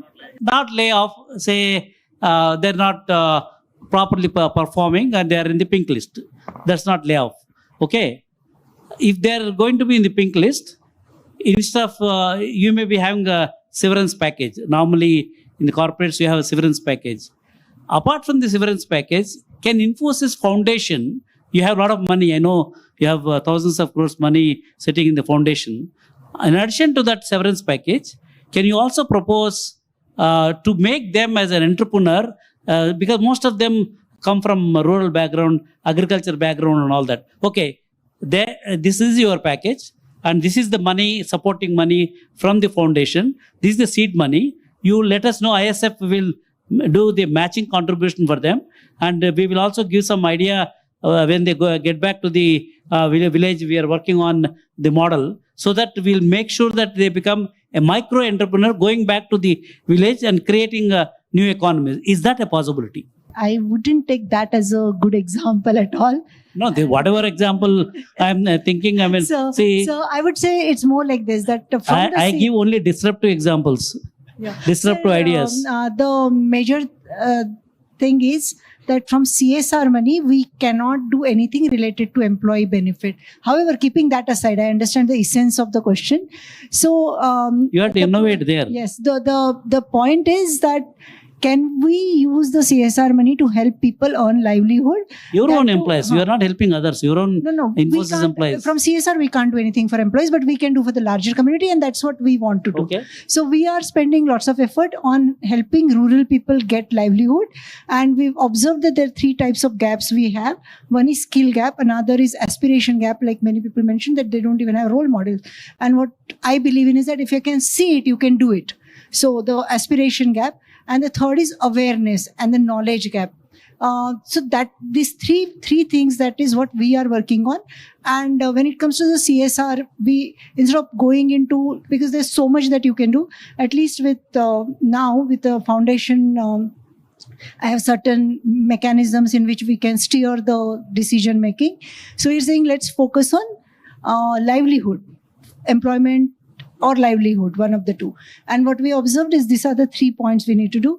And I'm really focusing on the rural, because typical tendency of CSR is that we would like to do it near our campus, but we are avoiding that. We're saying, can we do it in the rural? Because that is where more help is needed. Lots of experts from CSR like KPMG told us that most of the CSR happen in the backyard. It should happen away from your own backyard. So we are also focusing on that how do we do it in rural area? What can be done? Consciously efforts are made. And the awareness gap is the biggest one, sir, where we are trying to see how can we create role models, how do we tell people, even for the scholarships, sir, where the government is giving scholarship, only about 18%, actually there is 18.7% of the scholarship, which is amount which is budget is put in the budget for students, is actually utilized, because students don't know there is. So we are trying to bridge those gaps so that it becomes a systemic change. And so we give scholarship, we'll give 100 crore, 200 crore, 300 crore. We'll never be able to match government, which is like 20,000 crore. We can't do that.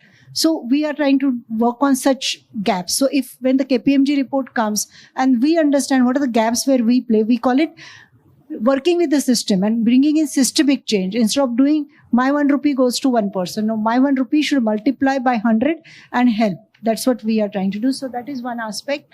And another thing which I wish it is documented somewhere and we do something around that is whenever there is they say that rural people, I actually ask this question to people, why are people poor? Because everybody can work. And we have great examples of people from anywhere can do anything, especially in India. So they said people are poor because, by the way, this I was having a conversation with a person from MIT and Harvard, and he works in Bihar in the social sector. So I asked him this, that why is there a reason? Because work is available for everybody. So he said it's because whenever there is a problem in the poor family, like death or anybody not well, that is when the whole family is brought down by 10 years. Yeah. Otherwise, hand to mouth work, they do. They're working very hard. So if there are some interventions we can do related to that, even if we can work on that, where we say, okay, don't give money for the livelihood or to every month, don't give. But when somebody dies in the family, give money, because that is when they need the money and that's when they're pulled back. So this nobody thinks about why are people poor and what is not reaching the rural. And we would like to bridge gap on that. We're working here. Yeah, maybe what I suggest, rural livelihood programs, whatever you have, maybe you can share it with Sandeep and see if that can be improvised. Create more livelihood programs in the rural area. Infosys as a anchor for that this thing. Once it is successful, probably we'll go to other foundations. Similar thing we will. We are trying to create a template which can be repeated. Correct. So please work with Sandeep. Maybe one more request, Manisha. So I know that government all the rules. Srinirazu can tell you. When I was at the government, I used to break all the rules. Yes, sir. Right? So you're in a foundation, that to Infosys Foundation. Don't go with your structured approach and all that. You are there for a certain period.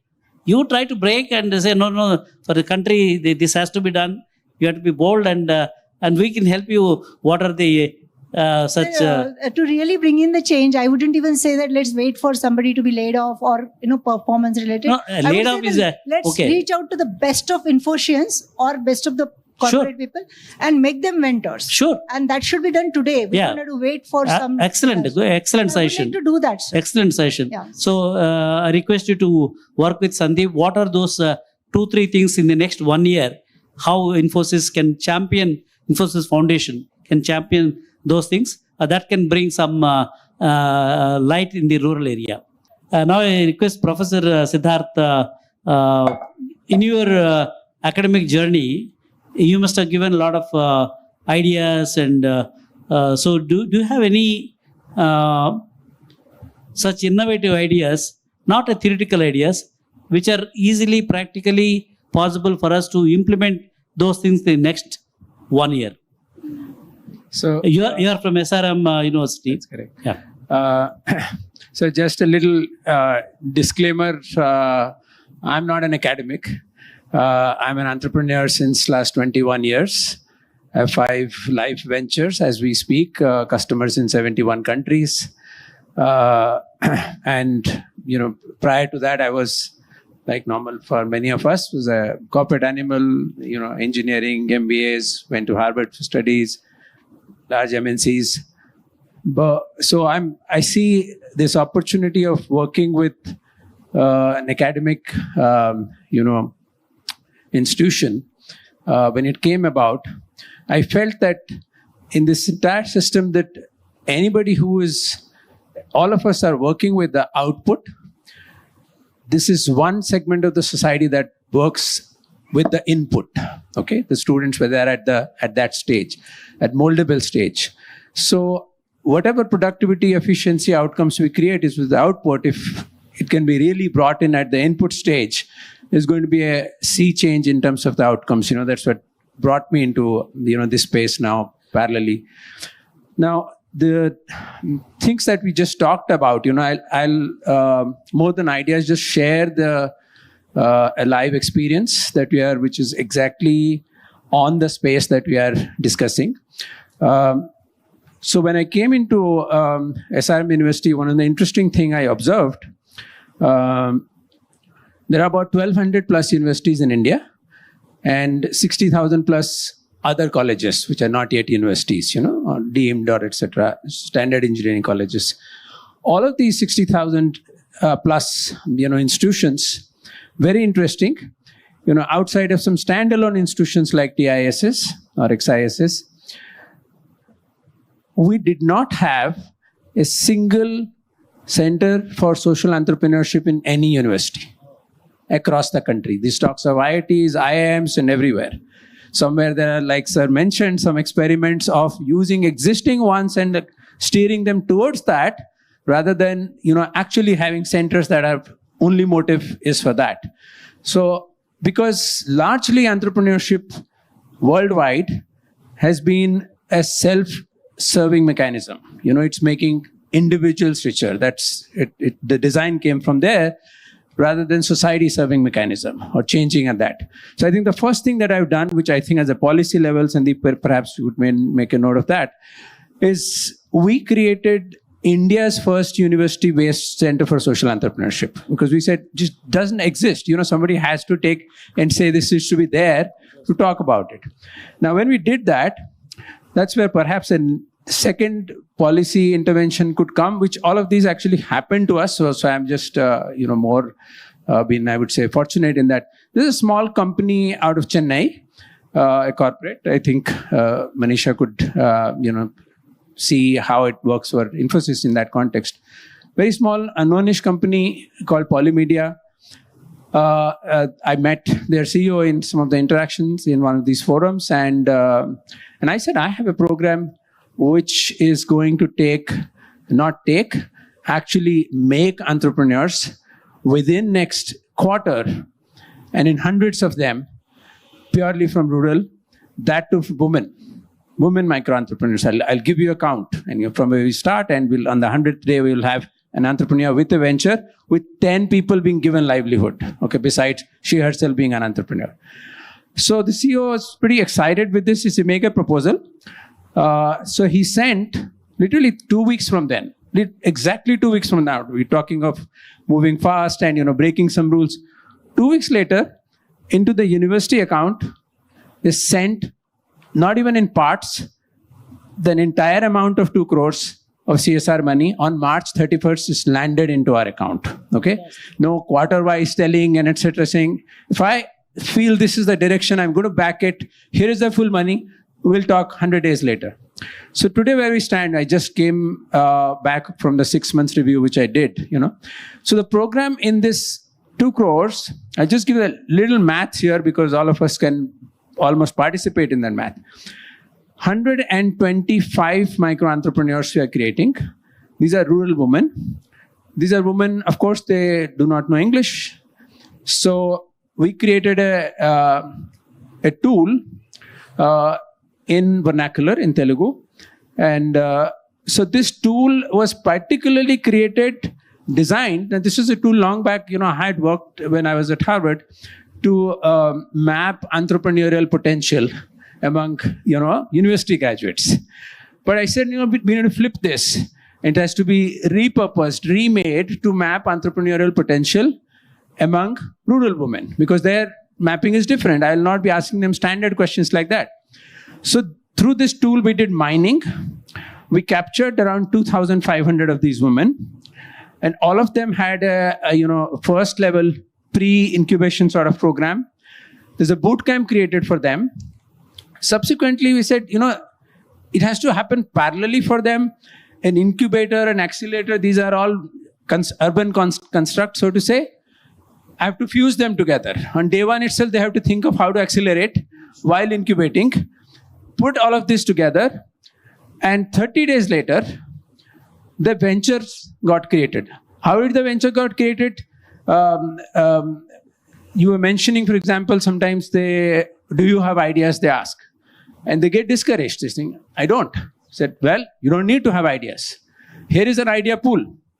The 200 villages that we went to, in each one of them, we said, we want people to come back to rural, right?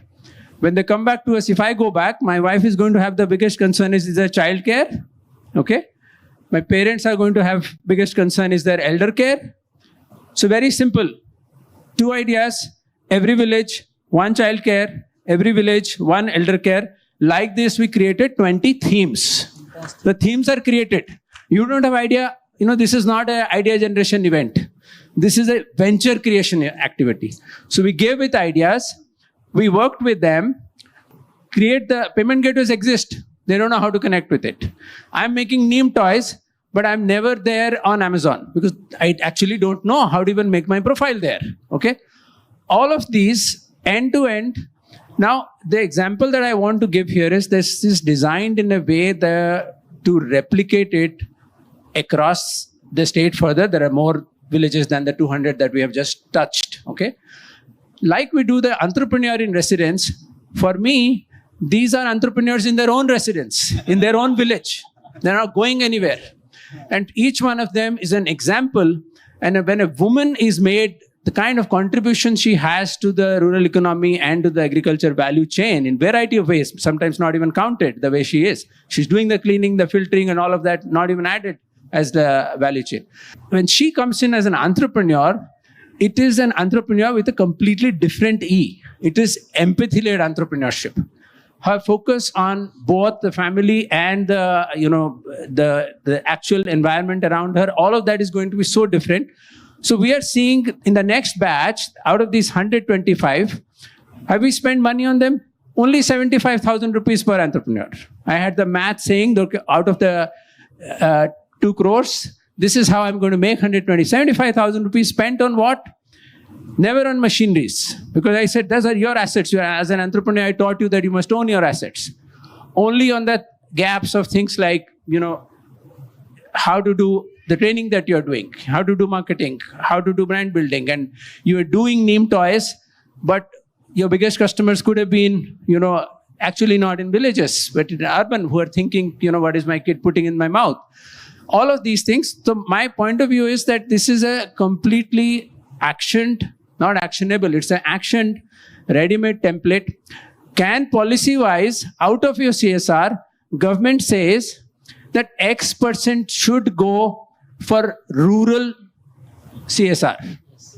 Currently, you're putting society. When you put a society as a word, corporate social responsibility, I think of social responsibility as corporate marketing responsibility, okay? Which means I give it to hockey where my name appears here. My sister works with Coal India, lots of money for CSR, and all that money goes to hockey. Good, but wherever Coal India brand can come. But the question arises is that when it is directed and, we convert this, vectorize this whole direction, this mission, is when we decide where the address is going to be. So I think as a policy itself, this can change. From that little polymedia, if that experiment comes to us, next year I have 20 of these polymedias working with us. We will take it to 25 states.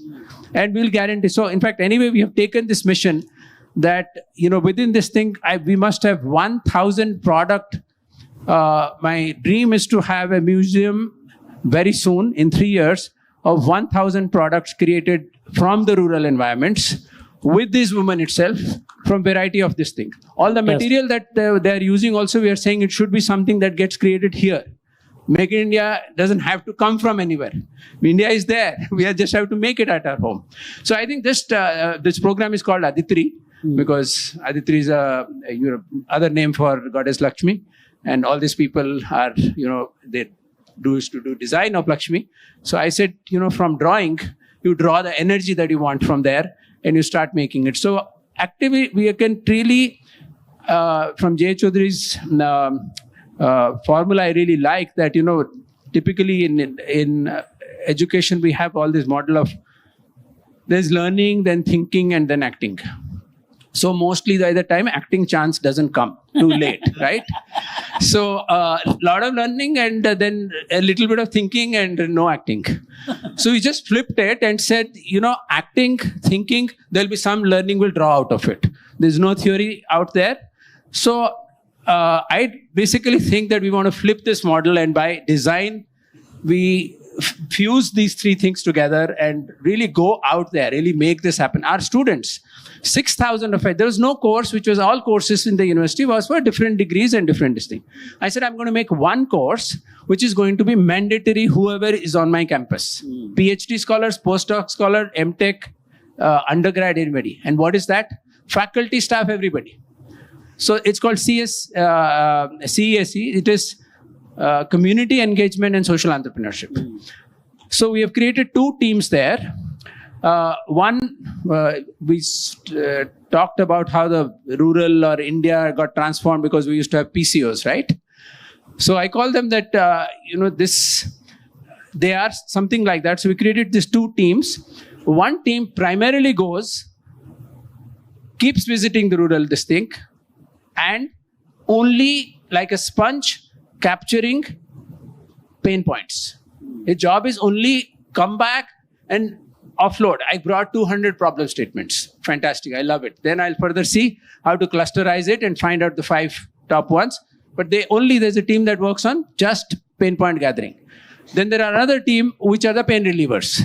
Their job is then come back and say how this is themed to this program, and then gets fitted into Raditri and goes into this creating these micro entrepreneurs who will solve their own villages. I can't solve, I'm not even living there. So the entire design, now you see my team of Aditri, this entire machinery is just 6 people. But I'm using an army of 6,000 because the students exist.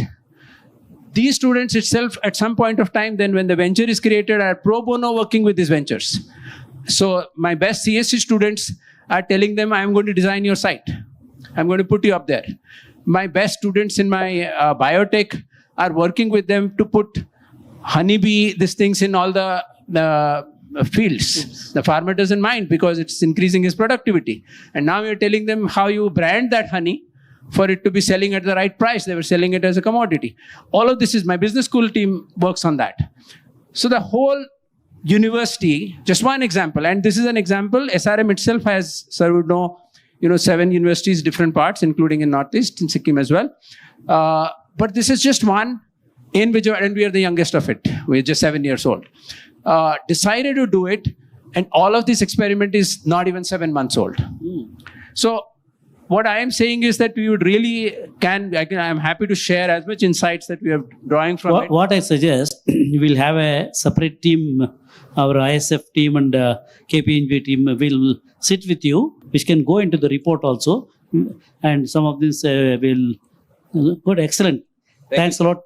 So in fact, Sheshadri had, put me on this, the skill and employability, this thing, because many of my own ventures are in that space for the last 20 years. So, but I said, see, if I have a choice, I want to be in this forum because I want to talk about what we are doing. Thank you. Think this is what Thank you for opting to be on our panel. Madam, now say, you are heading FICCI Flow. FICCI Flow, all women entrepreneurs, particularly FICCI Flow. I know I was a co-chairman for FICCI. I know how successful entrepreneurs are there with the FICCI Flow. How do you connect your successful women entrepreneurs to the rural women leaders? I know in Andhra Pradesh and Telangana, Dwakra women and self-help groups, they're doing lots of things. Can you provide a bridge between them and the FICCI Flow entrepreneurs? See that whatever they're producing, they're limited to in their own local area. They're growing, but not to whatever Ravi was telling. They're not able to go to the world level. We can think of making them as a unicorn, right? Because already they've done something, they're doing something, they know the business model. How do we scale them up? Providing good mentors from FICCI Flow and see how you can their products and services can go to the global level and create more unicorns or whatever this thing, so that success breeds success. Can you do that? The scale is not something that we are able to match at this point of time because we are a fully voluntary organization of women entrepreneurs and professionals who come together. We give our time, we give our expertise, and ultimately it's a little part-time, right? So though year on year we are trying to do something, sometimes what happens, the consistency. Where there is a will, there is a way, madam. So that's what I'm coming to. I will start with some use cases that I have seen. Usually our tenure is for a year. So in the last 6 months, what I have seen, we wanted to upskill some farmers, women farmers. Our focus is mostly on women, almost always on women. Sometimes if men by default are part of that group or something, then yes, we are not so agnostic about it. So we went to this village in Rawalkol, Mechal village, and we tied up with a Dutch seed company. and said, can you, skill 100 women farmers in modern vegetable farming techniques? They said, yes, we can help you. And we were ready to fund whatever it took. And so then the team started visiting the villages. And first of all, we thought we'll bring a whole group together and then we will talk to them. Not much traction. Then we said, this is not working. Let's do one-on-one. Okay, so we started going to villages. We started going to the headman in the village, asking them to gather some women. In one of the smaller villages, 2 women came up to us and said, see, we know some amount of farming. We don't know what you're talking about. Obviously, you must be talking about something further than this, right? So we said, we are talking about modern vegetable farming techniques. It's like internationally approved techniques and all that. Then said, okay, but we are growing what we are growing. What is in it for us? So we said, you know what? The real USP is we are training you to be trainers. Okay, and that got their attention. 2 women farmers, one was young, one was oldish, one is in her 50s and one could be in her late 20s or something.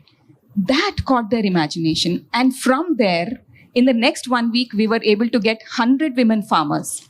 So they are seeing the value in that I am going to be training somebody else. And this could be a continuous, chain of learning and earning. At that level, they are able to get that now.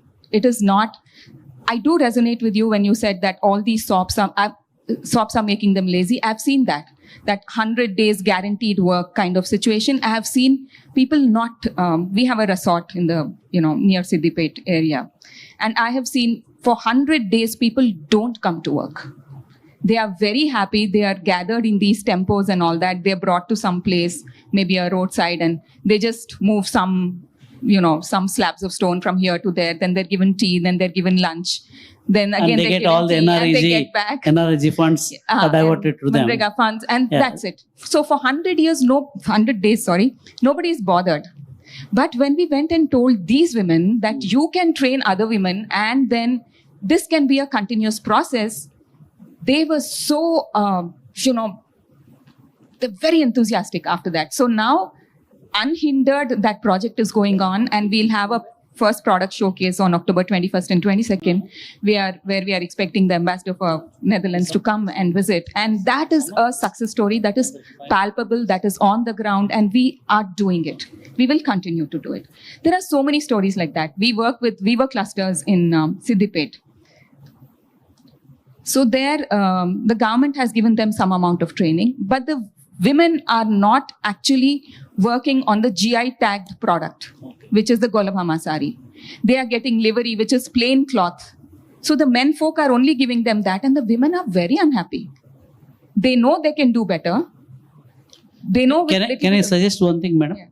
Yeah. If you get us an opportunity to address all your FICCI Flow members, me, Professor, and maybe some of us will come with the specific targets where your members can help handhold some of the rural entrepreneurs. We'll come with some tangible ideas and how your members can, it's kind of helping the society. And this is pan-India. It's not just Hyderabad chapter. So we have 12,000 members pan-India. If you can get us that opportunity, pockets, we would like to come and request and plead, see that, how they can get connected to their counterparts in the rural area, how you can empower them with a little bit of mentoring, enablement, and helping. Definitely. I was just telling sir that we are tied up with Virginia Tech for mentorship. So many of our women entrepreneurs are certified mentors. Yeah. And now, we are all willing to give our time. Yeah. Now I can come to Dr. Ravi, who is expert in mentoring, and he has created a company about 15 years back, Ravi? 10 years back. When we were doing I think the Thai president for the mentoring and all that, then you gave a solution, and he's been a very successful entrepreneur from Silicon Valley. Now I request Dr. Ravi, with your experience, whatever you're doing, what are the suggestions that you can think will be useful for REF to take it to the next level? Absolutely. So first of all, thank you for having me. I think I am one of the few people that make this festival international, because I come from Silicon Valley. So really glad to be here. Thank you for inviting me. I think really enjoyed the conversations. This job cannot be done by one person. And, Mr. Raju Garu talked about the 1.2 billion people that we need to include. Because I believe Indians are inherently entrepreneurial. Okay.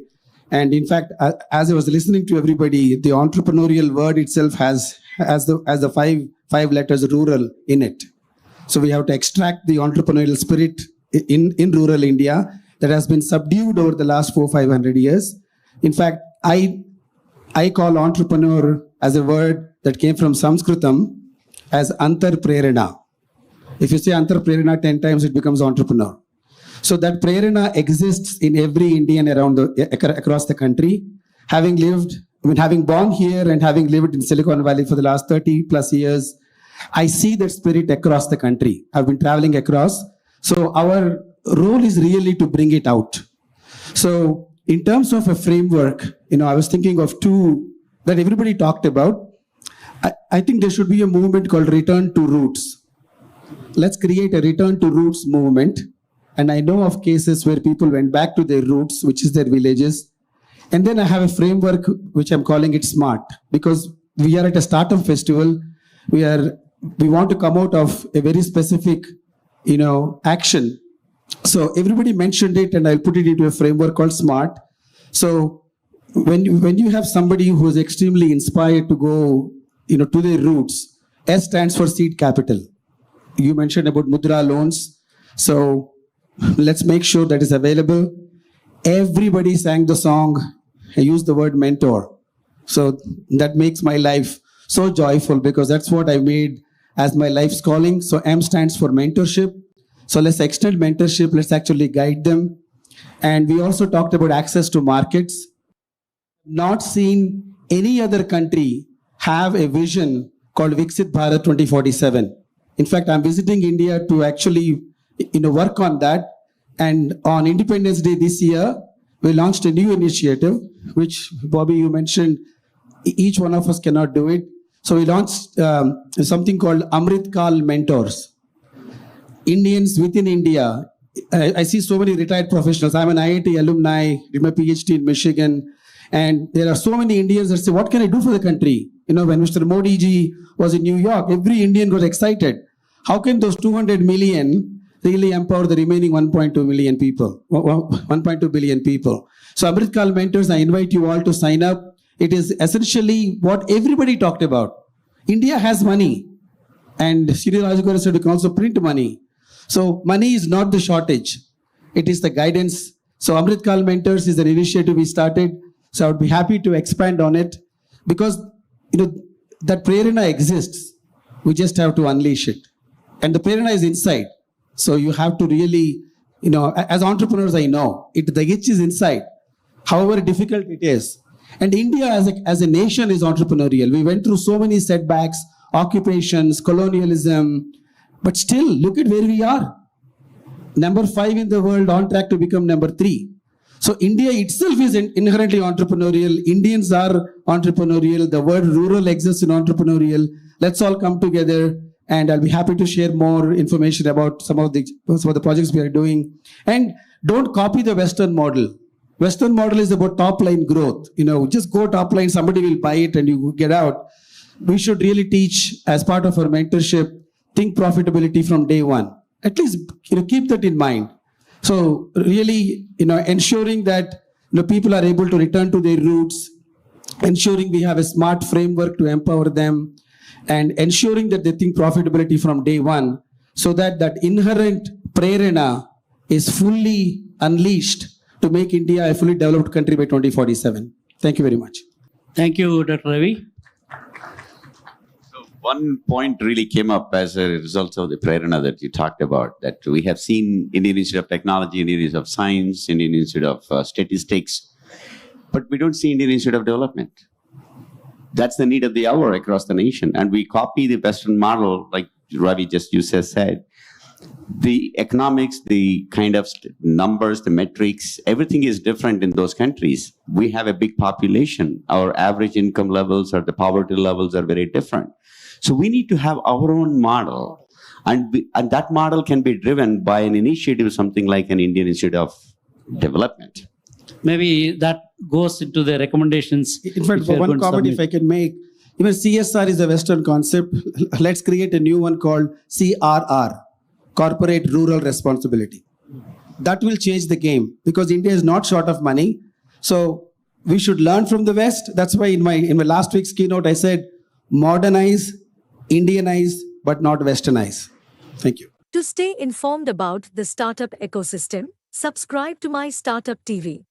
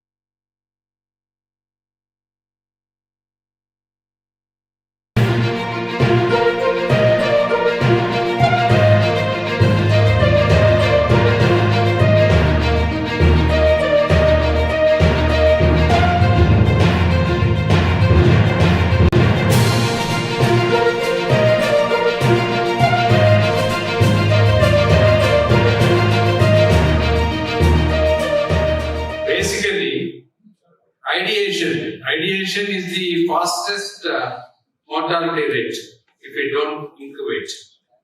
ideation, incubation, commercialization, and scaling up. End of the day, we all work towards better living standards for the humankind across the world. So whatever we talk, the subject, whatever we are talking about, ancient science space, which over a period of over centuries, everyone knows that India has got a very rich ancient history. Still people are unearthing what else India can give.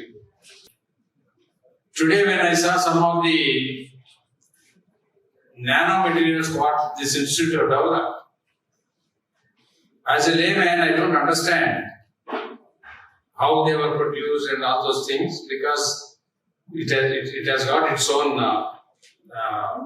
strength and processes. But the application side, if we see, it has to be rechecked. That is the key point. So this institution should go towards the application side. I also have been trying to understand, particularly in the healthcare. Our country have been trying to take care of the health of the people. But my understanding is we have been doing only sick care. It's a reactive management. We are not able to do anything to prevent the sickness. The best way is if we can go back to the ancient ways to understand how a healthy man can live for full 100 years. We have definitely our ancient science says that holistic health approach, whether it is homeopathy or Ayurveda or naturopathy. But allopathy, because of the fundamental economics, works extremely fast in allopathy. If we see statistics also, there are two industries have been growing extremely well. One is food industry, the other one is hospitals, healthcare. Because the quality of the food human beings have been consuming eventually making people to land in unhealthy conditions. That is why these two industries are doing extremely well worldwide. So this has to be understood, and with your basic education it's very easy to learn and know. But there is something which you cannot learn from the missions are experience and wisdom. That's what all the great people sitting here on the dais can bring. So please respect the ancient values based on which small way if you start trying. So first time in my life I went and contested from the direct elections in Vijayawada West Constituency.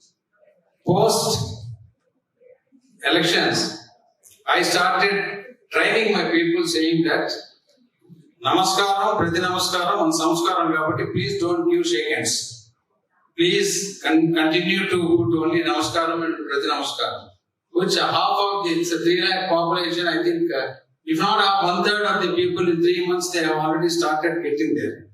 So similarly, if we start getting into the ancient knowledge and technology, it's very easy. Easy means once we start practicing. So, the today challenge what Mr. Shastri have been talking is how to make use of their research and how to commercialize and scaling up. Which, with little understanding, I also see a lot of benefit towards the environment.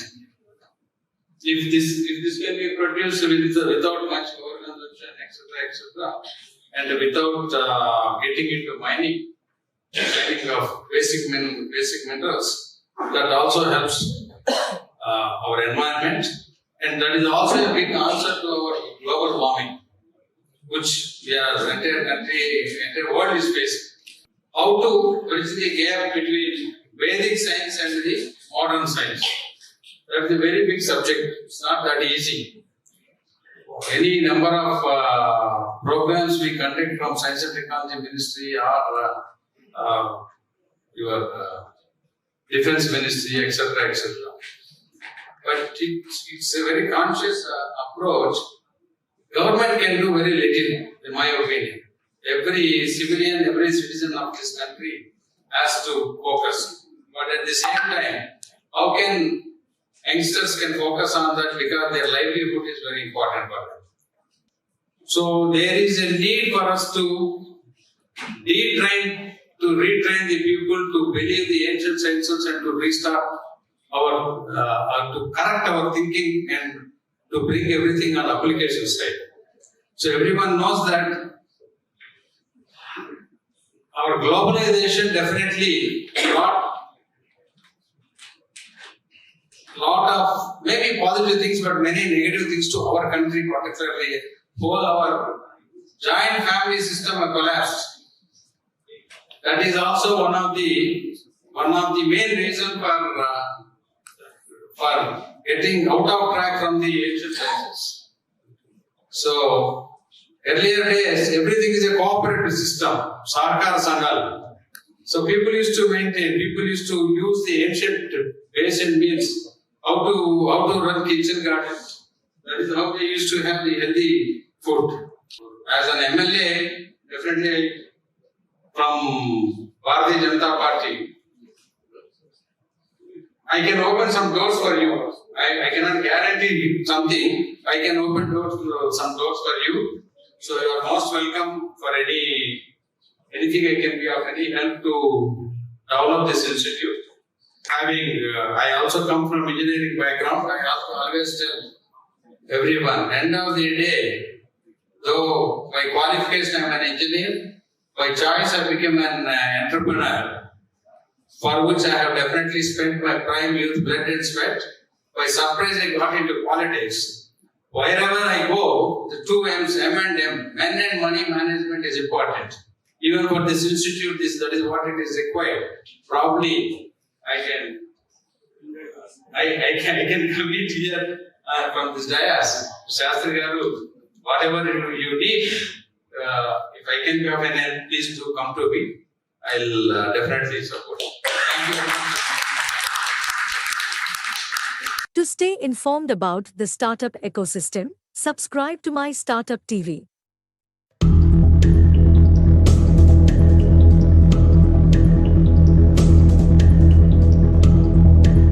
Icon Bharat 2024 Conference, a two-day international event, bridging heritage, ancient research, and advanced technologies, organized by the Sri Maharishi Research Institute of Vedic Technology in collaboration with BrahMos, DRDO, BITS Pilani, and several other partners, was held in Hyderabad. During the event, Dr. A.B.S. Sastry, founder of Sri VT, detailed their work in digitizing ancient Vedic manuscripts and integrating ancient sciences with modern technology for societal benefits.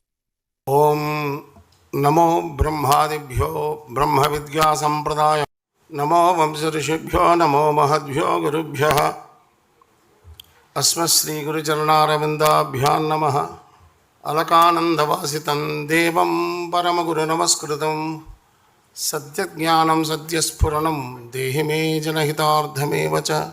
Pranams to everyone and thank you. Bear with us. Our organizing secretary yesterday asked me for 5 minutes in the program with the consent of organizing committee chairman. So he has presented some video. Now I would like to get your notice, kind notice that, and not only notice, its consideration and how to involve ourselves. When I was in my Gurukulam, my gurus used to say that they taught me how to understand the mantra and how to jnanato kurvita mantrat karma. They were kind enough to explain me, kind enough to taught me, and they created me one passion about this Vedic knowledge and sciences. What do you, I was at that time little bit Hetuvada. Why should I do? I used to ask my gurus, if I don't do, what will happen? If I don't do Sandhya, then what will happen? If I don't do Agni Karya, what will happen? Every question from my side, my guru is kind enough to. In each and every tradition of our Bharat, given by our Maharshis, is very scientific, living with nature. So, native and nature, the relation between native and nature is very important. The balancity between native and nature, when it disturbs, so many calamities will come. So, after that, we started our journey. I started collecting so many Talapatra Grandhas, ancient manuscripts from 506 ancient Oriental manuscript libraries all over India. Physically, I have gone there. I have taken Xerox machine, scanning machine, and I have collected so many Granthas from there, and I have catalogued, digitized. At that time, only floppies available. 2-3 times, all floppies were gone. Finally, now I could digitize more than 3 lakhs pages. It's not only Vedas and not only Shastras. All those Vangmaya is available even today at internet. But what my collection is mostly on these Rishuprokta Vijnanas, Rishuprokta Jnana. That is because all Maharshis authored so many technological scientific series. They have authored so many Granthas based on Vedic, because Vedas are science. It's a universal scientific manual. If we understand properly, Vedas are the scientific manual of the universe. So, all these Rishuprokta Granthas are applied Vedic sciences. Because Veda is Apaurshaya. Rishuproktas, from Vedas, they have authored for the welfare of the mankind. This is utility. So, Samjnanam, Vijnanam, Prajnanam, Janamad Janatani. Samjnanam is Sanskara Jnana, Shodasha Karmas, and all those things, Bhagavad Gita. Vijnana is Vinimaya Jnana by Maharshis. And Prajnana is ultimate knowledge. So, with this vision and mission, we have started this institute in 1999. And only base of this institute is in Sayana Bhashya. Every Veda Shabda has 6 meanings. We can call it the 6 dimensions of Veda. This is Vatyartha, Sutrartha, Lakshanartha, Vaiseshikartha, Yajnartha, and Voshadiyartha. Sayana Bhashya is Pitika. He written very clearly that I am using Yajnartha for this era, because there is a rule that every Bhashyakara should interpret it, or Bhashya should other Bhashya at that time, based on the time and the society at that time. So Sagana has taken the Yajnartha. So the Veda Bhashyas came out. When I am searching for the Voshadiyartha, there was no Grantha available at that time, even today. Say Voshadiyartha is, Voshadhi means not only medicinal properties, it's the material properties. So Voshadiyartha is the exactly scientific meaning. Only one small Grantha I found, Mahidhara Bhashya on Oshadhi Artha.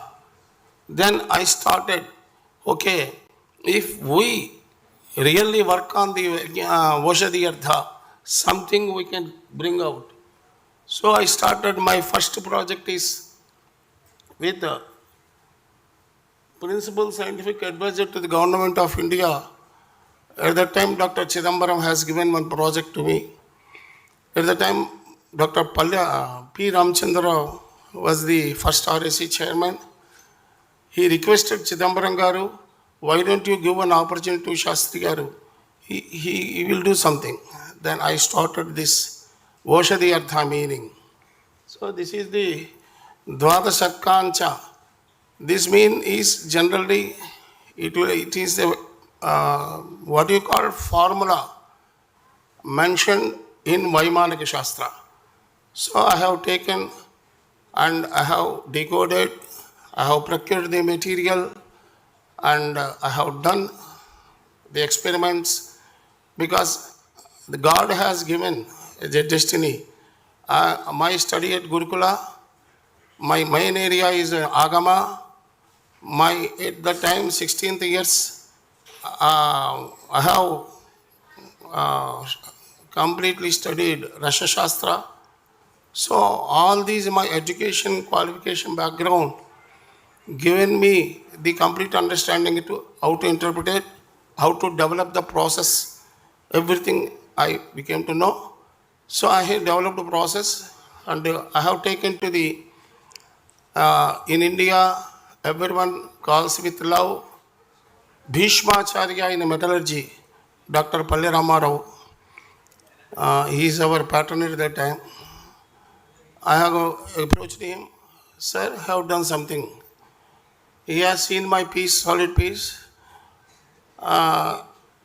Just one question he asked me, can you supply 10,000 tons?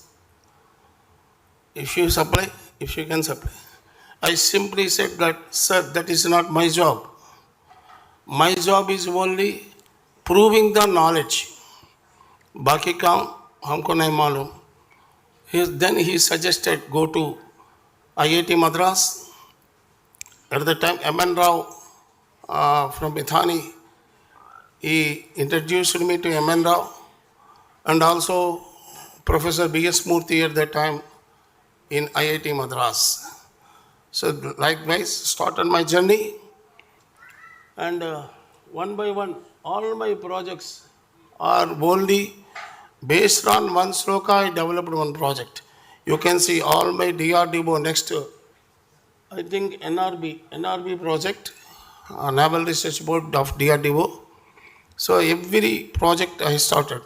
So when the material tested at IIT Madras, they found some superior qualities, superior properties. Immediately, B.S. Murthy, he has done experiment in his lab, but surprisingly, whatever the properties came to my traditional furnace developed by that alloy, those properties haven't come matched with the modernly developed alloy.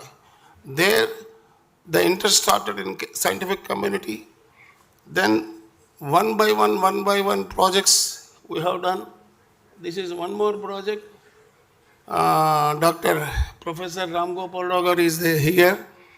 And this is based on the one shloka.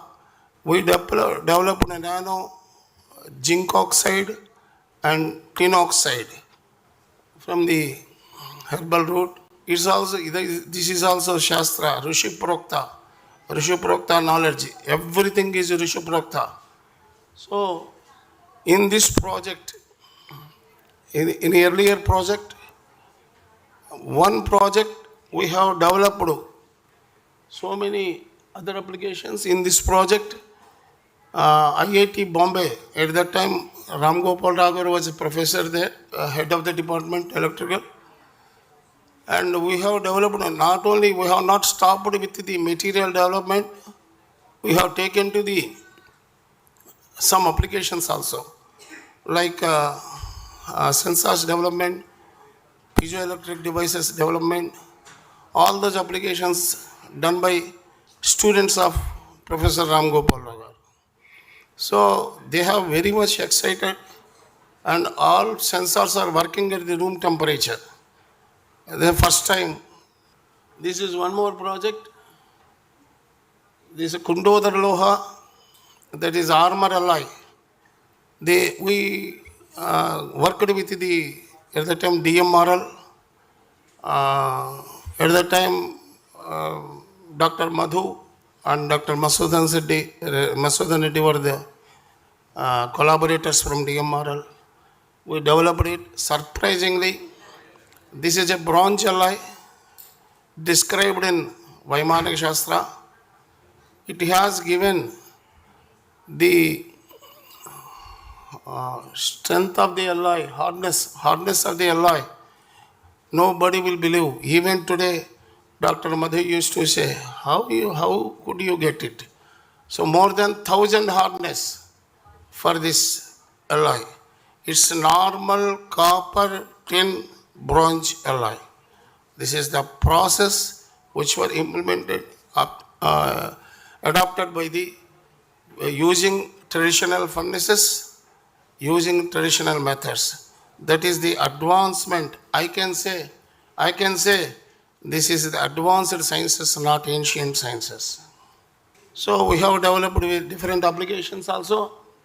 We have not stopped with the only material development. We also entered into application development. That is one of the anti-corrosion and anti-fouling ship bottom coatings with NMRL Thane, and sensors with already told you IIT Mumbai using INUP facility. We have sent students, and they have done 4 students. They have done PhD on our materials. And antimicrobial textiles. This is also done at DIIT Pune. So we have developed that is 2.5 centimeters inhibition area when we coated our nano copper, and it is far better than the nano gold and nano silver. They are used in the regular way. But what I have developed through this herbal way, this nano copper has given wear and tear resistance is very high, and 2.5 centimeters inhibition zone.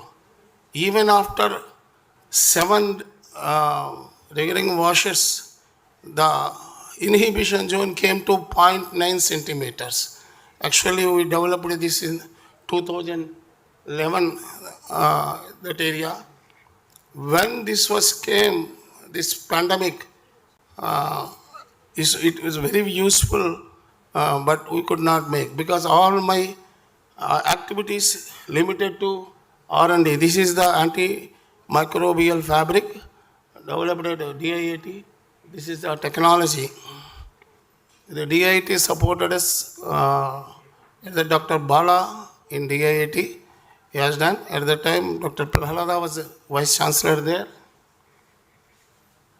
And one more application is stealth material. This is also ERIPR project. This is also based on Vaimanik Shastra. So whatever we developed, this material is superior than the existing materials developed by any other institute in India. Actually, the scientist, our collaborator scientist, Dr. Srikanth, ASL, requested me and advised me, suggested me, why don't you go for the Similac certification? Actually, we have to try. And this is a sensors application, as I told you, with the INUP support in IIT Bombay, the material development. And here, what we observed, that latest equipment, whatever you say, XRD, SEM, any latest equipment, this is pre-programmed softwares. There are so many elements or so many peaks we have to identify. Every project, the meaning of Modern scientist purity is chemical purity. What in our land, our purity is a medicinal purity. So the modern equipment is not in a position to detect some peaks. So they simply said these are the unknown peaks or impurity peaks. They don't know what are the peaks arising. So here we have to study more and more science, and we have to, because in modern materials, I asked some minerals experts. In modern science, only 2,700 minerals are there. But as per our ancient sciences, Vaimanic Shastra, there were 3,600 above minerals are there. So these difference, definitely we don't know the remaining some 900 minerals.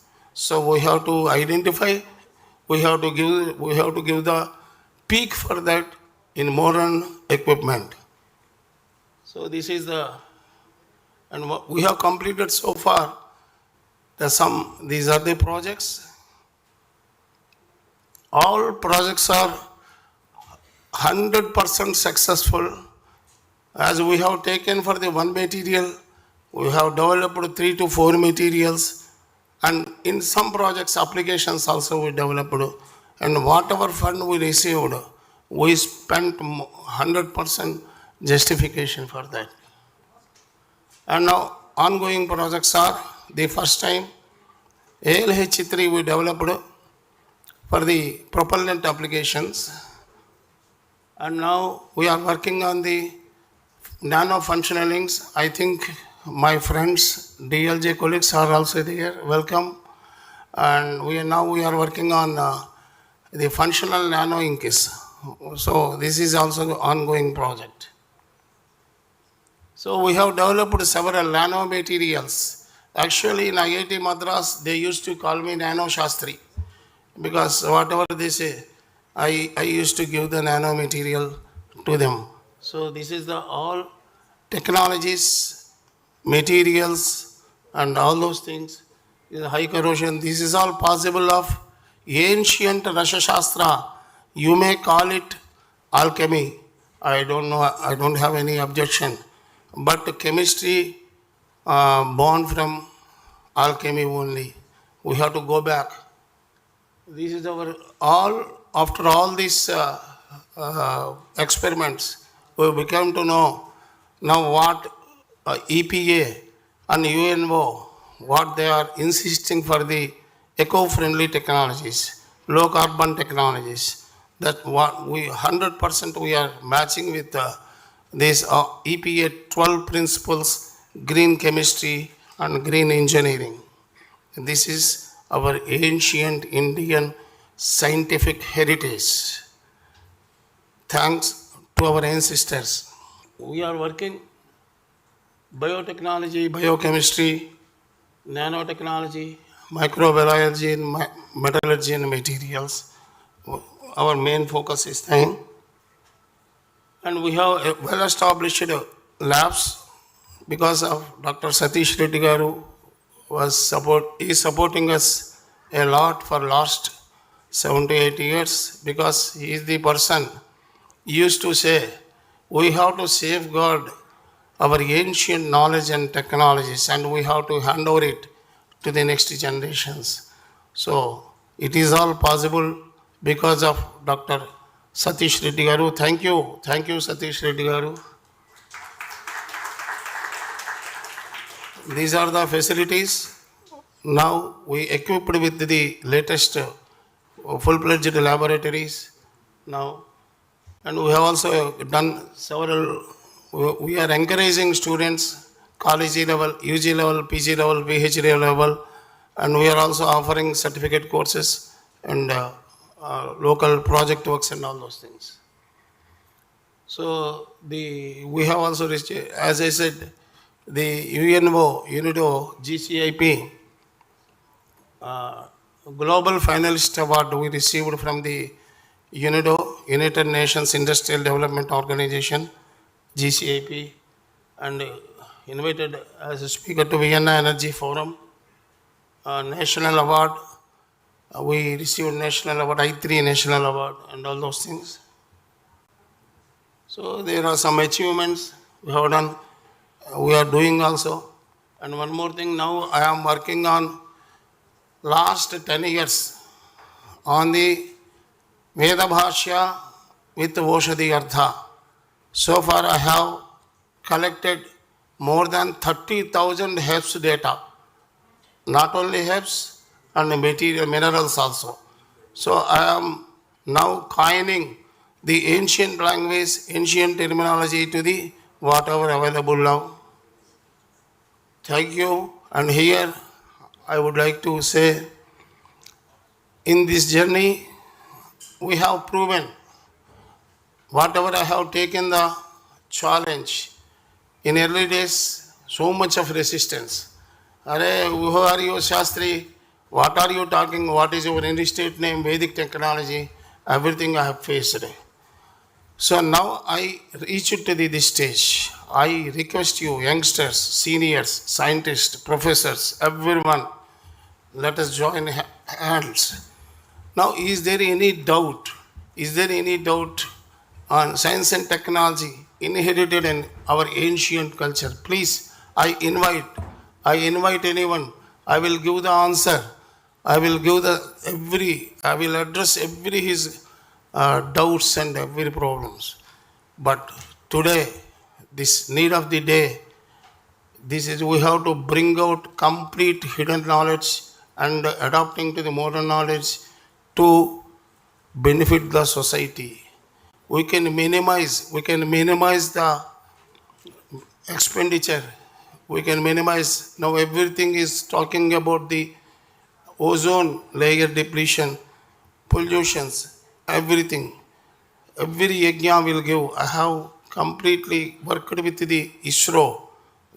The yajna, what yajna will do. Our Dr. Rajareddy Garu also, I think today or tomorrow he is giving the impact of the yajna. And one German scientist, Ulrich Berg, he is also giving one talk. These people are working, they are all from the modern science. Now you see Dr. Rajareddy's Aharya, he became like Maharshi. So who realized the knowledge, the inner knowledge of the ancient sciences will become Maharshi. Now India needs Maharshis, not followers, only leaders. Thank you. To stay informed about the startup ecosystem, subscribe to My Startup TV.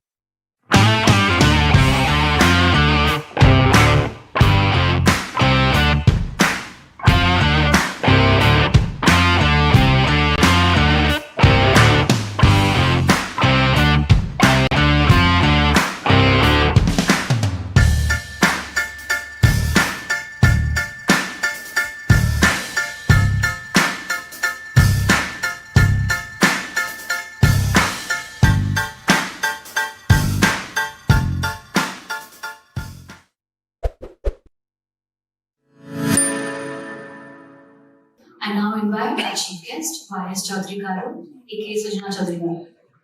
As a layman, I don't understand how they were produced and all those things, because it has got its own strength and processes. But the application side, if you see, it has to be rechecked. That is the key point. So this institution should go towards the application side. So whatever government, whatever earlier Mr. Srikanth was saying that money is only a means, but particularly today in our country, overall economy is really in great shape. So we are in the process of declaring ourselves as a developed country. Viksit Bharat. We are going towards Viksit Bharat, while we have many of the villages still are at a very backward conditions. The living standards of Indians are extremely poor. Majority people. Whatsoever it is, I also have been trying to understand, particularly in healthcare. Our country have been trying to take care of the health of the people. But my understanding is we have been doing only sick care. It's a reactive management. We are not able to do anything to prevent the sickness. The best way is if we can go back to the ancient ways to understand how a healthy man can live for full 100 years. We have definitely our ancient science says that holistic health approach, whether it is homeopathy or Ayurveda or naturopathy. But allopathy, because of the fundamental economics, works extremely fast in allopathy. If we see statistics also, there are two industries have been growing extremely well. One is food industry, the other one is hospitals, healthcare. Because the quality of the food human beings have been consuming eventually making people to land in unhealthy conditions. That is why these two industries are doing extremely well worldwide. So this has to be understood, and everyone has to, thanks to the technology today, what is available for us, to get the information and knowledge through the internet. But for the youngsters, it's a word of caution. Information and knowledge with your basic education is very easy to learn and know. But there is something which you cannot learn from the missions are experience and wisdom. That's what all the great people sitting here on the dais can bring. So please respect the ancient values. Based on which small way if you start trying. So first time in my life I went and tested from the direct elections in Vijayawada West constituency. Post elections, I started training my people saying that Namaskaram, Prati Namaskaram and Samskaram Gabati, please don't give shake hands. Please continue to do only Namaskaram and Prati Namaskaram. Which half of the 3 lakh population, I think, if not half, 1/3 of the people in 3 months, they have already started getting there. So similarly, to start getting into the ancient knowledge and technology is very easy. Easy means once we start practicing. So, today's challenge what Mr. Sandhya will be talking is how to make use of their research and how to commercialize and scaling them. With little understanding, I also see a lot of benefit towards the environment. If this can be produced without much and without getting into mining of basic minerals, that also helps our environment, and that is also a big answer to our global warming, which the entire world is facing.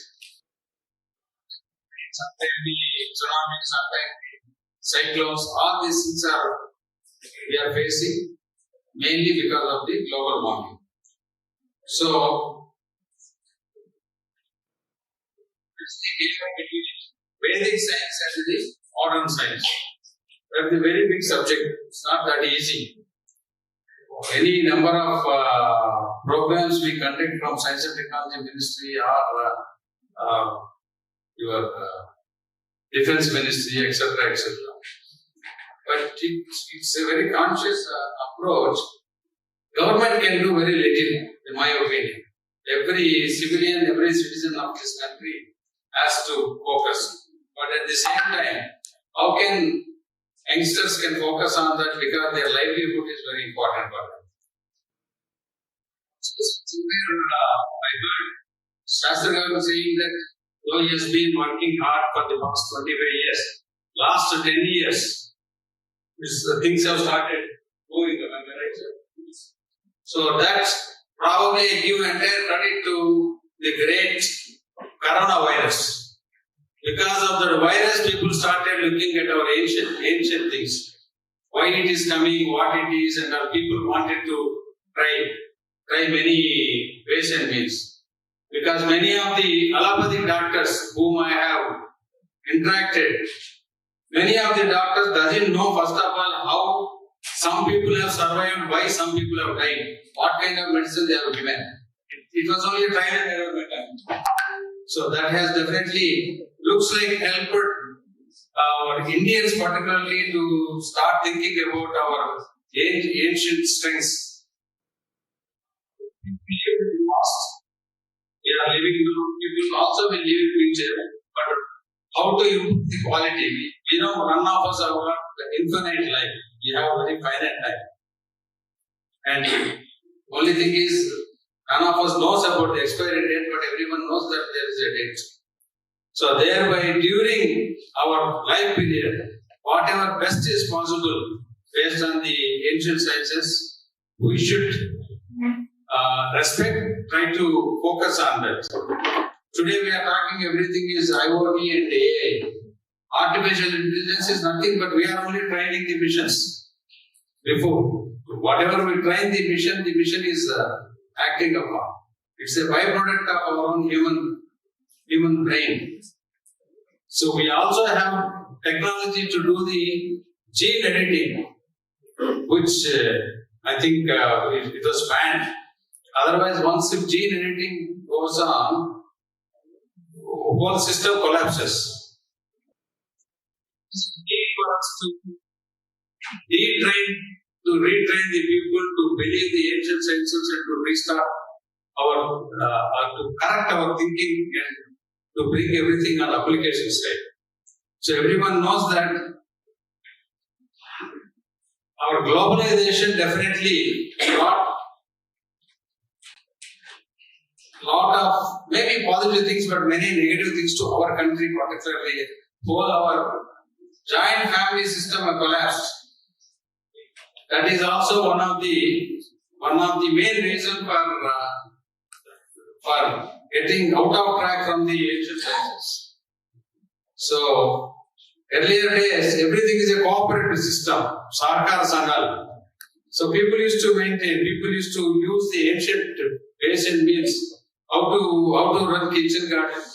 That is how they used to have the healthy food. We all know rocket science, definitely.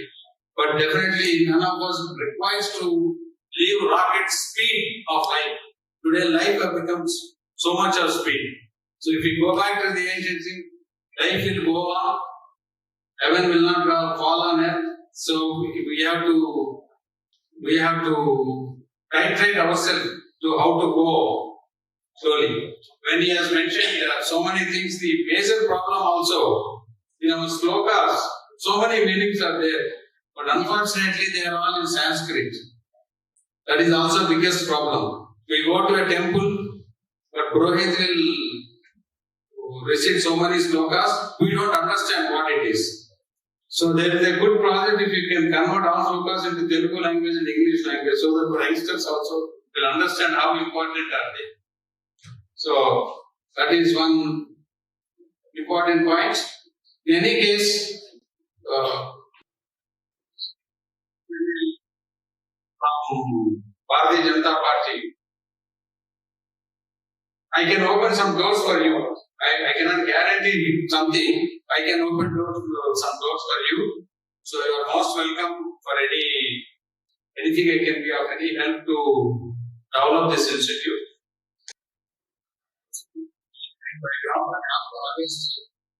Everyone. End of the day, though by qualification I am an engineer, by choice I became an entrepreneur, for which I have definitely spent my prime youth, blood and sweat.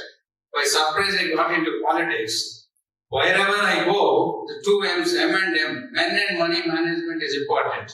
Even for this institute, that is what it is required. Probably, I can commit here from this dais, Shastri Garu, whatever you need, if I can be of an help, please do come to me. I'll definitely support. Thank you very much. I request ABS Shastri Garu to felicitate our chief guest, Vice Chandra Garu.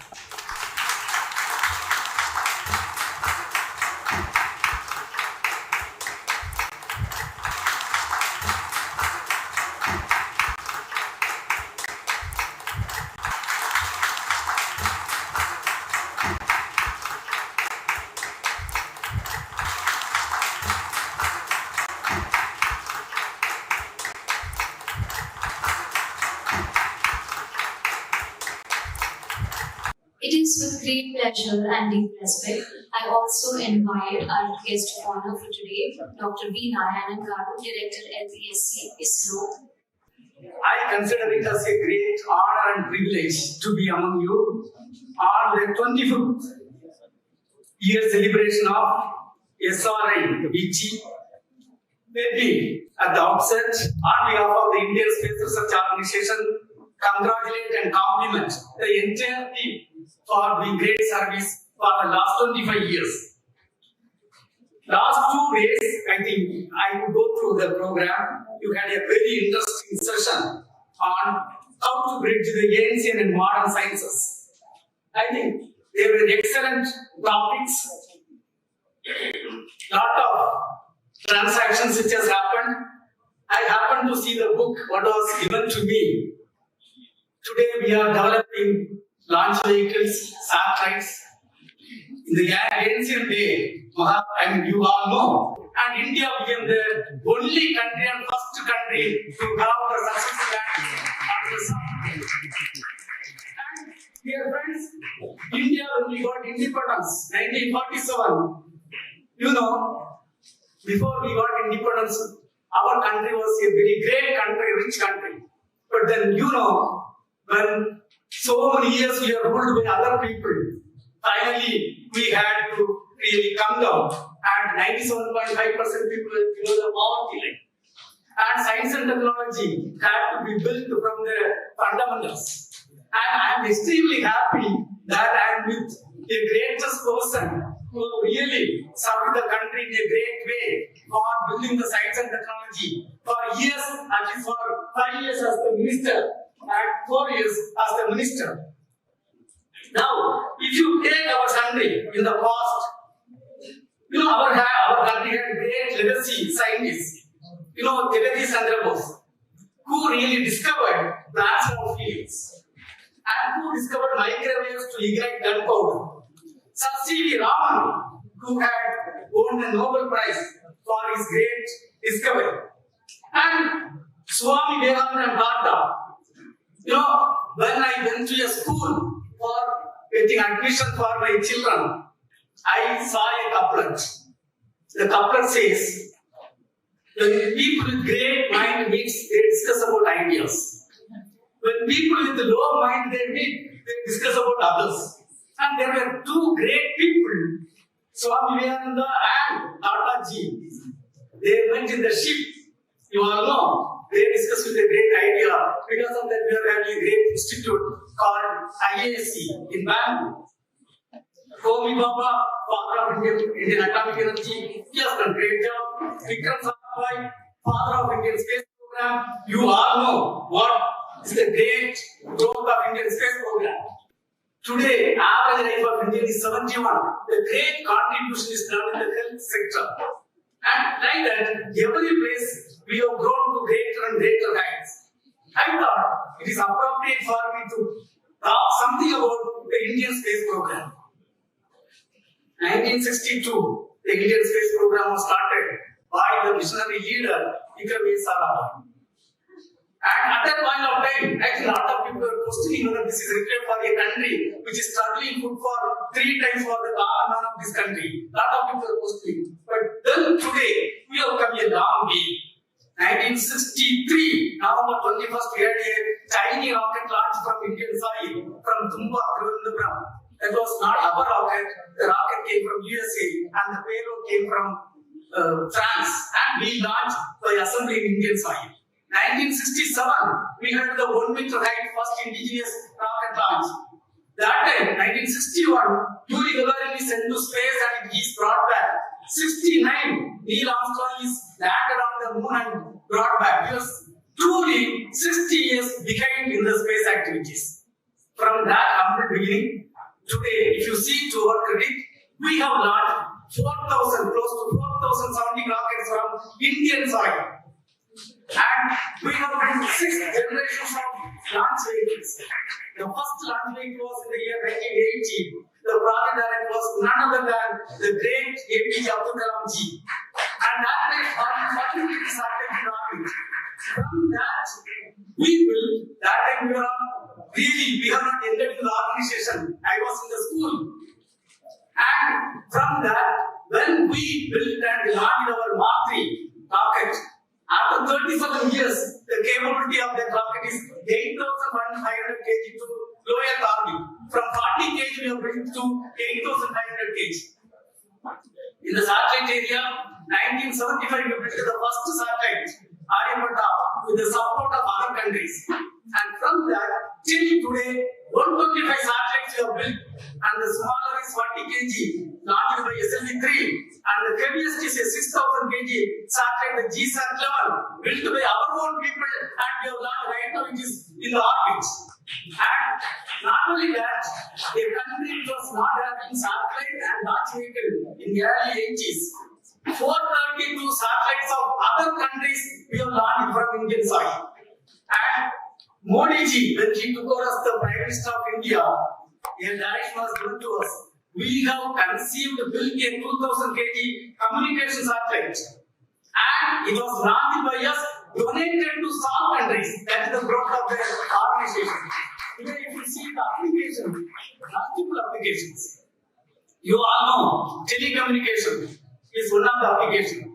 For 30 years back, to make a phone call from Hyderabad to Delhi, I think elders should be knowing what type of effort is required. One has to book a trunk call and wait for 1 hour and make the call. Today, that is not the situation. Within 10 seconds, you will get any foreign call. That is the type of growth what has happened in the telecommunication. And television broadcasting. You know, 30 years back, there were hardly in Tamil, we used to have one channel called through the DD channel. 5 songs used to be played, Mudi. Same case with any regional language. Today, so much growth has happened, like so many channels. Like that, lot of sector, lot of contribution is there. If you take one of the applications, potential fishery zone, India is having 7,500 kilometers sea zone. And we locate fishing zone and we inform to fishermen. Through that, we are getting 34,000 crore profit per year and ISRO budget per year is 14,000 crore. You see what type of benefit the Indian space program has brought. And in the area of tele-education, telemedicine, disaster warning and management, lot of benefit. I am not going to address those things today. And whenever we go to the academic institutions, people used to ask one question: when India will become space program, will become first rank? Very easy to ask the question. When we started the program, we were 60 years behind. But I would like to tell a couple of things. Chandra R is the first interplanetary mission. We succeeded, and India is the first country which got water molecule on the moon. And we placed our vehicle through Chandra R, a moon impact probe, and we have reserved land for all Indians in moon. And Chandra R, even though we could not succeed the soft landing, we are having a orbiter revolving in the moon, having a high resolution camera called on-orbit high resolution camera, and sending thousands of photographs. That is the best camera available in the moon orbit today, developed by Indians. And dear friends, Mars orbit mission, you are already knowing. Mars orbit mission, we have to travel 66.6 kilometers. You know, with a simple trigonometry you calculate with 0.1 degree error, if you travel, we cannot go to Mars, we will go somewhere else. And we have succeeded that mission, the first attempt, and India is the only country and first country successfully accomplished Mars orbit mission in the first attempt. None of the developed country could do. That is the great credit goes to India. Minister is there, Foreign Ministry is there. I want to tell, gradually rocket engine program. The technology was denied to us. And you know, the engine, rocket engine and our car engine difference is not much. Car engine also takes human being or object from one place to another place. Rocket takes either satellite or human being from one place to another place. But difference is the car travels a velocity of speed of 100 to 120 km/h. To place a Chandrayaan 3, we have to give 37,000 km/h. So we have to develop rocket engines for that. The cryogenic technology was denied to us by developed countries, and India, we have taken that project. Honorable Former Minister may be knowing, and we have successfully developed. And India became one among 6 countries to have that technology. I am so happy I was the project director of that technology development during that time. And Chandrayaan 2, even though a minor setback was there, we could understand the entire thing within 30 days. And we could submit the report. There was a national level committee constituted. And we were given the mandate by the Honorable Prime Minister to submit the report within 30 days. I want to tell this August audience. 5 hours before the deadline, we submitted the report. And with so many recommendations. And today, MPRT is implemented. And Chandrayaan 3, we have succeeded. And India became the first country to have satellite on the South Pole. And not the programs are there. And again, we are going to send our own weather system to space and bring them back safely by 2026. Honorable Prime Minister has given a lot of direction and guideline, and we are working towards that. And we are going to build our own space station by 2035. 2040, we are going to send our own weather system to Moon and bring them back safely. And right now, 57 satellites are working in space, doing great service. We are going to build a lot of satellites. I am not going to take a lot of time. And space is really doing great job. And every department is doing great job. All the science and technology departments are doing great job. I am sure before we celebrate 100 years of independence, we are going to become a developed country. And towards that, all of us will contribute. And I wish the 25 year celebration, when you celebrate, you also will contribute for making this country as a developed country. With this technology. We proceed to the next part of the evening, the presentation of Excellence Awards.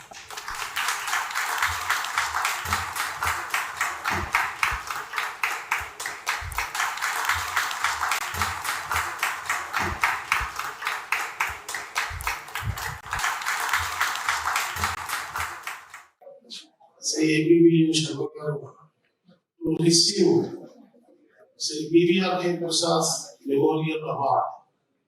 Here I want to say Sri B.V.R.K. Prasad Garu helped a lot. Now this is possible. CBT journey is possible only. This success is goes to B.V.R.K. Prasad because I am mother of this institute. He is the father of the institute. Both of these he likes very much because they used to always, with any time of tensions, they used to always smiling face. B.V.R.K. Prasad really used to say so many times, I like ABB and Sharma Garu, and I used to go. So thank you, sir, for accepting our award to you.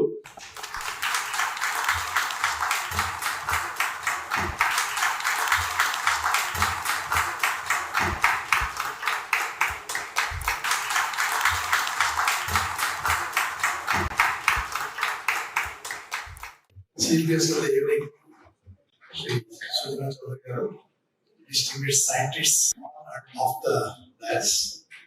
It's a great privilege to receive this honor in the name of great Sri Priya Mohan from Sri VT. Sri Prasad Garu and I had the opportunity of working together several times. When I was executive officer, Tirumala Devasthanas, I was the sub-collector there locally. It used to be called Chandragiri Division those days. Later, I served under him when I was Commissioner Excise, the District Commissioner. In between several times we had occasions, he was a mentor for me. And when I was Executive Officer, TTD, much later, Sri Prasad Garu joined as an advisor to the Dharmic wing of the TTD. A distinguished person. I am grateful that his memory is honored by Srikanth. Thank you very much. I now invite Dr. Y. Srinivasan, DS and DG, NSNM, DRDO. You have integrated multidisciplinary, multi-domain scientists, technologists, industrialists, and the people who can make the policies matter. That's a remarkable work. Sastry గారిని ఒక వ్యక్తిగా చూడట్లేదు, ఒక శక్తి, ఒక సంస్థని, అనే ఒక సంస్థ, అనే ఒక శక్తి. అంటే మనిషి కర్మయోగం చేసి పూర్తిగా చేస్తే జ్ఞానయోగంలోకి వెళ్తారు. జ్ఞానయోగం లేకున్నప్పుడు ఆత్మలోంచి భగవంతుడు ఉంటాడంటారు. అలాంటి వ్యక్తిని నేను ఎదురుగా చూస్తున్నట్టు అనిపించింది శాస్త్రి గారు మనం చూస్తుంటే.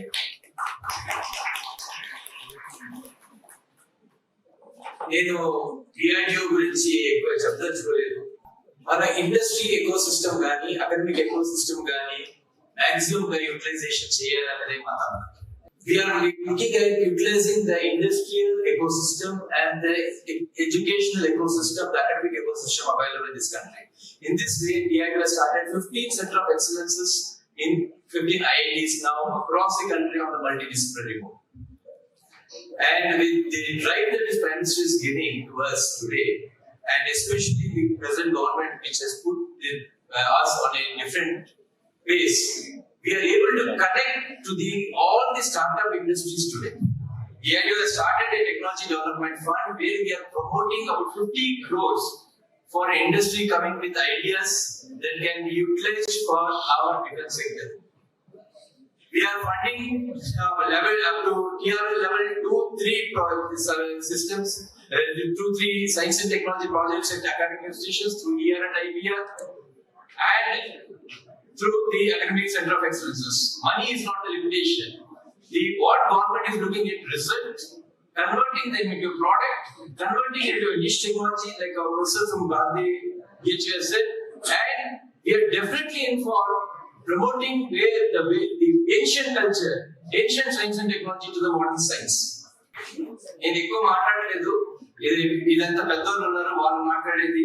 నాకు తెలిసిందంతా ఏంటంటే మనము as a government science and technology person which we are working, it is our duty to utilize the every grassroots village level thinking innovation person to utilize to our system. Yesterday you have seen, we have launched I was delayed because of that. Yesterday we launched the India's first nuclear port, the second nuclear port, and the technologies which we have used is 70%. Underwater is the most difficult things. You yourself has worked in underwater stealth technology for us, even a special painting for us. Like this, our domains are there. Somebody was talking about water purifying system. We are already having some of the most advanced water purifying system, and we are trying to utilize what we called. I don't know exactly whether they're using so much, but our licenses have trying to utilize it. This is what we have to work for that. And I assure you, I do not want to take much time because we have to give the time to speak. I assure you that if your people are coming with very good innovative ideas and mixing our ancient technologies, and we have to fund such, DIU is there to fund you, Government of India is there to fund you, but if we have to look at the application, final application for point of view, will utilize it to us, and the vision of our Prime Minister is not only the self-reliant, what we are calling Atmanirbhar Bharat, we are calling a Vikasit Bharat where India will be the major defense export house in the world. We are going to give it to the complete global requirements, and I am 100% confident where we are moving 2047, we are going to be one of the leading. Not only that, we are in belief of Vasudhaiva Kutumbakam, Sarvaloka Kalyanam, and we will be the best people with which what we have today, the rich heritage, culture, and the ethics that India has built into itself into the inbred. We don't cheat anybody. We are true to our domain. We always speak truth, and we defend our country to the maximum extent ethically, and we don't deviate any norms of international norms. And with this, I am sure India will lead the world under the able leadership of our Prime Minister. Thank you very much. It is my pleasure to invite a key figure who played a pivotal role in the event. Please join me in welcoming Dr. B. Garu to the stage as he presents the report and shares his reflections on the conference's achievements and future directions. Very good evening to all of you, sir. It's my pleasure to present this report as chairman of the Research Advisory Council of the University Institute of Vedic Technology, and also the chairman of the organizing committee of the Srikanth Bharat. It is my pleasure to present the report, but I am trying to be as brief as possible because yesterday we have been spending a lot of time. But it is basically to recapitulate and also make our distinguished dignitaries on the dais to have an idea of what has happened last 2 weeks. On the first day, the inaugural day of the inaugural edition of the Icon Bharat was commenced with an age of anticipation and enthusiasm as distinguished guests and experts gathered to explore the intersection of ancient wisdom and modern science. The first day's proceedings were a rich tapestry of insightful presentations, ceremonial releases, and dynamic discussions, all aimed at bridging the gap between the historical knowledge and the contemporary technological advancements. The day began with a formal introduction and the founder and chairman of SRIVT, who shared the compelling narrative of the organization journey. This provided attendees with a foundational understanding of SRIVT mission, its evolution, and its significant contribution to the field of technology and research. The founder's address set a reflective tone for the day, underscoring SRIVT's commitment to integrating traditional knowledge with modern scientific inquisitiveness. The chief guest of the inaugural function was Dr. G. Satish Reddy, former chairman of the Defense Research Development Organization, and he was honored with the task of unveiling the several books that were brought out, publications as part of this conference, and celebrating the collective achievements and contributions of the conference participants, that is the abstract book. And Dr. Satish Reddy commended SRIVT for its achievements, advancements in material development for defense research. He praised the enhanced properties of the technologies developed by SRIVT and highlighted the economical processes adopted by the organization. His remarks not only recognized SRIVT's achievements, but also encouraged continued innovation and engagement for the younger generation. This was followed by Professor V. Ramgopal, Vice Chancellor of which group of institutions as guest of honor, and Professor Rao's participation underscored the academic interest in the institutional support for integrating the ancient scientific traditions into contemporary curricula. Professor Ramgopal expressed a strong interest in incorporating Vedic sciences into the curriculum at which advocating for a broader academic embrace of ancient knowledge. He encouraged other educational institutions to support SRIVT and integrate such disciplinary approach into their program. Later, another guest of honor, Dr. C.M. Srinivasa Rao, CEO of THub, present here, said given his involvement, highlighted THub's commitment fostering innovation and supporting SRIVT's endeavors. CMS Srinivasa Rao expressed confidence in SRIVT's work and a willingness to support their initiatives through THub. His comments reinforced the collaborative spirit of conference and the alignment between the SRIVT and THub. These were the very highlights of the first day program, which has brought several people to bring to the support of the SRIVT. The day started further with the honor of awards and then the special plenary session that was chaired by Professor Ramgopal Rao, focused the theme on bridging the gap between ancient and modern sciences. Eminent speakers, they have given their views on bridging this gap. And that was followed by parallel sessions where we had subtopics of ancient wisdom and modern application, organic synthesis and catalysis, ancient engineering and technology, green chemistry and environmental sustainability. Several speakers of you present here have given your views and reflections, which again brings the importance of the modern science with the traditional science. With close to 300 participants attending on day one, the conference successfully stands for a rich exchange of ideas, collaborative discussions. And that was for their one night on Bharat, marked the significant achievements and impactful discussion from the ceremonial release The day followed, with the second day started, the program on day 2 started with the keynote session on the theme, bridging the gap between Sanatana and Sanatana, which is the theme of the conference.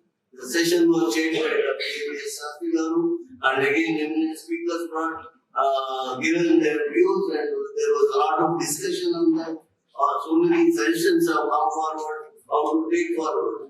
This was followed by parallel sessions on ancient medical sciences and Indian traditional knowledge, material science and nanotechnology, startup conclave with exchange of ideas from experts and any entrepreneurs and any entrepreneur aspirants. So that was a very important aspect. SRMD has put stress on bringing more young entrepreneurs to bring traditional science to bridge the gap. So that was achieved and it was excellent.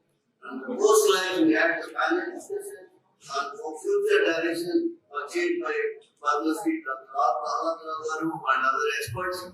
And there were very interesting questions because of lack of time. Otherwise, the whole panel discussion itself would have taken up the day. But we had to come to front. We are sorry for those aspirants who could not be Muslim, and that was followed by our planning. So briefly, this is the achievement. In brief, I would like to express my happiness. Before starting the program, we were skeptical that how many people really come into this conference, such a conference. But having come through these 2 days, we are bored that so much encouragement, participation is there. Even the students who are participating in the last row, they themselves were demanding that you please change the course from this to that. Why you are still coming? Who has found the hero? Why not Sir Radha for somebody? Why not our Indian names have not come? So to that level, the inspiration has gone to the students, and I expect more will come in future. With this, I thank all of you for your participation, and thank you.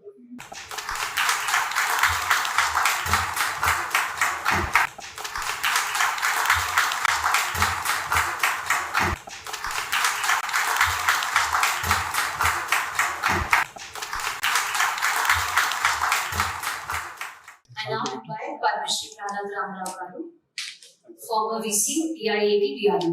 I have listed 6 action points. I'm reading to by all, and we will take it up forward.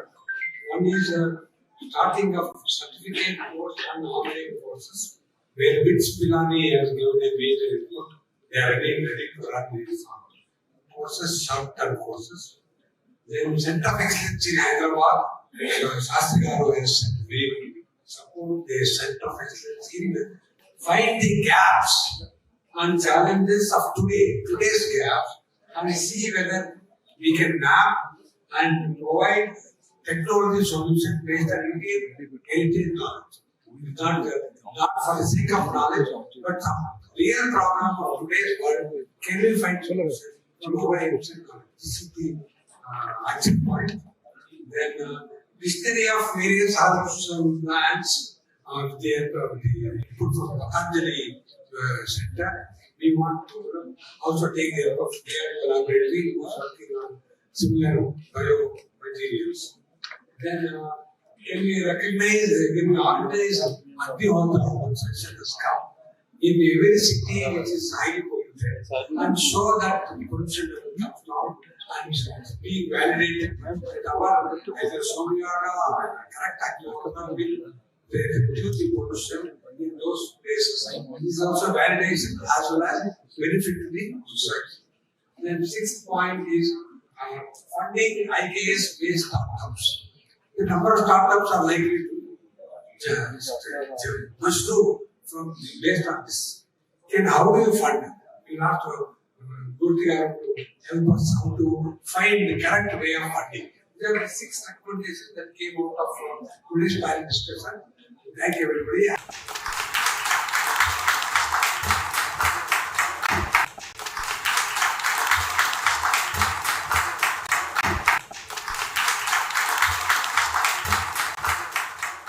I now invite Dr. V.V. Kutumbara Garu, FNAE, FIIM, FIE Academic and Technology Consultant, Hyderabad, onto the dais to receive the prestigious Dr. P.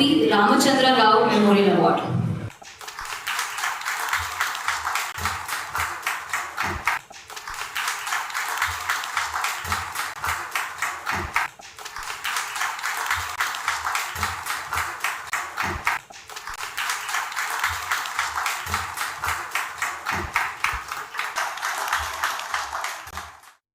Priya Mohan happens to be a classmate. They studied together from IISc Bangalore and Bangalore University. They are working together for more than 20 years as faculty in Bangalore University. He moved to Jamshedpur as the director of National Metrology Laboratory. I moved to Nagpur as director of a German Petroleum Center. There we part our ways, but then we have been good friends. I'm really proud and honored with my closest friends. It's a great privilege and I'm very proud of it, and I thank you. I now invite Shri M. Srinivasa Rao, CEO DHub, to receive the prestigious Shri Maharshi Incubation Excellency Award.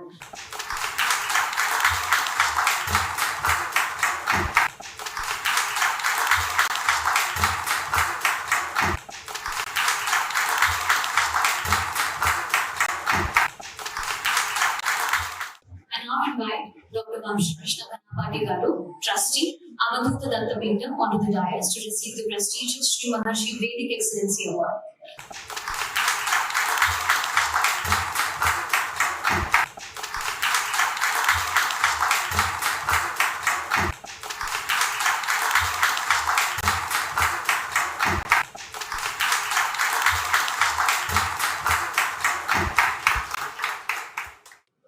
అనుబంధాలు వ్యక్తులకు ఏర్పడతాయి అన్నమాట. ఆ అనుబంధం వల్ల మనం ఎన్ని పనులైనా చేయొచ్చు. సో ఇక్కడ దాదాపుగా వేదిక మీద ఉన్న వారందరికీ కూడా శాస్త్రి గారు చాలా కాలం పరిచయం ఉండే ఉంటుంది. మాకు కూడా అలాగే 25 సంవత్సరాలుగా మా ఇద్దరికి ఒక అనుబంధం ఏర్పడింది. అటువంటి చాలా ఊళ్ళు తిరిగాము. ఆయన అమెరికాలో కూడా కలిసి సంచారం చేశాము. ఆయన వయసులో కూడా చాలా సార్లు వచ్చారు. మేము గుంటూరు వెళ్ళాము. మరి కుటుంబంతో మన పిల్లలందరూ చాలా చిన్నగా ఉన్నప్పటి నుంచి మాకు బాగా పరిచయంగా ఉండేది. ఈ సందర్భంగా ఆయన చేస్తున్నటువంటి ఒక సంస్థను నిలపాలి అంటే, అది ప్రైవేట్ సెక్టర్ నిలపాలి అంటే ఏం అవసరం అవుతుందో మా అందరికీ బాగా తెలుసు. అందరం కూడా దాదాపుగా ఒకటి పడవలోనే వెళ్తున్నాం కాబట్టి on this platform I assure my best support, academic support and coordination support to Balasubramanian Shastri Garu, either on this or any other platform or any other venture that he undertakes in future. We assure our best support to him. I now invite Dr. I.V. Subbarao Garu onto the dais, retired IAS officer, to receive the prestigious Shri P.V.R.K. Prasad Memorial Award.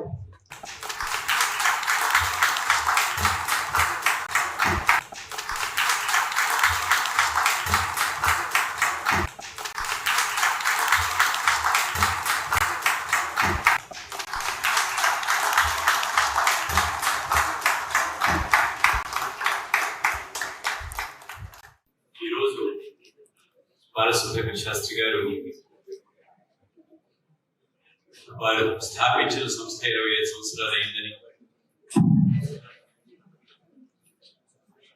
దీనికి కారకులైన PVRK Prasad గారి పేరిట ఒక స్మృతి చిహ్నంగా నాకు ఒక award ఇస్తామనే సంకల్పం వారు చేశారు. నాకు నమ్మన్నారు. అనుకోకుండా 6ంటికి అనుకుని నేను ఢిల్లీలో ఫ్లైట్ 1:30కి బుక్ చేసుకున్నాను. చాలా ఆలస్యమైంది, క్షమించాలి. లేకపోతే మీ అందరితో 3 నుంచి కార్యక్రమంలో వేడుకోల సమయంలో పాల్గొనే అవకాశం నాకు కూడా కలిగేది. కానీ మీరందరూ వేచి ఉన్నారు. ముఖ్యంగా సుధాకర్ శాస్త్రి గారు ఎంతో దూరదృష్టితోటి ఎవరు చేయలేని పని ఒకటి తలపెట్టి 25 సంవత్సరాలు నిర్విఘ్నంగా కొనసాగించడం ఉదాహరణ విషయం. చాలా సంతోషం. ఆర్ష విజ్ఞానంలో ఉన్న ఆణిముత్యాలన్నీ కూడా వెలికి తీసి దాన్ని ఆధునిక విజ్ఞానంతో జోడించే మహత్తరమైన ప్రయత్నం ఇంతమటుకు ఈ స్థాయిలో ఇన్నాళ్ళు జరపడం ఎవరూ చేయలేదు. వారిని సభాముఖంగా అభినందించాల్సిన అవసరం చాలా ఉంది. మనసారా వాళ్ళు చేస్తున్న కృషిని అభినందిస్తూ ఈ కృషి ఇలాగే కొనసాగాలని, దీంతో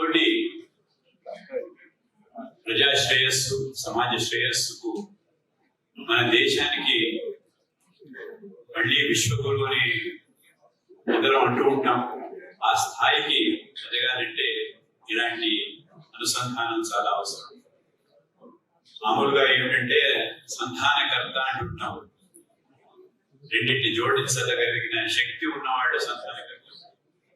సుధాకర్ శాస్త్రి గారు ఎప్పుడో మన ప్రాచీన ఆర్ష వాంగ్మయంలో ఉన్న సూక్తులు ఇవన్నీ కూడా వెలికి తీసి దాన్ని కనెక్ట్ చేయగలిగారు. ఈ సంధానం అనేది చాలా అవసరం. మనం వేదంలో మీకు తెలిసిన విషయమే అది. కానీ మామూలుగా ఏమవుతుందంటే మల్టీ డిసిప్లినరీ అప్రోచ్ అనేది చాలా కష్టమైన విషయం. ఇప్పుడు కొత్త న్యూ ఎడ్యుకేషన్ పాలసీలో మల్టీ డిసిప్లినరీ అనేది పెడుతున్నారు. కానీ వాంగ్మయం మొత్తం జ్ఞాన సంపద అంతా కూడా యూనిఫైడ్ గా ఉంటుంది. మనం దాన్ని విశ్లేషిస్తూ ఉంటాం. మధ్యలో వ్యాసుల వారు వచ్చి దాన్ని విశ్లేషించి మనకు అందించారు. కానీ అనాలిసిస్ తో పాటు సింథసిస్ కూడా చాలా అవసరం. రెండు కలిపినప్పుడు మనకు ఇలాంటి విశిష్టమైన అనుభూతులు మనకు వస్తాయి. ఎప్పుడో రాసిన వాటిని ఈ రోజు అన్వయించగలిగితే మన సైన్సెస్, ప్రాక్టికల్ సైన్సెస్ అన్ని కూడా వారు ఎక్స్పెరిమెంటేషన్ చేస్తూ గుంటూరులో పెట్టారు సంస్థ. ఇవరకు హైదరాబాద్ లో పెట్టినప్పుడు నేను ఆదిలో వారితోటి పివిఆర్కే ప్రసాద్ గారి ఆధ్వర్యంలో నేను కూడా కొన్నాళ్ళు గవర్నింగ్ కౌన్సిల్ మెంబర్ గా ఉన్నాను. అప్పుడు చూశాను అసలు ఎంత ఉత్సాహంతో వారు ఈ కార్యక్రమాన్ని నడిపించాలనుకున్నారు. ఆ తపనతోటి దిగ్విజయంగా 25 సంవత్సరాలు నడిపారు. ఇంకా నడపాలంటే దానికి కావలసిన మేధా సంపత్తి చాలా ఉంది మన దేశంలో. వాటన్నింటినీ మనం క్రోడీకరించుకుని మేధావులందరినీ కూడా ఈ inter disciplinary kind of an approach తీసుకోవాల్సిందిగా నేను కోరుతున్నాను. అసలు ఎడ్యుకేషన్ అంటేనే కంబైనింగ్ టూ థింగ్స్, కనెక్టింగ్ లేకపోతే ఏమవుతుందంటే డిస్క్రీట్ గా ఉంటాయి. ఇన్ఫర్మేషన్ అంతా కూడా ఒక్కొక్కటి మనం ఆలోచిస్తుంటే ఒకటి నేర్చుకుంటాము, కానీ నేర్చుకున్నది ఈ వరకు దానికి మనం సంధానం చేయగలిగితే దానికి ఒక కొత్త నిర్వచనం ఏర్పడుతుంది. ఒక కొత్త ప్రయోగం మనం సాధించిన వాళ్ళం అవుతాము. ఆ ప్రయోగం చేస్తున్నారు. అటు వైదిక ప్రక్రియలన్నింటినీ కూడా ఎంతో తెలుసుకున్న వారు దాన్ని పరిశోధించి ఎలా దీన్ని కనెక్ట్ చేయాలనేది మిగిలిన సైంటిస్ట్ అందరితో చేయడం జరిగింది. ఈ రోజు చాలా మహనీయులు అందరితో నిన్న ఇవాళ మేము చేసిన కార్యక్రమానికి చాలా సంతోషం. పివిఆర్కే ప్రసాద్ గారిని మదాచార్య పురోగమై సర్వైశ్చి పూర్వైద ఆచార్య సంస్కృతయాస్తు మంగళం అన్నట్టు వారు మదాచార్య పురోగమై. నాకు ముందర పనిచేసిన ఈఓటీటీ చాలా మంది, కానీ దాంట్లో నాకు గురువర్యులైన పివిఆర్కే ప్రసాద్ గారిని ఈ సంస్థ పెట్టినప్పుడు వారు కూడా ఈ సంస్థ ఎలా ఉండాలి అని కూడా ఆలోచిస్తున్నప్పుడు ఎన్నో ఆలోచనలు, ఎన్నో ఐడియాస్ వారు ఇవ్వడం జరిగింది. వారి స్ఫూర్తితోటి తర్వాత నేను ఈఓటీటీగా ఉండటం, టెక్నాలజీ పిల్గ్రిమ్ ఎక్స్పీరియన్స్ ని రెండు ఎలా కంబైన్ చేయాలి అని చెప్పి సుదర్శనం అనే కార్యక్రమం పెట్టడం జరిగింది. ఏదైనా కూడా రెండు వేరువేరుగా మనం చూస్తేనేమో ఒక రకంగా ఉంటుంది, రెండు కలిపినప్పుడు సినర్జీ వస్తుంది. ఆ సినర్జీస్ అన్ని కూడా చేస్తూ సైన్స్ అండ్ టెక్నాలజీతో పాటు వేదిక నాలెడ్జ్ని కూడా జాయిన్ చేస్తూ ఈ కలయికకు ఎంతో దోహదపడుతున్న ఈ సంస్థ ఇంకా 10 కాలాల పాటు నిలబడి వేద వాంగ్మయాన్ని ప్రపంచవ్యాప్తంగా ఏదో ఎప్పుడో రాసిన దానికి ఇప్పుడు రెలవెన్స్ లేదు అనే వాళ్లకు ఇది ఒక ఐ ఓపెనర్ లాగా ఉంటుంది. అక్కడ కూడా రెలవెన్స్ ఉంది, because they are for all time. Vedas అనేది వేదాలు మనం వెళ్ళవేయటం వింటుంటాం, కానీ దాంట్లో ఉన్న నిగూఢమైన అర్థాలు విషయాలన్నింటినీ కూడా మన కంటెంపరీ లైఫ్ కి, ఇప్పుడు అవసరాలకి, భావి తరాలకు మనం అందించే ఈ ప్రపంచానికి ఎంతో శ్రేయస్కరమైనవని నేను భావిస్తున్నాను. ఈ తపస్సుకు ఆద్యుడైన సుధాకర్ శాస్త్రి గారిని మళ్ళీ ఒకసారి అభినందిస్తూ నాకు ఈ సన్మానం ఇవ్వాలని తలపించుకోవడం, మీరు నన్ను పిలవడం నాకు వరదైన అవకాశం, నా భాగ్యంగా నేను భావిస్తున్నాను. భాగ్యనగరంలో అడుగు పెడుతూనే సాయంత్రం 4:30కి అమృత వర్షిణి బయట సాక్షాత్కరించింది. ఎంతో చక్కటి వాతావరణంలో, ఈ చక్కటి ఆవరణంలో మీ అందరినీ చూసే అవకాశం కలిగించినందుకు సుధాకర్ శాస్త్రి గారికి, ఈ వేదికను అలంకరించిన పెద్దలందరికీ మీ అందరికీ కూడా కృతజ్ఞతలు చెప్తూ సెలవు తీసుకుంటున్నాను. I now invite Dr. Ravi Prakash Arya Garu, Chair Professor, Maharshi Dayananda University, onto the dais to receive the prestigious Sri Maharshi Academic Excellence Award.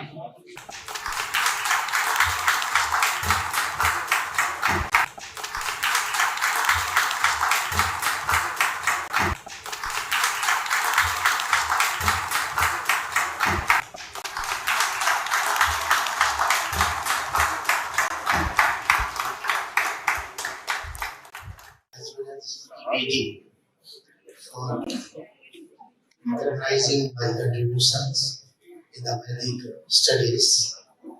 In fact, I'm not deserving for this award. This award should have Shastriji. It's, I think he has given a favor to me. What they are doing is really great.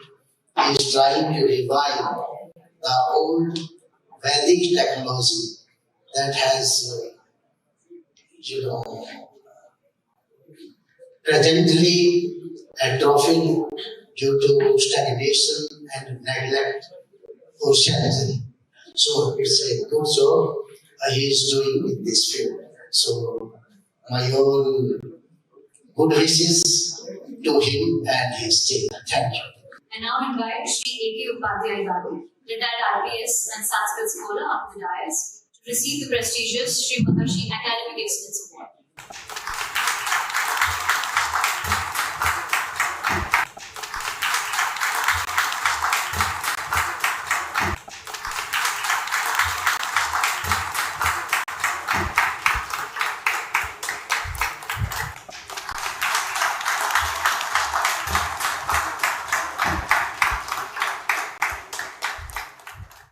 I have not done anything by myself. Priya Mohan Sarvasthitena Yathani Yuktosta Tatha Karoni. My life works are result of a blessing by sent of Tanjavur to my father before my birth, that I will do an explanation of astronomy and Vedas. And in this life, I will obey the directions of Pandit Vansi Krishna Khanpati ji and Pandit Bal Sudhakar Shastri ji, and continue to do my work till my mind and organs are active. Thank you. Now invite Dr. Murli Krishna Iyengar Garu, former Director R&D, JNTU Hyderabad, onto the dais to receive the prestigious Sri Maharshi Academic Excellence Award.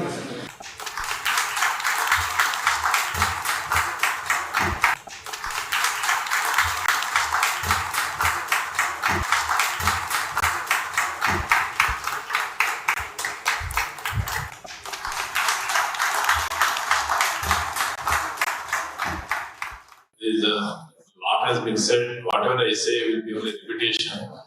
Only thing is, I know Shastri Garu for the last 26 years. I first walked into his a laboratory, a small laboratory, which he started in Vijayawada in sports stadium. That was my first beginning. We had a lot of interaction. And my first visit to him, he has presented to me this Indranila ring to me. So this is what I'm wearing for the last 26 years with me. And certainly I'm here, blessed by him. I'm grateful and I cherish it again. To stay informed about the startup ecosystem, subscribe to My Startup TV.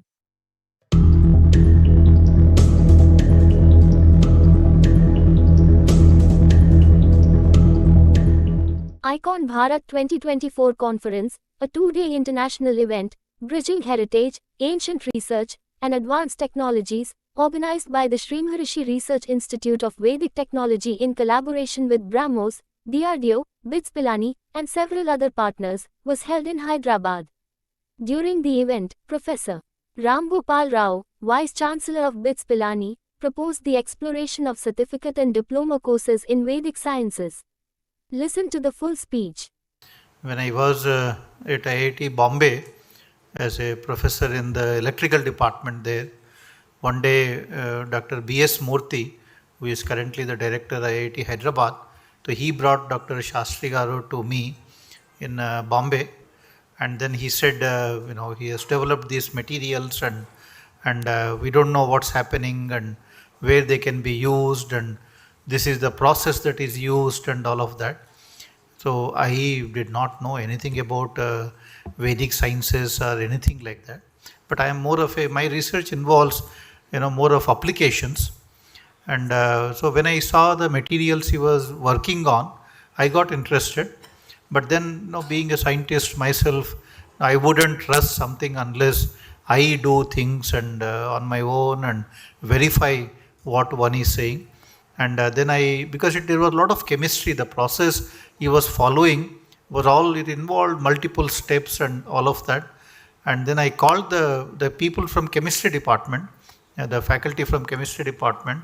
We had half a day brainstorming session to understand what he is doing, why is he doing all those, why is he following all those process steps and all of that.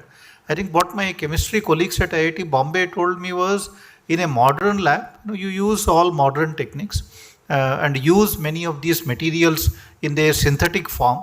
And what he was doing was using ancient techniques, using the same materials in the pure form. For example, he would use curd, imli and all of that. Now you don't use curd, imli and all of it to produce nanomaterials. You use the synthetic variants of that. So they finally figured out that the process basically involved use of these materials in their purest form, and then finally coming up with the kind of materials that he was able to produce. And that interested me. And I was also puzzled why so many, hundreds of years ago, those people, without any access to the modern techniques, how could they evolve these processes? What must have gone in their mind, to mix these materials and to follow the process. So being a scientist myself, I was fascinated by whatever that was happening, and then we got interested. I was chairing a committee in Ministry of Electronics and Information Technology in India, in the Government of India. Then we wrote a proposal, and then we got funding, and he would develop the materials and my students will use them for various applications. And then we were able to publish many good papers. In fact, some of these are in top journals, and the papers would easily get accepted because nobody had done anything like that. So whatever you publish, whatever you say, eventually gets published. So in fact, those students who worked on his materials, now they're all, one of them is in London, one is in the US, and they're all doing very well in their careers. So that's how my journey with him began, and it was very fascinating what he is doing. In fact, what he was doing at that time and what he is doing right now. And now I know Dr. Satish Reddy as the chairman DRDO, so he was able to get some DRDO labs interested and develop these materials for a variety of strategic applications. And I think you have seen Dr. Shastri's presentation. I mean, it's amazing kind of a work. Coming from a totally modern kind of a background, I get fascinated by whatever is happening. But I think we need more Shastris, so we need more people like him to bridge the ancient science with the modern science. I personally haven't found anyone other than that. He is the only one who is able to bridge that gap. And I meet many people, they talk out of thin air, and then you don't really get excited by that. And we have, of course, a lot of modern scientists, but they have no idea what was there in those books and what was written and how to decipher all of that knowledge. There is nothing that you can do. But he is the only one who is able to bridge that the modern with the ancient thing. And I think maybe through SRIVT he needs to do more. I think we need to probably get some degree granting status, and we need to have a lot of people to get trained in some of these processes. And I think at least in BITS Pilani, I will be quite keen to collaborate with him and then see what kind of courses we can offer, because we can offer degrees from BITS Pilani, and we can even offer certificates and diplomas. And since we have that status, and since he is somebody who is very unique in that respect, can we design some courses, make them available to large cross section of people, so that more and more people will be able to use this knowledge and do something useful for the society today. And I think I will be quite keen to take some of these aspects forward. And science is one thing where who is saying what doesn't matter. Even Einstein 100 years ago predicted gravitational waves. Nobody took him seriously, right? Until they were proven, the gravitational waves were proven just about 5-6 years ago. There were no Nobel Prizes or nothing. Now the Nobel Prize was given to gravitational waves, not to Einstein who predicted them, but to people who actually proved that gravitational waves exist. Now gravitational waves is a tool to explore the space and all of that. And that's how science works. In science, whether it is Shastri or Einstein, doesn't matter what they are saying. Until it is proven, it just remains as theory. But I think we need more practitioners of science now to prove the kind of theories that Dr. Shastri has been able to discover in all those texts. And I think it has to become a big national movement. My only worry is all these politicians talk about it and say many things, but finally when it comes to funding these projects, when it comes to providing the financial support, I haven't seen many of them coming forward and doing anything. And I think that's the biggest concern. So I think some of us who are involved in this work, who appreciate what he is doing, I think we need to join hands, and BITS for one will definitely do that. Dr. Mohan Rao is here. He, of course, CCMB former director and very well-known scientist, and he is now with BITS Pilani system. And I think if we can write some joint proposals, all of that will be nice. Even Dr. Satish Reddy now is also connected with BITS Pilani. We just started a Center for Research Excellence for National Security, and which he will be helping us build that whole activity. And I see so many materials here which are important from the national security point of view in terms of developing new missile systems, new bulletproof shields and all of that. And if we can also use these materials and jointly develop some projects and all of that, that will also be nice. I think I, for one, would continue this collaboration and would want to bring out some of these, for the use of the country. Thank you very much. Thanks a lot. To stay informed about the startup ecosystem, subscribe to MyStartupTV.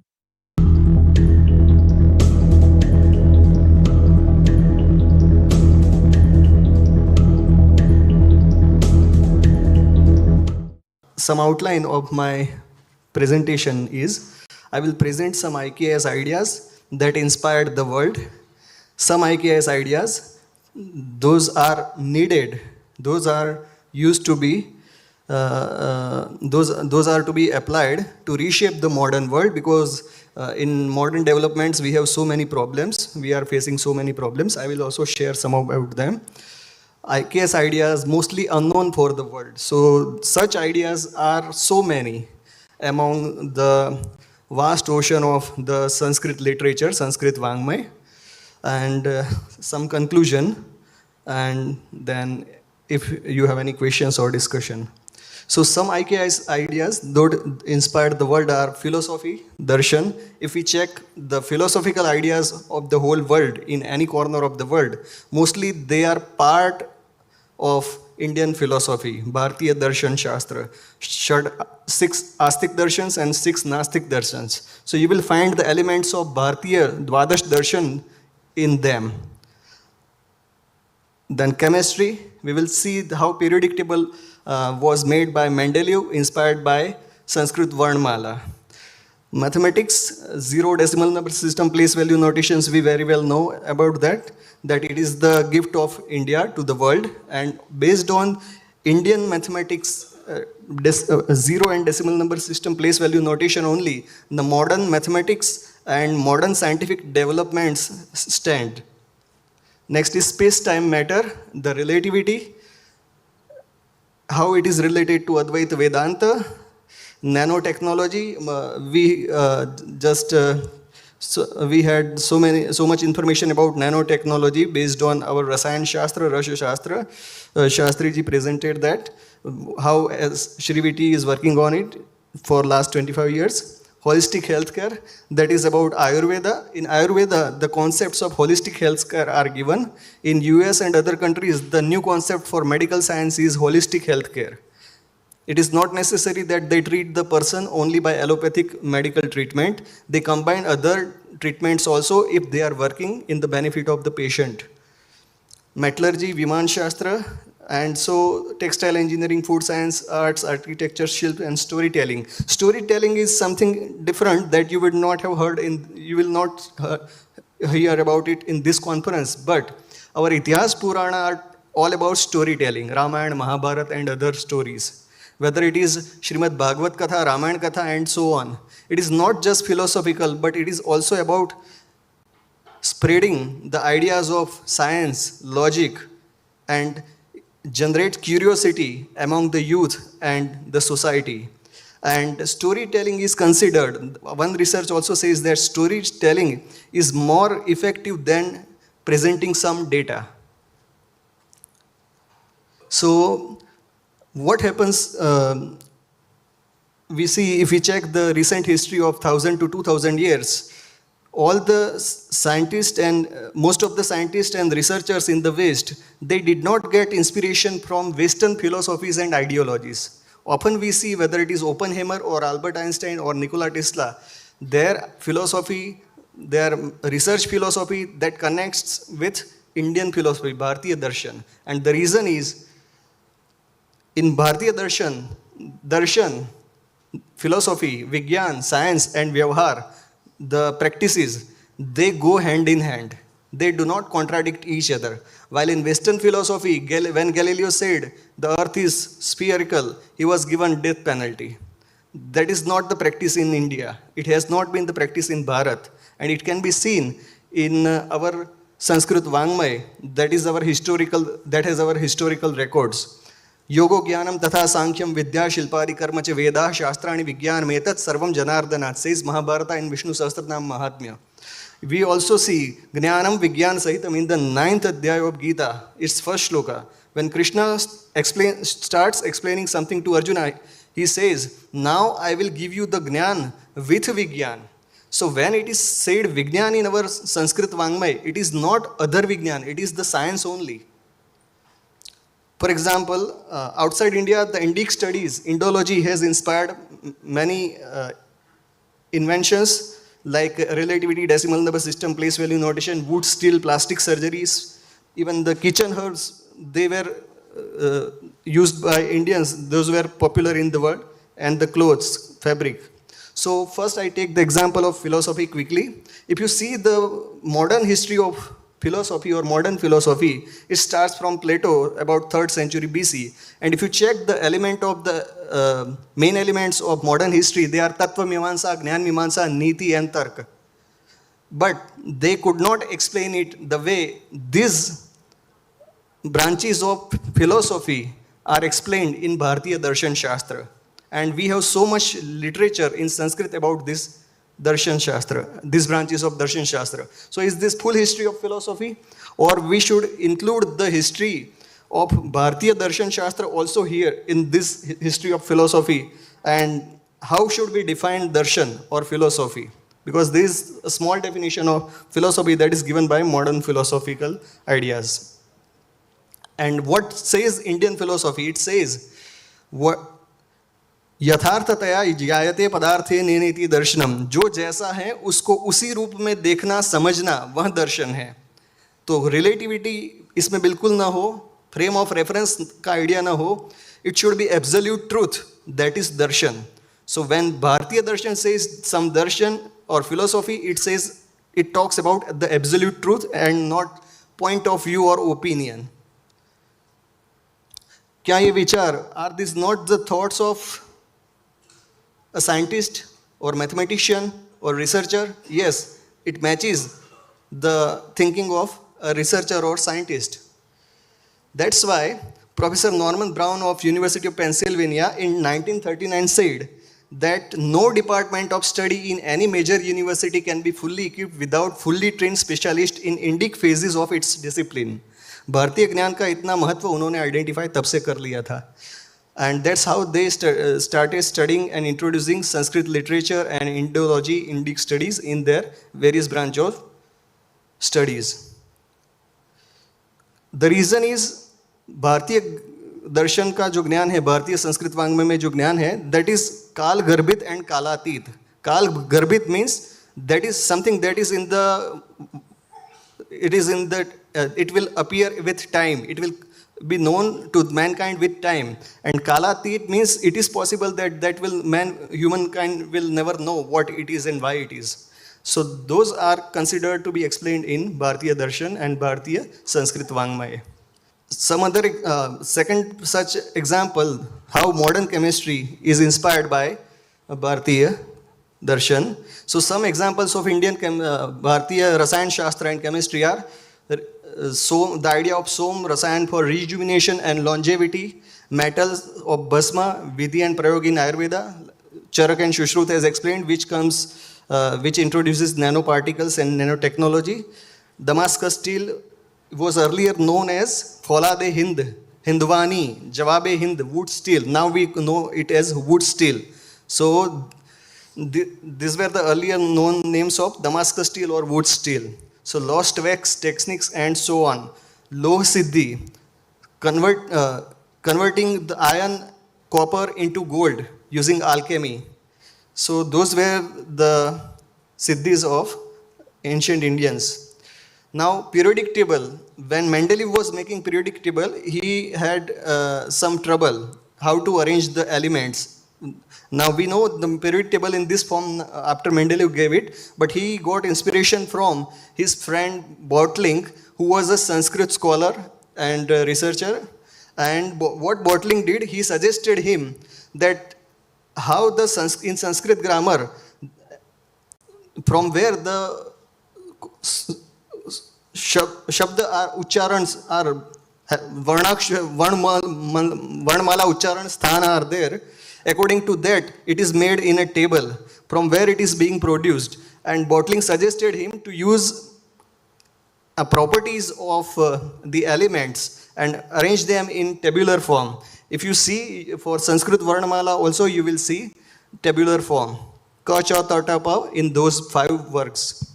So that's how, and this is recorded history. And in Mendeleev's research paper where he introduces this periodic table, he gave the credit to Sanskrit and Panini by this nomenclature for these unknown elements at that time. He introduced the word Eka aluminium, Eka. Ek means 1.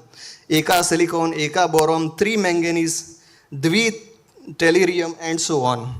So he used this Sanskrit prefixes to define these unknown elements at that time in the periodic table he presented. Now, if we come to mathematics, what should be the greatest mathematical discovery of all the time? So, David Bailey and Jonathan Borwein suggested that decimal number system should be given that credit, and so India should be given that credit. And the person, the Indian who invented this decimal number system should not be given less importance than Archimedes, Newton, Gauss or Ramanujan. So from where comes the decimal number system? So in earlier session also this mantra of Rigved was seen. Chatvari Shringa Trayavasya Padadve Shirshe Saptahasta. So it is explanation about Agni Deva. But same explanation also can be considered to define mathematics. There are two heads, so it is called Aksharamnai, Ankamnai in mathematics. Aksharamnai means using words. Mathematics is presented, like you can say word problem in mathematics textbooks, right? And Ankamnai means with digits and equations. There are 4 horns, so the Agni Dev has 4 horns, 2 heads and 4 horns. 4 horns are like 4 basic operations, addition, multiplication, subtraction.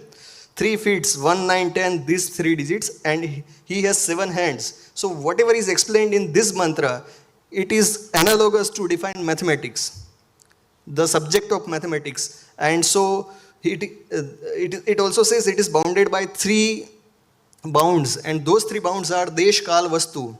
Now if you see space, time and matter, Desh, Kal, Vastu are the 3 things on which we can apply mathematics. If anything is beyond space, time, matter, we cannot apply mathematics. But fortunately in the universe, everything is in the boundary of space, time, matter.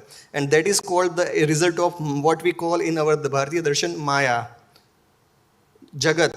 So Jagan Mithya means that is philosophical idea. Let me not go in that direction. But space, it is bounded by this Vrushab or this Purush is bounded by space, time and matter. So anything that has emerged from, that has appeared from space, time and matter, that is defined by spatial coordinates and time coordinate, that can be bounded by mathematics. Or you can do mathematics about it, mathematical analysis or mathematical modeling about that.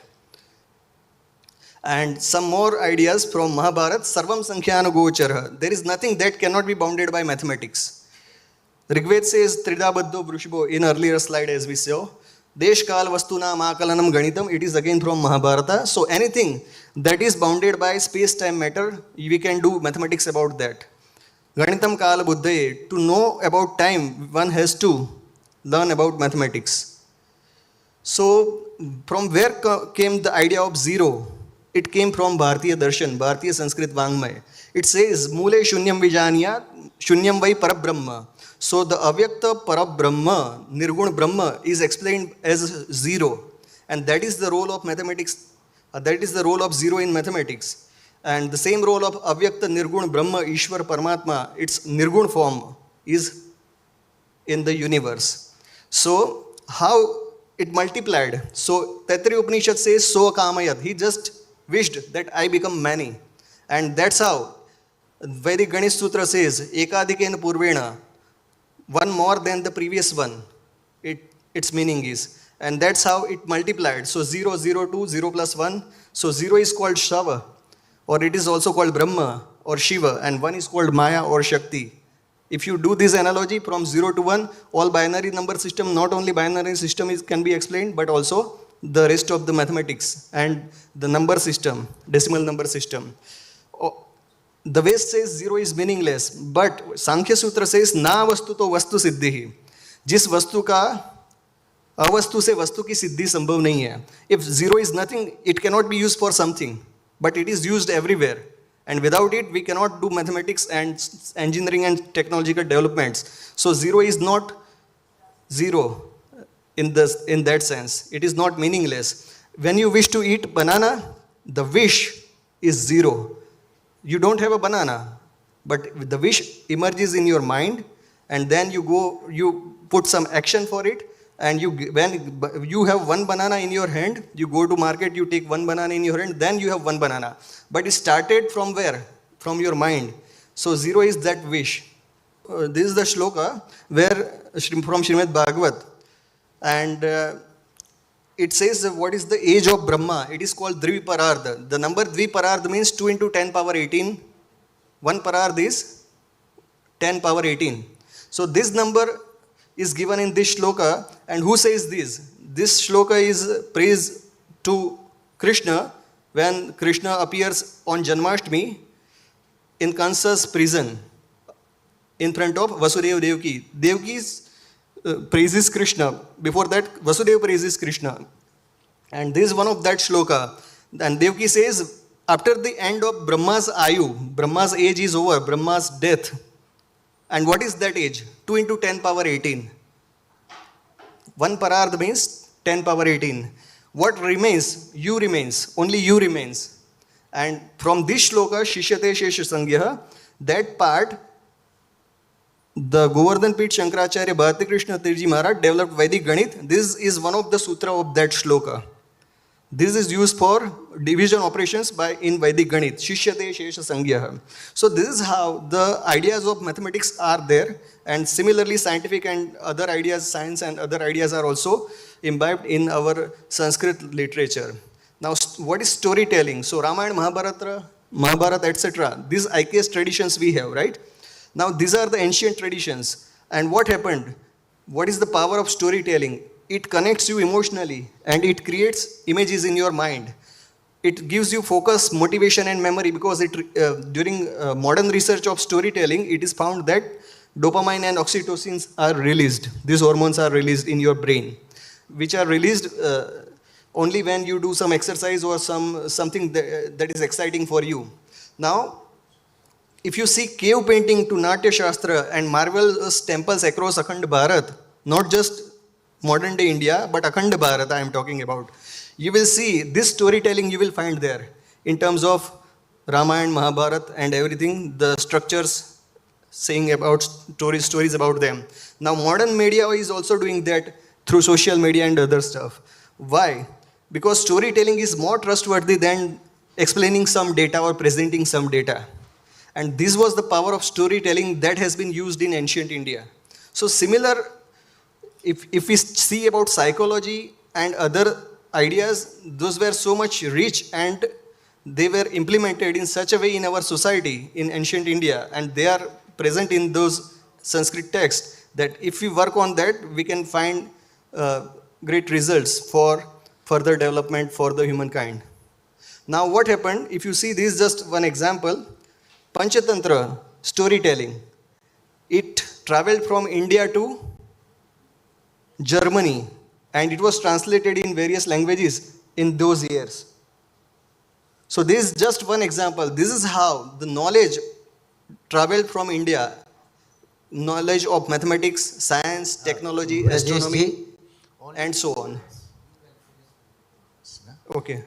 So I will not go for more in these ideas, but why some ideas, so these were some ideas modern science, technology and other developments have used so far. Now some IKS ideas to reshape the modern world. Why it is needed? Because humanity has wiped out about 60% of population since 1970.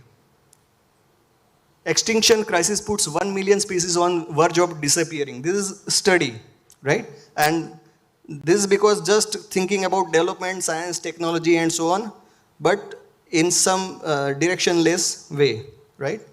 So if there was 60% decline in human population, that would be equivalent to emptying North America and other countries.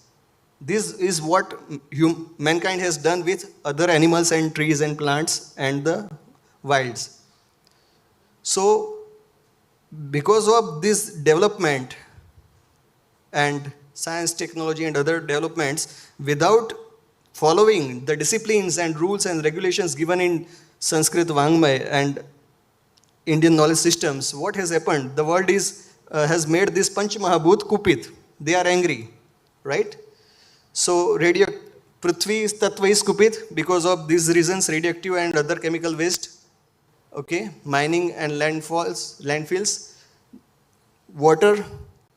Panch Mahabhut means Prithvi, Jal, Agni, Akash, Vayu. How we have disturbed them, how we have polluted them, right? Not only the life forms. Agni, burning anything, and it is prohibited in Indian knowledge systems, mentioned there, that burning anything and everything is prohibited. But we are burning everything. Burning waste makes energy, 10 billion industry in US. Just thinking about profit, money and so on. But where are we going? So Vayu, pollution, we have not even left the space. Space debris, Sunita Williams is struggling there, right? So I will skip some slides. This has also happened with yoga.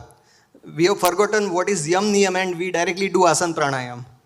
But we have to follow what is Yam Niyam, Ahimsa Satya Asteya Brahmacharya Parigraha. The same has happened with using Indian knowledge system, but superficially.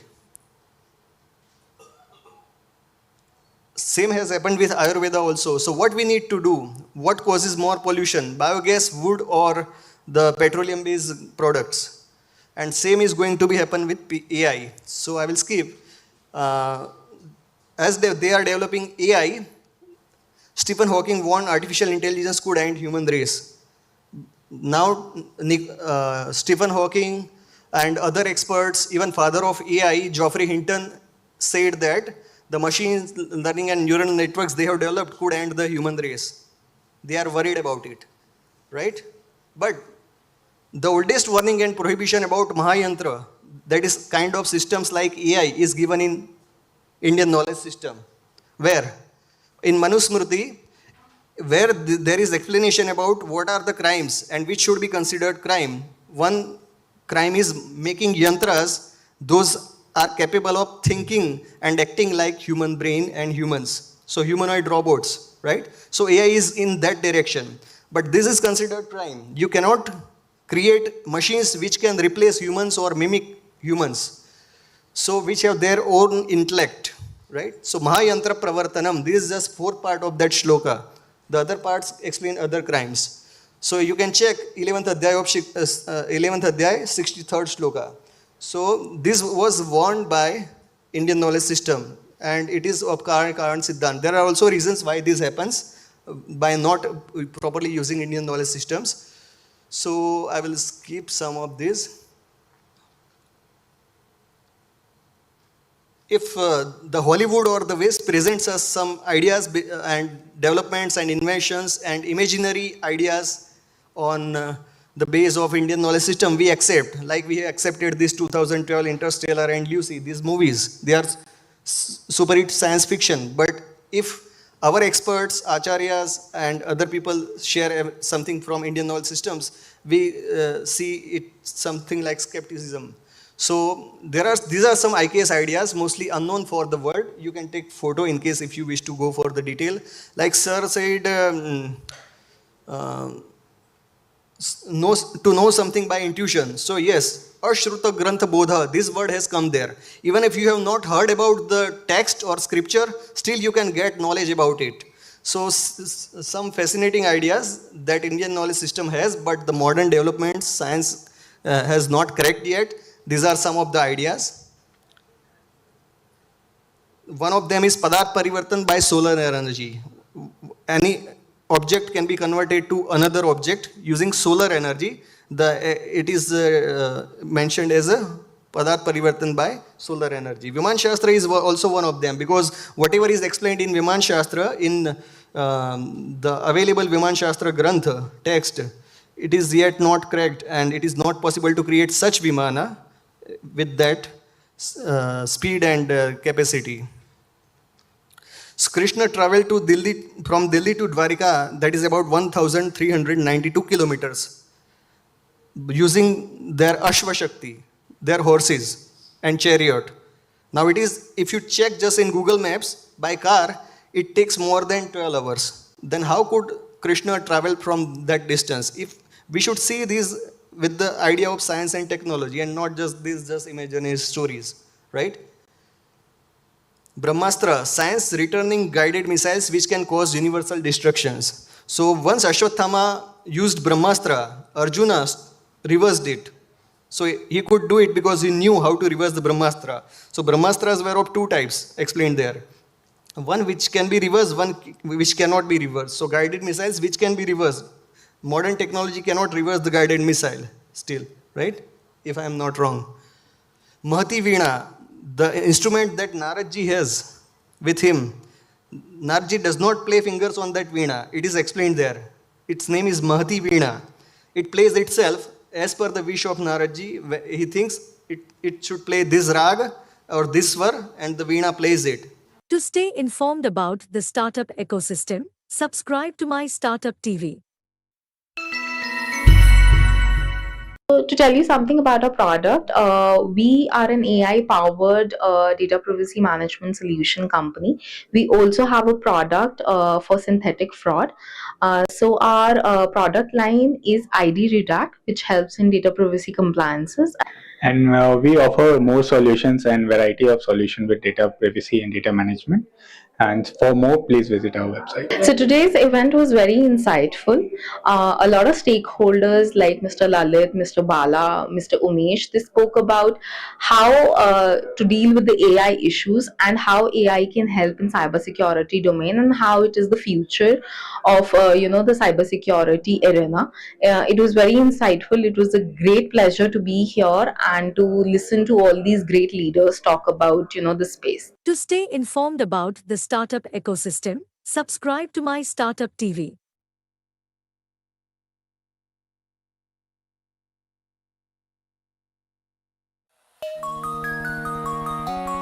Got a business idea? Turn it into reality with Eureka, 2024 Asia's largest business model competition. No fees. No prerequisites. Mentorship. Cash prizes. A shot at Princeton University's Tiger Launch away. Register now at ecell.in/Eureka!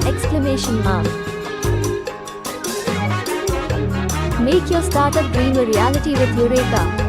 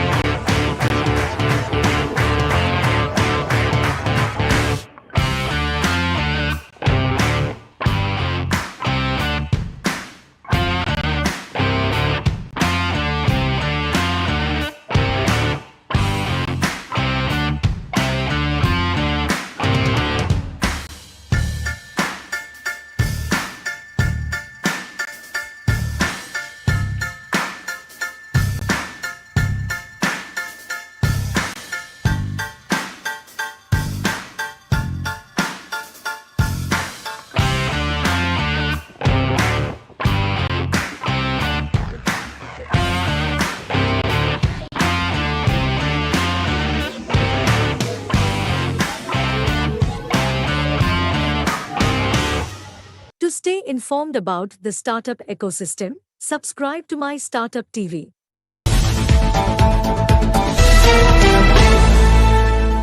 This Icon Bharat, we are aiming how to hand over this knowledge to next generations.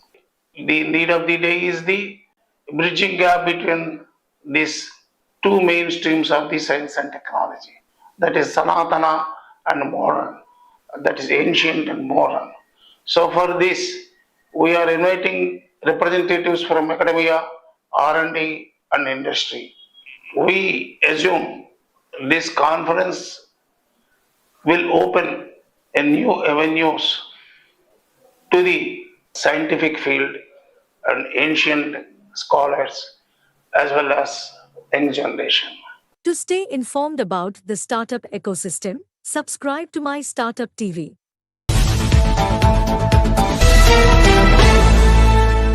When it comes to Icon Bharat, it is a really great opportunity for young inventors and young researchers and the people who want to know our Indian heritage and the greatness of our Indian technology, indigenous technology.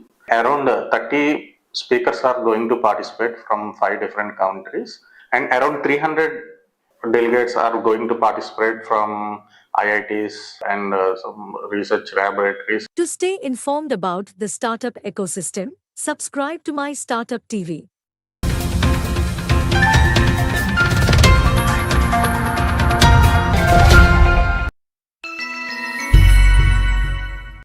మేము 2 years back ఈ organisation India startup foundation లాగా start చేసాం. 6 months before చాలా countries నుంచి మాకు వస్తున్న input ఏంటంటే India startups బయట నుంచి వచ్చే ఎన్నో స్టార్ట్అప్స్ కూడా వాళ్ళు ఫండింగ్ మార్కెట్ యాక్సెస్ కోసం చూస్తున్నారు, especially US, Europe, Singapore, Middle East నుంచి. So then we decided to rename this as international startup foundation. Last 2 years మేము ఆ ఫ్లాగ్షిప్ ఈవెంట్స్ బెంగళూరులో చేసాం. వాటి పేరు కూడా India startup festival, India startup festival. This year we renamed it as international startup festival. ఇంతకుముందు జయ చౌదరి గారు చెప్పారు, మేము ఈ లీడింగ్ టు దిస్ కాన్ఫరెన్స్ మేము curtain raiser events like this we have done many, approximately 6 to 7 చేసాం. పూణేలో చేసాం, న్యూజెర్సీలో చేసినప్పుడు 250+ CXOs. Mostly everybody is billionaires, billionaire company CEOs. We are going to support 100% of this conference. And most importantly, we started the International Startup Foundation. America lo kuda register not just India. So India to paatu kuda America lo international foundation ఉంది. అక్కడ మనం every conferences చేయబోతున్నాం. But flagship conference అనేది ఇక్కడే జరుగుతుంది. First 2 years బెంగళూరులో చేసాం, ఇప్పుడు హైదరాబాద్, నెక్స్ట్ గుజరాత్ అండ్ జమైకాలో చేసాం. జమైకాలో చేసినప్పుడు deputy prime minister of Jamaica has attended as a chief guest for our conference. You can go to our website isfnetwork.org. మీకు అన్ని క్లియర్ గా ఏ country presidents, prime minister conference attend అయ్యారు అన్ని కూడా చూస్తారు. అదొకటే కాదు, మన ఈ సెప్టెంబర్ లో జరిగే కాన్ఫరెన్స్ కి chief minister of Telangana Revanth Reddy garu is coming as a chief guest. Along with that మనకి union aviation minister Priya Mohan has confirmed that he is going to be here as the chief guest for one of the plenary sessions. And manaki Chandra R, rural development minister, MOS, we would have confirmed this. In fact, we have the curtain raiser 31st of this month. Vijayawada for Ankuria. And Chandra curtain raiser chief guest for okay. And one last thing, Ankuria October 1st KL యూనివర్సిటీలో on stage జరుగుతుంది. దానికి పవన్ కళ్యాణ్ గారు, deputy chief minister of Andhra Pradesh, is going to be the chief guest for that. To stay informed about the startup ecosystem, subscribe to My Startup TV.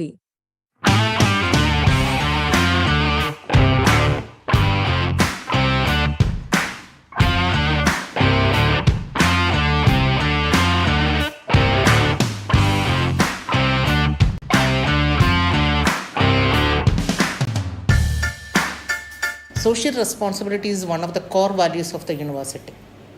I have joined in CRISE in 2004.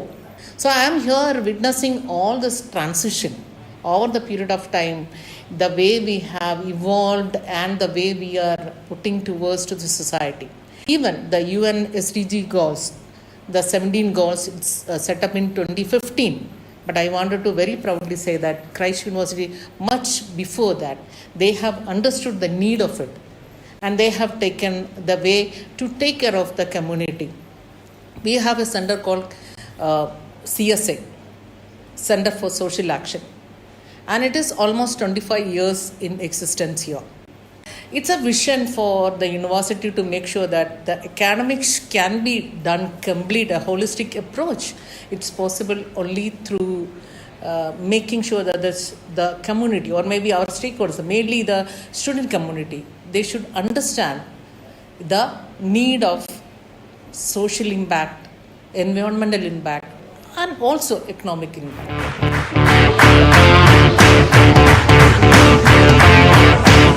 This is a vision of our present Vice Chancellor, Reverend Dr. Father Josie C.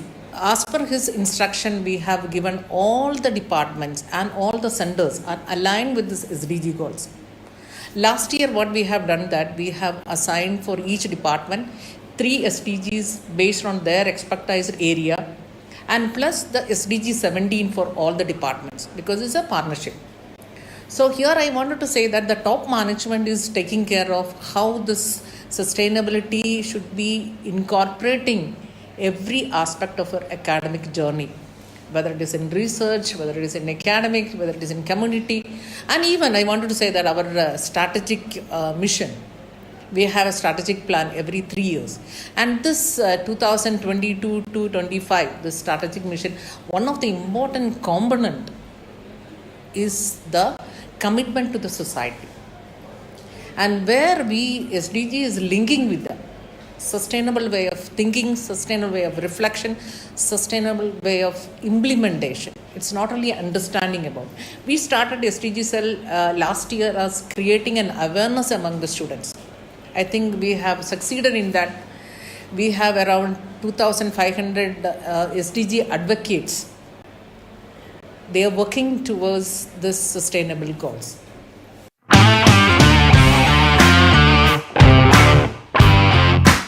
When I talk about SDG or sustainability, the action plan, the implementation plan, it is happening through the students only.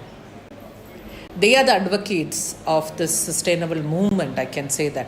Okay, whatever we are planning and strategizing, the implementation process is definitely through the student community. Every department, they will have 2 representatives from each department. They will be coordinating the activities of the SDG activities from that particular department. And again, we have a core committee for the university. It consists of around 15 core committee members in different fields. We propose to the top management, immediately they have agreed and they have given all kind of financial infrastructure, all kind of support. And all the campuses, 6 campuses, last year, 1 week, completely February 12th to 17th, all the campuses simultaneously, they have showcased what kind of sustainable activities, and each department, each deanery, they came forward for each day. These are the people, the next generation leaders. They will be moving to the corporate. And you are making a foundation here and making them to understand what is the significance of it. So there are many activities. We have sustainability week apart from different departments based on the SDGs allotted for them. They have different kinds of workshops, seminars, conferences, and then student activities aligned with their extracurricular activities based on SDGs. And students are the main focus for that. And they through them, actually I wanted to say that through the student community, student leaders of the SDGs, we are implementing it. And I wanted to congratulate all the student community. They're coming forward and they have a commitment. We can see that.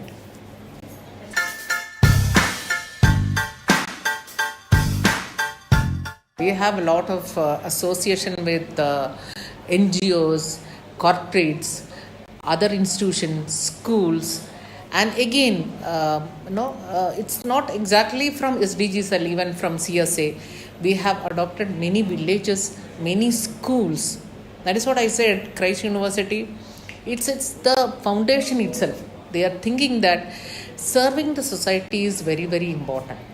Not only creating the knowledge dissemination should happen through the students. While they are in the university itself, they should understand what we are learning towards the society. It's not only getting a selfish motive of getting a job and getting the income. Beyond that, there are many other things. And Christ University's the core values and the mission and vision statement is stating that. It's not only the statement, we actually implementing it. And this year, actually, we are planning to apply for United Nations Academic Impact Hub for Christ University, where we are taking SDG as one of the, one SDG as one of the important area where we can lead. And I'm sure that we will be getting that because we have many things we are doing. Maybe the outside world may not be aware about it. So to showcase, to give the support for other institutions and to lead that. Definitely this SDG cell movement and with the support of the management, definitely we can achieve that.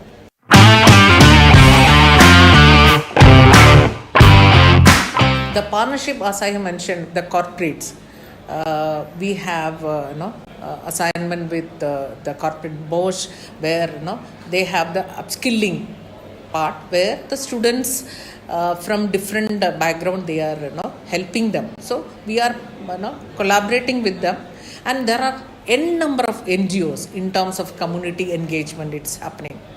And again, through different kind of leadership programs. See, one of the examples of FFC. So where last year we have started with an MOU where we have taken for the sustainability initiative of the students through a leadership program and sustainable startathon. And last year we from Christ University, the students got the chance to go to Singapore and got the award from that. This year also many students involved in the process of sustainability startathon. I want to congratulate Priya for that, giving a platform for that. And again this year 2nd September we have giving the grand finale in Christ University itself. So there are many kind of association, and again international universities, not only Indian universities, international universities also part of different kinds of collaboration in terms of community, in terms of research in sustainability, then academic involvement. All this is happening.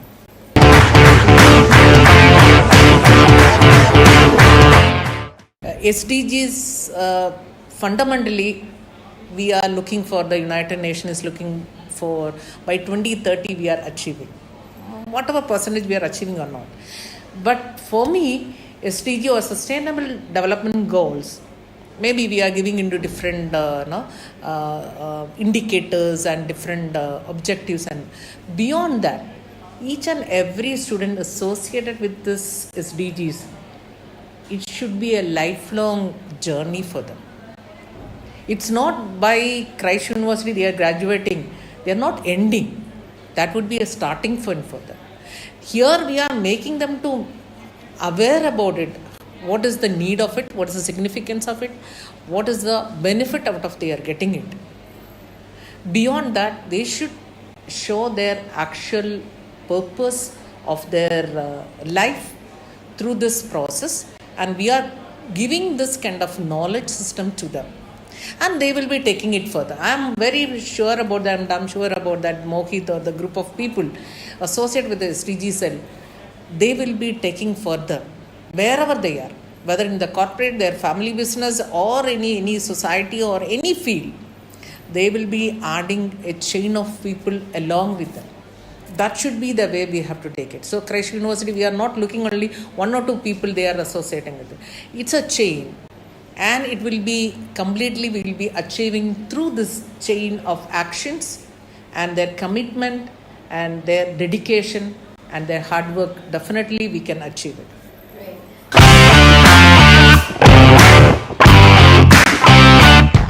My association with Christ University, almost 2 decades I am with Christ University, and my association with the university is, maybe I can say that, lot of learning, lot of unlearning, lot of relearning. That process is happening, and especially the sustainability cell made me a lot of understanding about the society, commitment to the society, how the life can be changed, not only to me, all the stakeholders of the Christ University, including students, faculty, staff members, and again the people around us. So I feel the sustainability is not about socio-economic environment part. First and foremost, we have to have a understanding about it and a way of life, sustainable way of life. And it's not only for me. I wanted to make sure that all the students, those who are coming in this process, they should also understand the need of it and how we can take it further. To stay informed about the startup ecosystem, subscribe to My Startup TV.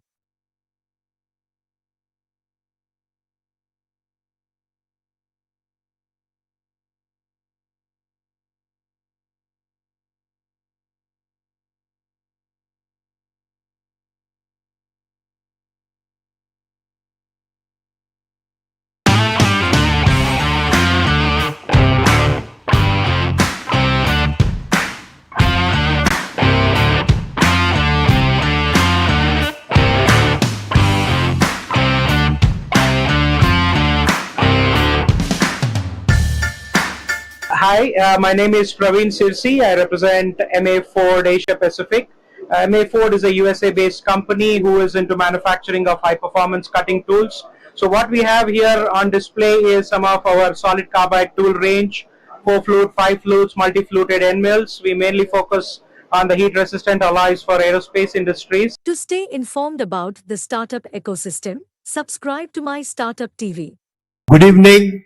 I just want to draw your attention to the bag that we gave you, the image on that. It's an elephant on it. I just want to bring your attention with one of the activities we are doing now, where we are running an ideathon that closes on 30th of this month. We are very serious into wildlife conservation besides what we do. This ideathon is about bringing technology solutions in wildlife conservation, whether it is AI or some kind of any kind of warning systems and things like that. Whatever people may have, it is in our website, all the details.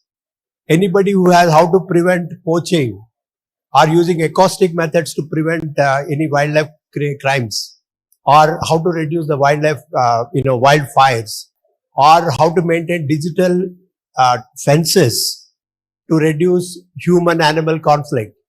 These are the kind of things we put up there. And I'll really request you to spread it among your, group of friends.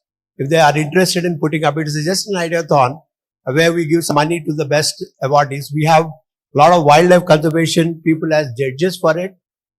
And we really want this kind of activity to go around because technology has gone up so much and it's important to use these things which is very important in wildlife conservation. To stay informed about the startup ecosystem, subscribe to My Startup TV.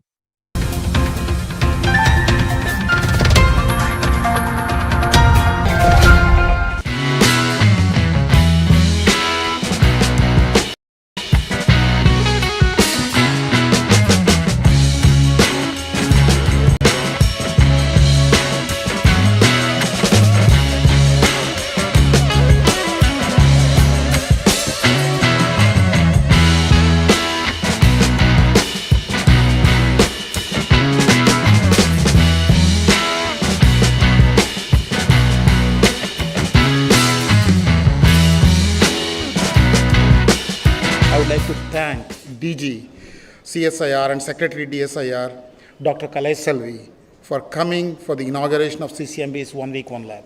She is the first woman DG of CSIR in its 80 years of existence. A dynamic, articulate, and a sharp leader who can grasp what she hears with lightning speed and then summarize it to you. The CCMB is located between IICT and NGRI. You can see the map where IICT is, the whole thing, this corridor is almost 400 acres. And all of them are CSR Institute. We are in the middle and the youngest. So we kind of eked out of IICT way back in 1977. It was at 1st April 1977, CCMB came into existence as a semi-autonomous laboratory. And in 1987, 26th November, the building that CCMB houses was inaugurated. The basic idea was to conduct research in the frontier and multidisciplinary areas of modern biology and seek its potential applications of the work. In fact, one of the things about CCMB is that, there is a combination of art and science that was emphasized very, very aptly by our founder, Pushpa Bhargava. And you can see very clearly that there is an artist gathering that used to happen regularly in those days. This was one in 1989.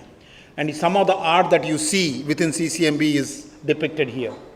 We have 3 campuses. The main campus is where right next door. It is a 17-acre campus. And then we have 2 other campuses called Annexe 1 Lacones, which is around 5 acres, located around 20 kilometers from here.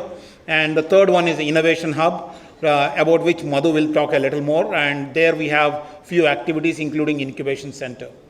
So we have very strong presence in basic research, including structural biology, developmental biology, stem cell biology, genomics, and all the way up to immunology. And then we have activities in Innovation Hub, where there is an incubation center. We have skill development and innovation cell. Societal relevance activities that we have, Lacones is missing here, but the Lacones has animal conservation, both plant and animal conservation activities in Lacones. We have done many things, including diagnostics, crop technology, and wildlife forensics. Have almost 950 people. I don't want to look at this breakup just to show. And over a period of all these years, the work by our scientists have been well recognized. You can see that we have Padma Bhushan, Padma Shri, Ramachandran Gold Medal, Bhatnagar Awards, J.C. Bose Fellowships, Infosys Awards, and many other things, as you can very clearly see. I can tell you that this is one of the very successful program across CSR labs. So we got more visibility than before, which is very much needed in changing times. Through this, CSR labs are connecting very much with all the stakeholders, particularly with young minds igniting about science and achievements in science, so that they can also contribute, and also innovators, startups, academia, and industry to look for opportunities. That's how they get to know more about the institute. That's how they get interest in the science and also our institutes. Yesterday we were listening to Dr. Shivaram, is a very visionary leader, as part of Amrut lecture series. It is always a pleasure to know about our CSR contributions and also history, which will always, which should also remind us about our duty and also our responsibilities, what we need to do. Thank you, madam, for giving time and visiting Hyderabad. Of course, we have been requesting you several times. Thank you for your time and visiting us.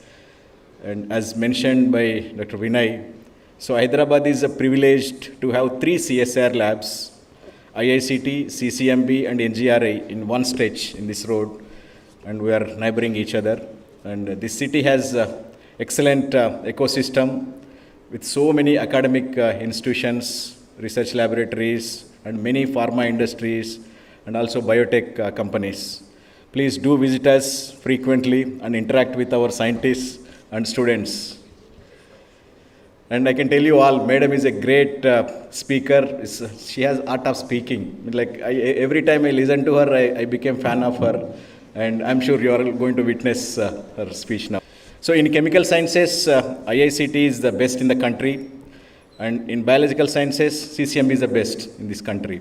And also in global scenario, these 2 labs have, at least people can notice these labs, even global scenario. So we are next to each other. And little disappointing is we could have done little more collaborative work between these 2 labs.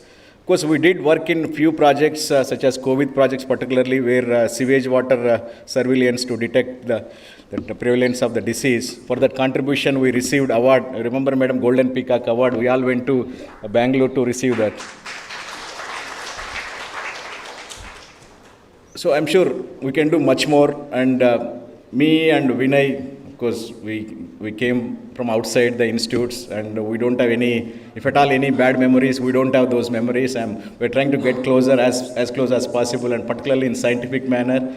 So we are already started interacting with our scientists. Also, we're putting them together. Already we put proposals together, and I'm sure we took 2 best labs sitting next to each other. I'm sure which we can contribute much more in the future, and I'm very hopeful that we'll contribute for the society and the science. I congratulate Dr. Binay and the entire team of CCMB for celebrating this one of the very remarkable program of CSIR, 1 week, 1 lab. This has in time grown and flourished under the able guidance of our and also the leadership of our DG Madam. And I would like to invite you all to come there, be a part of it, and see how our CSIR NGRI is also connected to society, stakeholders, and to you.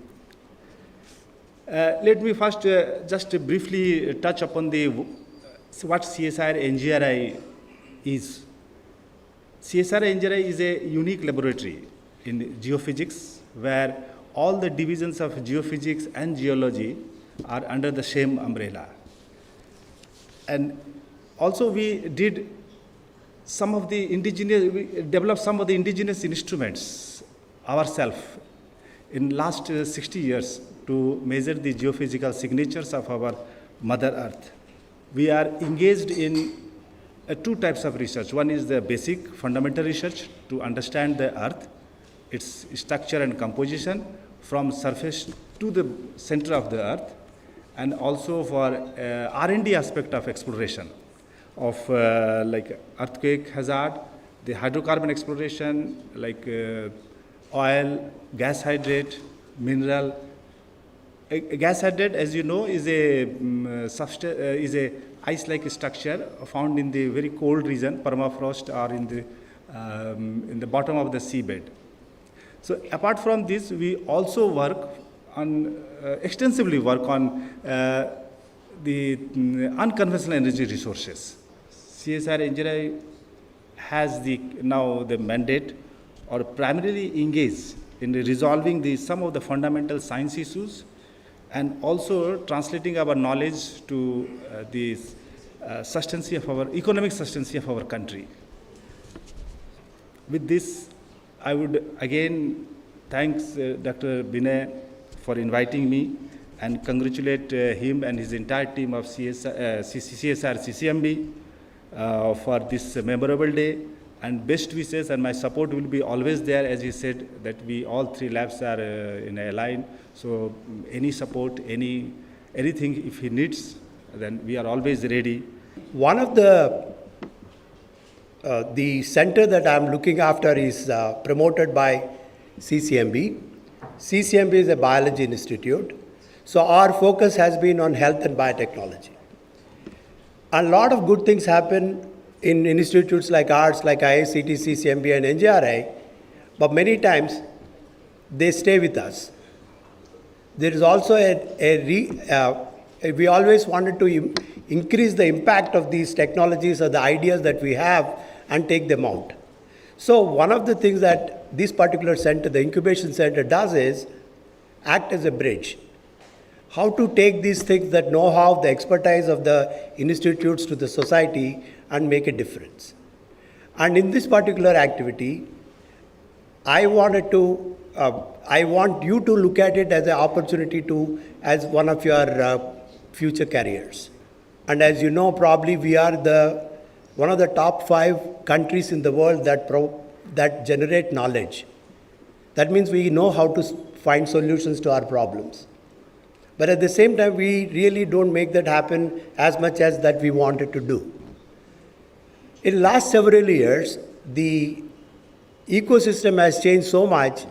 There are a lot of enablers who are created in the system. Like enablers like ours, a lot of incubation centers, a lot of government programs, and probably all of you must have heard of things like the slogans of the government about Atmanirbhar Bharat, or vocal for local, make in India. And these things have become much more prominent during the COVID time because we're totally dependent on other countries for our own good. So these things have really forced us to think deep to make our country more self-reliant. CCMB is a great combination of arts and science, and especially for science on living things. I'm really happy to hear such kind of a very positivity. From now onwards, they will working with more and more collaborative projects. Now, COVID has done a lot of good things because it made all of us to understand that what are the hidden potentials, what is the kind of harmony that is required, what is the kind of collaboration which is to be made, and all these lessons were learnt from COVID time, for which CSIR labs are also not an exception. I should congratulate CCMB. He says every day he is inviting 300 school children, meaning is before these 5 days are coming to a conclusion, at least around 1,500 school children will be visiting CCMB, meaning is science will be able to reach a minimum of 1,500 students from this Hyderabad city alone, and therefore this is what is the main purpose for which CSIR was created. Friends, you may be thinking that CSIR is an organization wherein the science should be developed and it should be finding its application for Indian industries. But apart from that, what for this science is happening, what for Indian industries are existing? It is nothing but to serve the mankind, to touch the lives of the common people, and to serve the society. And therefore, I think in one of the mandates of CSIR, the Honorable Prime Minister, he asked at one point of time, what is it that you are doing it as a unique and a dedicated service to school children who are the next generation leaders? This is how Jigyasa program came into existence. So the moment Jigyasa started, all CSIR laboratories, we just made sure that every laboratory is getting visited by always hundreds and thousands of school children every year. It's only you and I, meaning is researchers and students, we only can do. And all the leaders, those who are decorating the dais, they are at the service of whatever is needed from your end. Please make the best usage of all this mentorship. Let us all stand in one line. Let us handhold each other. Let us take some kind of a pledge that whatever I'm going to do in the next 6 years is going to change the fate of this country for next 6 decades. And I should also be a part of the country to become a developed nation. And I should also contribute in terms of science and technology for the country to be celebrated in the global scenario for its science and technology. Let us all unite. Let us showcase our synergy. Let us all work together and fight against this climate change related consequences also. And let the journey starts from today and this 1 week, 1 lab. I wish this program every success.